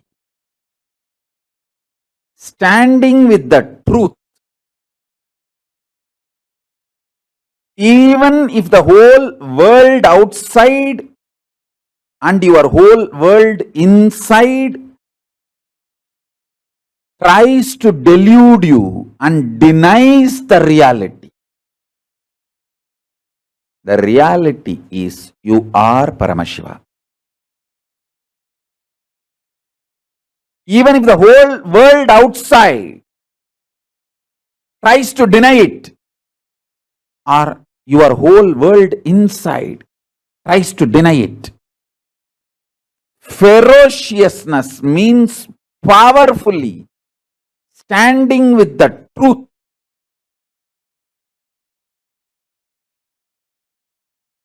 uncompromising, absolutely not letting the outer world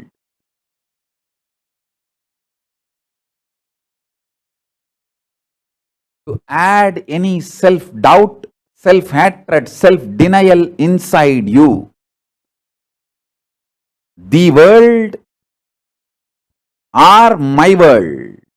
See, your outer world is the world and your inner self, your inner space is your world, my world. For you, my world, for me, my world. The world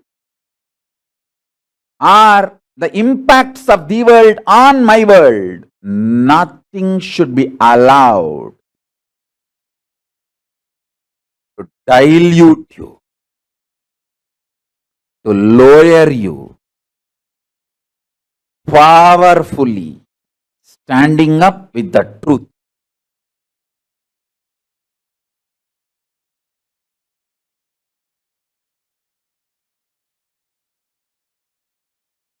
This ferociousness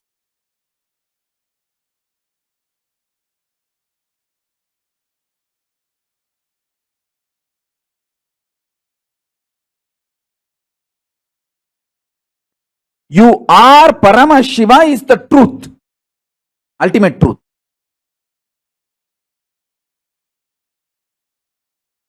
You should come to this conclusion because it is truth, not because if you believe you are Paramashiva, you can manifest powers, you can have this, you can have that.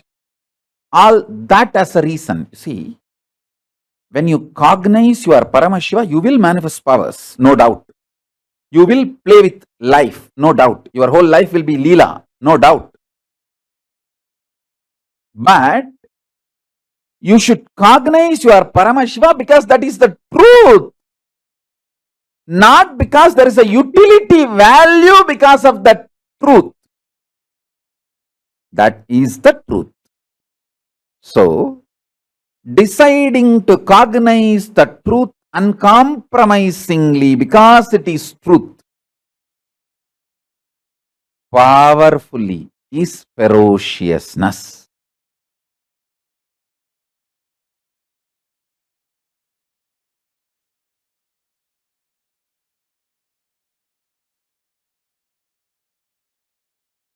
Ferociousness should be cognized as uncompromising, powerful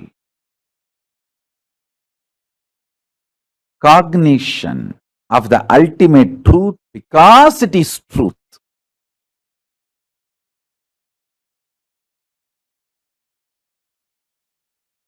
Ferociously deny all the denials in the outer world or in your inner world.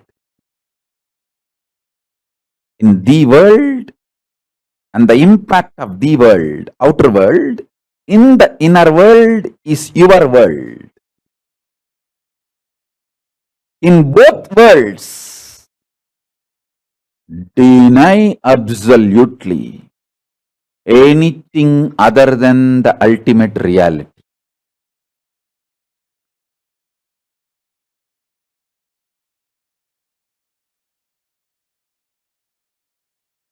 I'll describe precisely step by step.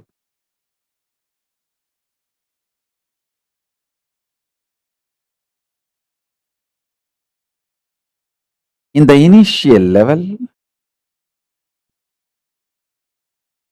you will try to hold powerful cognitions like you are Paramashiva. The ultimate reality is you.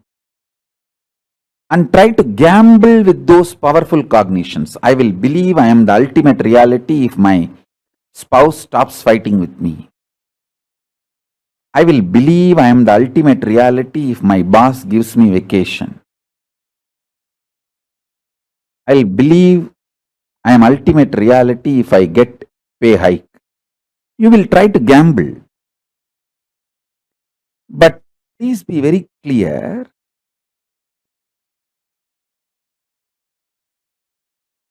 The happening of the outer world and its impact on your inner world both should not and cannot change the reality you are the ultimate.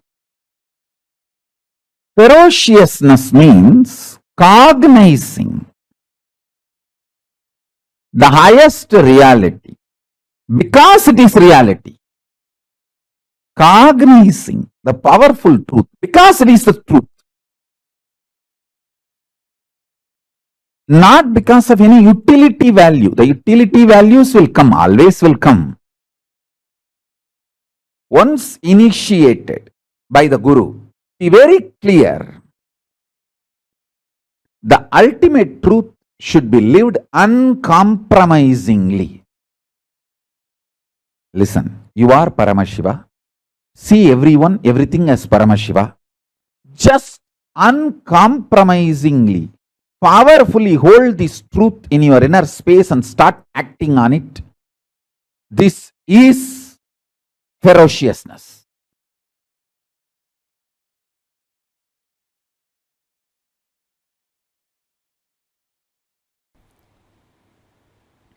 Anything you feel in your logic becomes your imagination.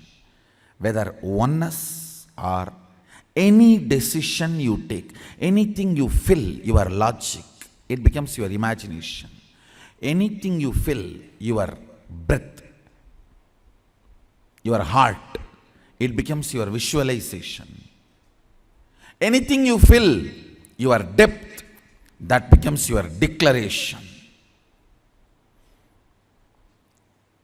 Then comes time, length, breadth, depth, time.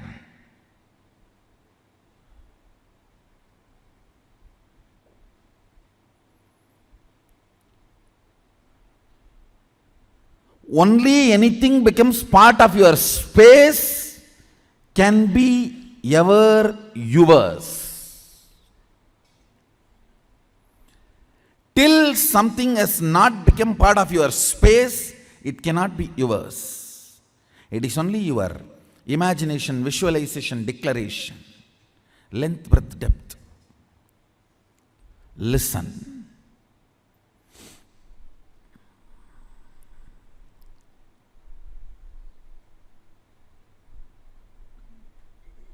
I made a statement, ferociousness breaks the time layer, removes tiredness, depression, boredom associated to length, breadth, depth, and makes anything as your space. The example story I gave, Bhishma. Understand?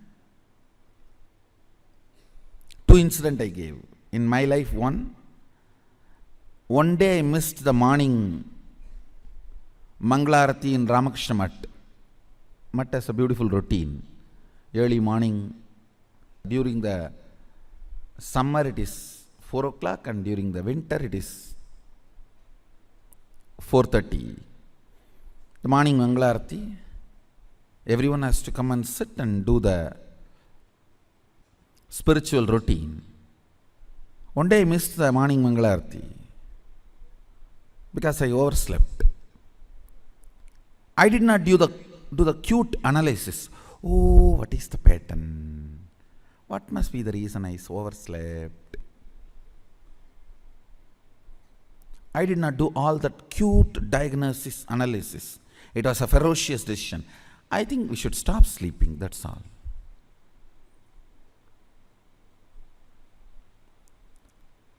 The ferociousness with which I decided to stop sleeping.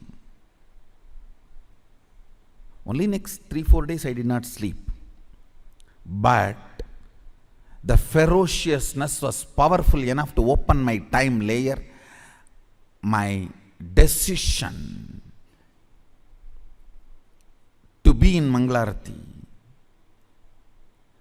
moved from length, imagination, breadth, visualization, depth, declaration to the space. Time opened up. And after that, not only I never missed Mangalarati, never sleep was a voting component of my life.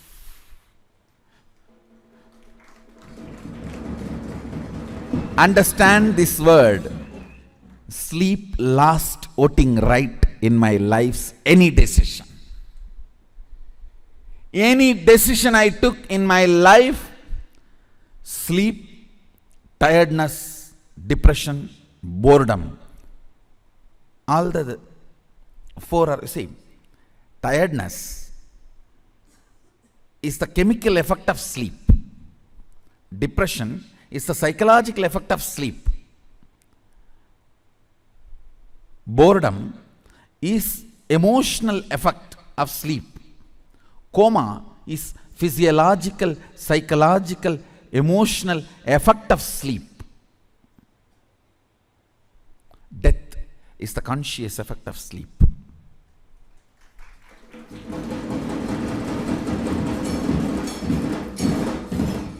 After that day, no decision could be influenced.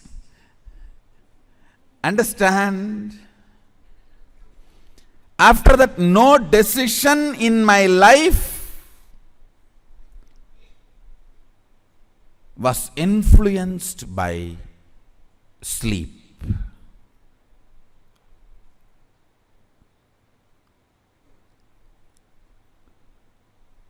The story of Bhishma.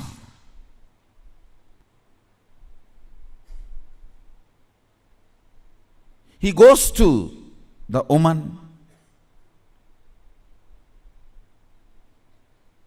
Santanu has fallen in love. Actually, he is going to pick up a girl for his father. That itself was not usual in Vedic tradition. And she expresses the fear that my son will not be a king. So I don't want to marry your father because you will be the king. Even if you don't become, your son will fight for the throne. See the ferociousness with which he handles the problem. He is not saying, don't worry, I will not fight, I will make sure my son does not fight. No!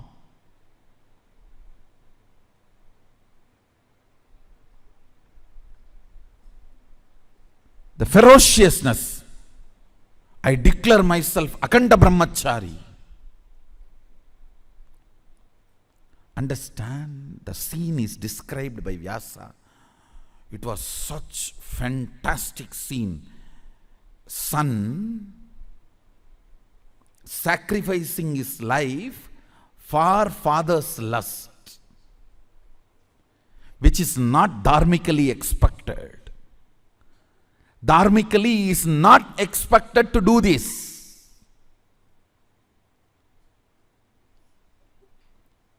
He just deals the whole problem with ferociousness and says, not only I will be a servant forever to the Hastinapur throne, he declares himself as a servant of the Hastinapur throne forever, and he died for Hastinapur throne till the end.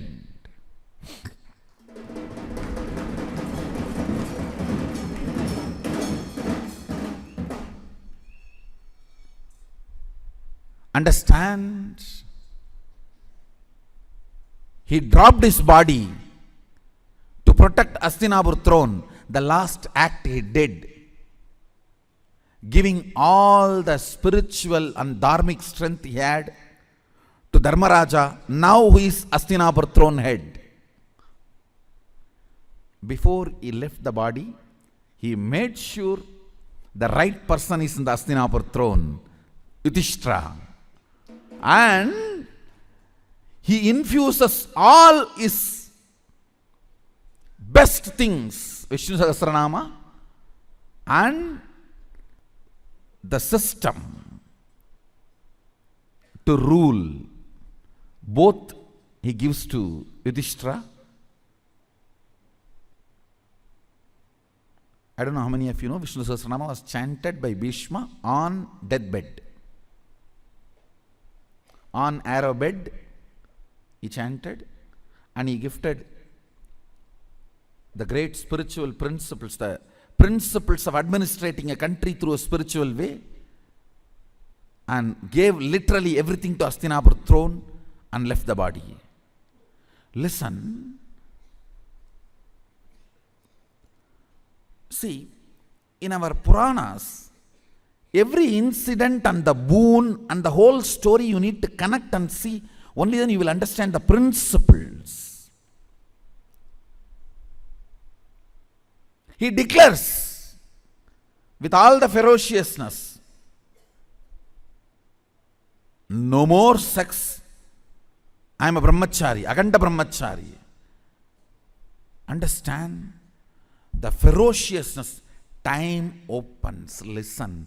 Whenever something happens on the planet Earth, when the time layer opens, the gods and goddesses shower the flowers. Any incident you read, Devatas were showering the flowers, that incident will be directly related to opening of the time. What is opening of the time? Your vow or the decision is from space, not restricted by time. Understand?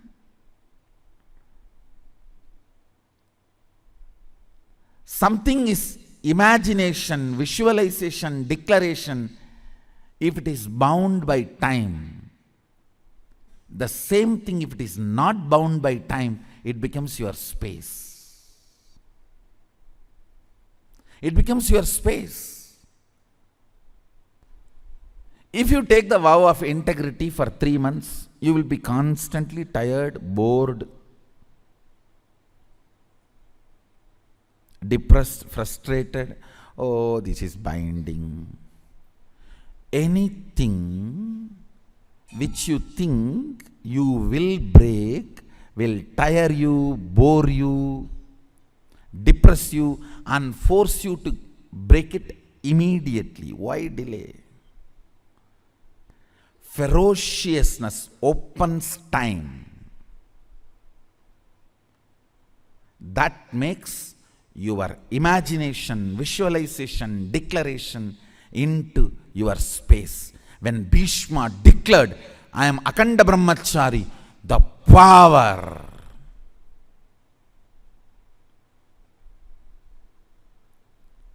It was so powerful.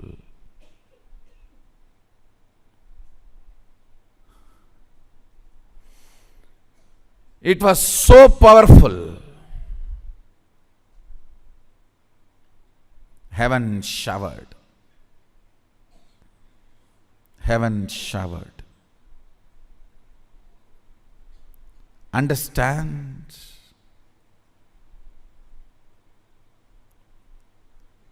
Any situation, if you deal it with ferociousness, your declaration becomes space.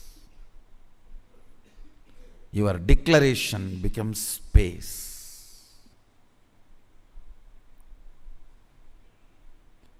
Where the whole nature just supports you.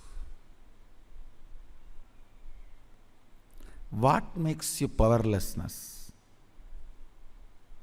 Your own fear or incompletion or distrust on you. You may not stand with something which you are declaring forever, whether it is a sannyas or marriage or oneness or Shakti manifestation, whatever. Your own feeling, you may not stand with it, or you may not be capable of standing with it.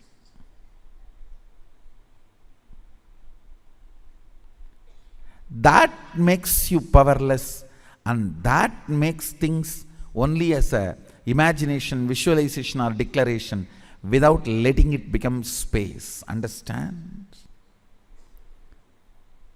If you declare from your space the oneness, now you will manifest all the powers of Sadashiva. Because the initiation is same. It's not that initiation is going to change.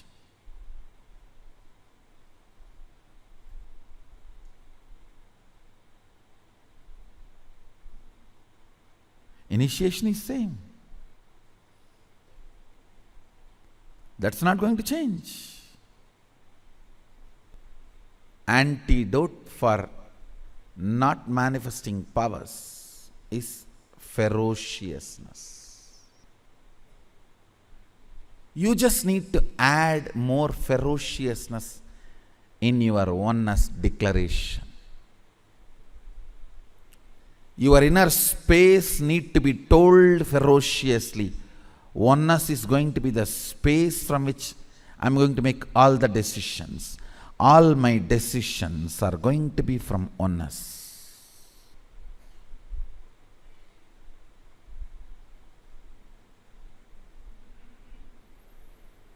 All my decisions are going to be from the logic of oneness, visualization of oneness, depth of oneness. Understand? If you want to have a big breakthrough in power manifestation, I am giving you the knack technique. Ferociously deal with your powerlessness. Let ferociousness become the attitude with which you deal your powerlessness.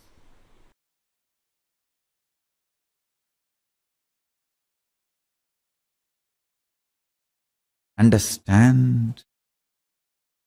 Whenever Guru shows you the ferociousness, Master shows you the ferociousness, he is showering the real love.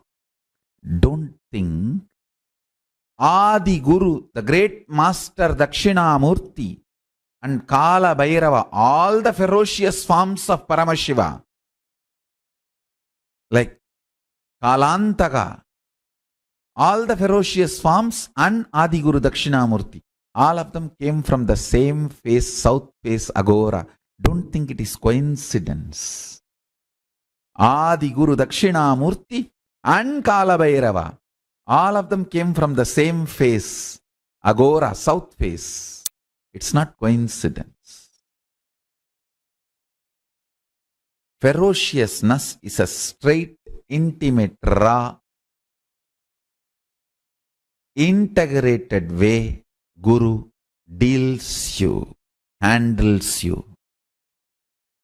If he has to strategize and present himself very sweetly to you, understand you do not have an integrated relationship with him. You have a strategic relationship. He will also be having a strategic relationship.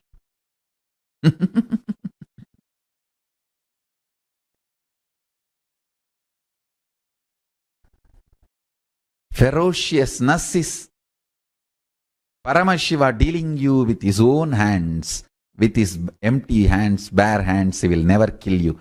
He will only hug you. Anything you see other than ferociousness, all forms of sweetness, is handling you through a strategy, means some weapon. The weapon may be looking very comfortable,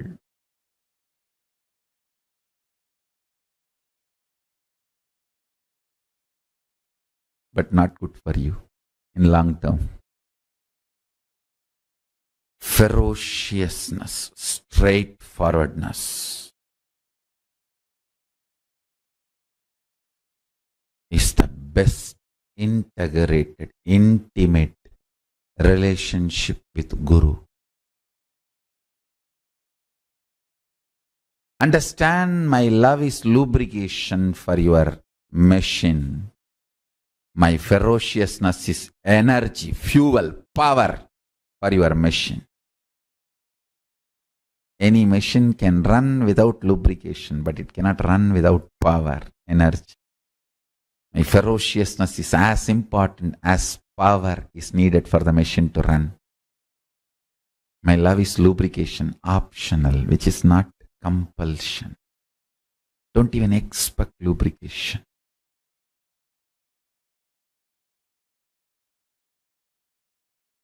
Understand? More patterns, more unconscious, more delusion, more you become time bound. That is why Kala Bhairava is described as ferociousness. This is exactly I learned from Arunagiri Yogeshwara. He says, whenever you are ferocious and break one pattern, you gain 1 hour extra in your life. Understand? I am giving you a rough example. Sometimes when you break one pattern, you may get even 3-4 hours extra. Means that 24 hours chronological time is different. Consciously, how many hours you are living, that psychological time is different. phenomenology of the time. Listen. In reality, chronological time does not matter for your existence because you are a conscious being. A being just takes birth, eats, reproduces, ages and dies. For that being, chronological time is enough. But you are not that kind of a being. You are a conscious being. You have a purpose to exist. You feel desire, fear, greed, wanting, not wanting. You have choices. And you feel your freedom to choose. Understand? The moment you feel you have a will, you are a conscious being. So how many hours are available for your consciousness, your awareness? That psychological time matters. Every time you are ferocious and break a pattern, you gain time. You gain conscious extra, conscious longevity. Every moment you live in Kailasa, I will naturally teach you to be ferocious with yourself and break a pattern. That is why the time you spend in Kailasa feels like, wow, so much time. Because every pattern destroyed, you gain inner space. Every powerful cognition inserted, you gain a power. Your inner space, Takara Akasha, is like a milk. If you do the right process, it can become ghee. With powerful cognitions getting added, it can become ghee. If it is bound with patterns, it can get rotted, wasted, destroyed. Kala Bhairava is the symbol to teach you ferociousness and break all the patterns. Every time you break patterns, Kala Bhairava gives you the blessing. Have few more hours. Enjoy, my son. What I am talking is the most scientific principle. Understand? Paramashiva is most scientifically scientific scientist. The most scientifically scientific scientist. Exactly, I learned this from Paramashiva.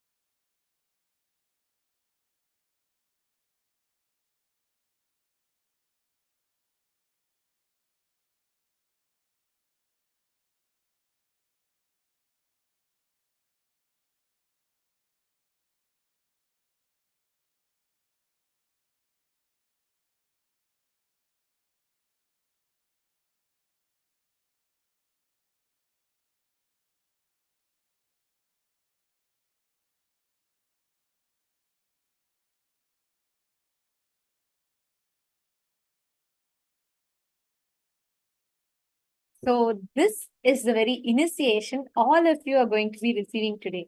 The initiation into ahimsa.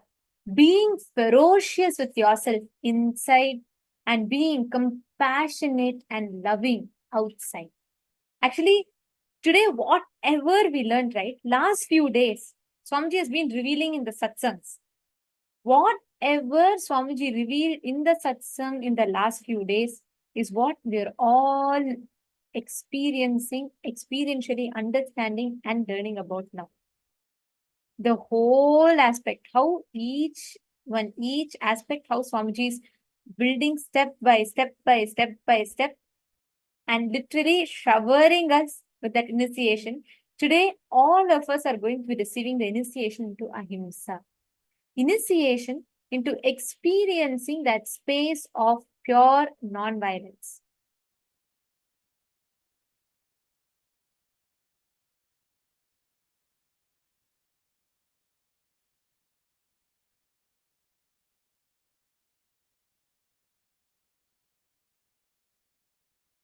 Now, every one of you, all the participants that are here, I request all of you to please post in the chat what you understood from when Swamiji is saying ferociousness. What did you understand about that?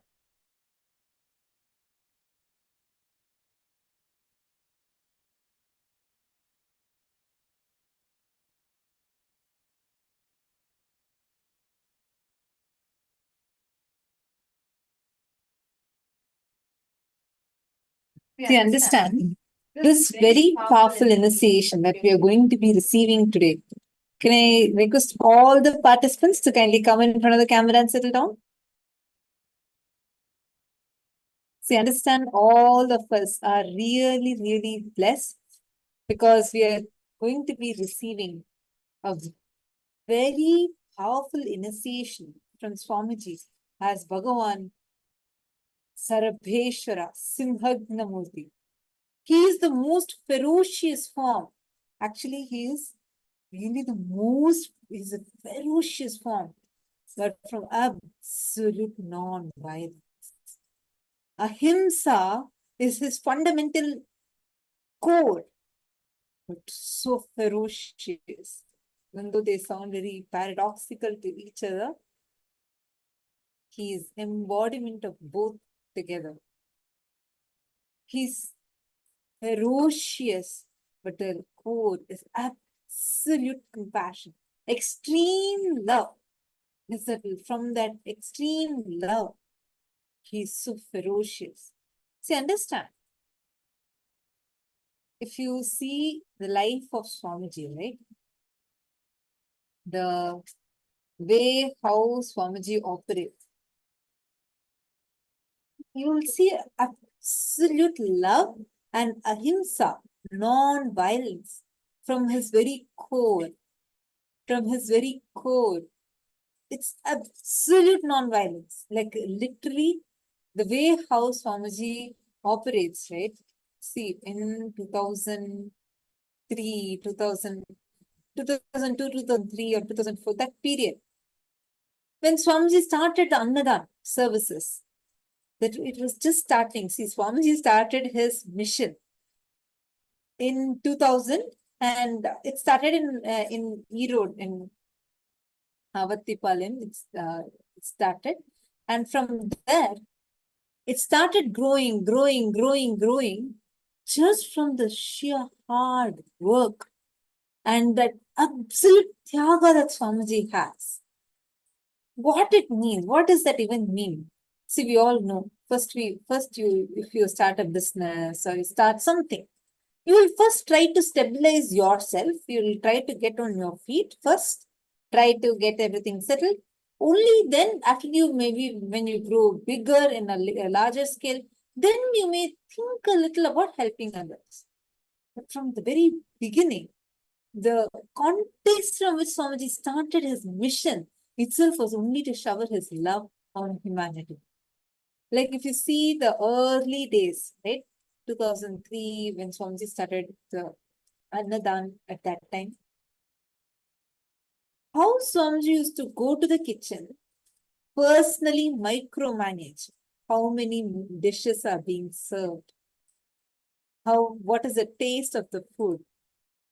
And actually, when programs and all happen, Swamiji does not eat any separate food. Whatever is served in the Annadan, even when free programs happen, like Kumbh Mela, we were mentioning today about Kumbh Mela, right? In Kumbh Mela time, Swamiji will not have any separate food.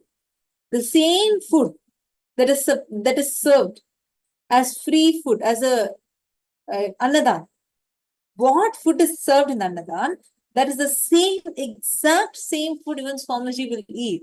Swamiji will go get that food and Swamiji will eat. Same thing, whenever programs happen and all, Swamiji will get the food from the programs hall where the participants are eating and Swamiji will eat that food. Like the way how Swamiji is on ground, this is so amazing. And how Swamiji built this entire empire of Kailasa. If you just see Swamiji's life, when Swamiji came, all of you should know. I'll tell this very beautiful incident that happened, right? So Swamiji was supposed to go to US the first time. And Swamiji was like, he was a young boy. We need to remember when Swamiji started Kailasa, he was just 22, 23 years old. And he is here with this huge mission. And Swamiji just finished his 9 years Parivrajaka.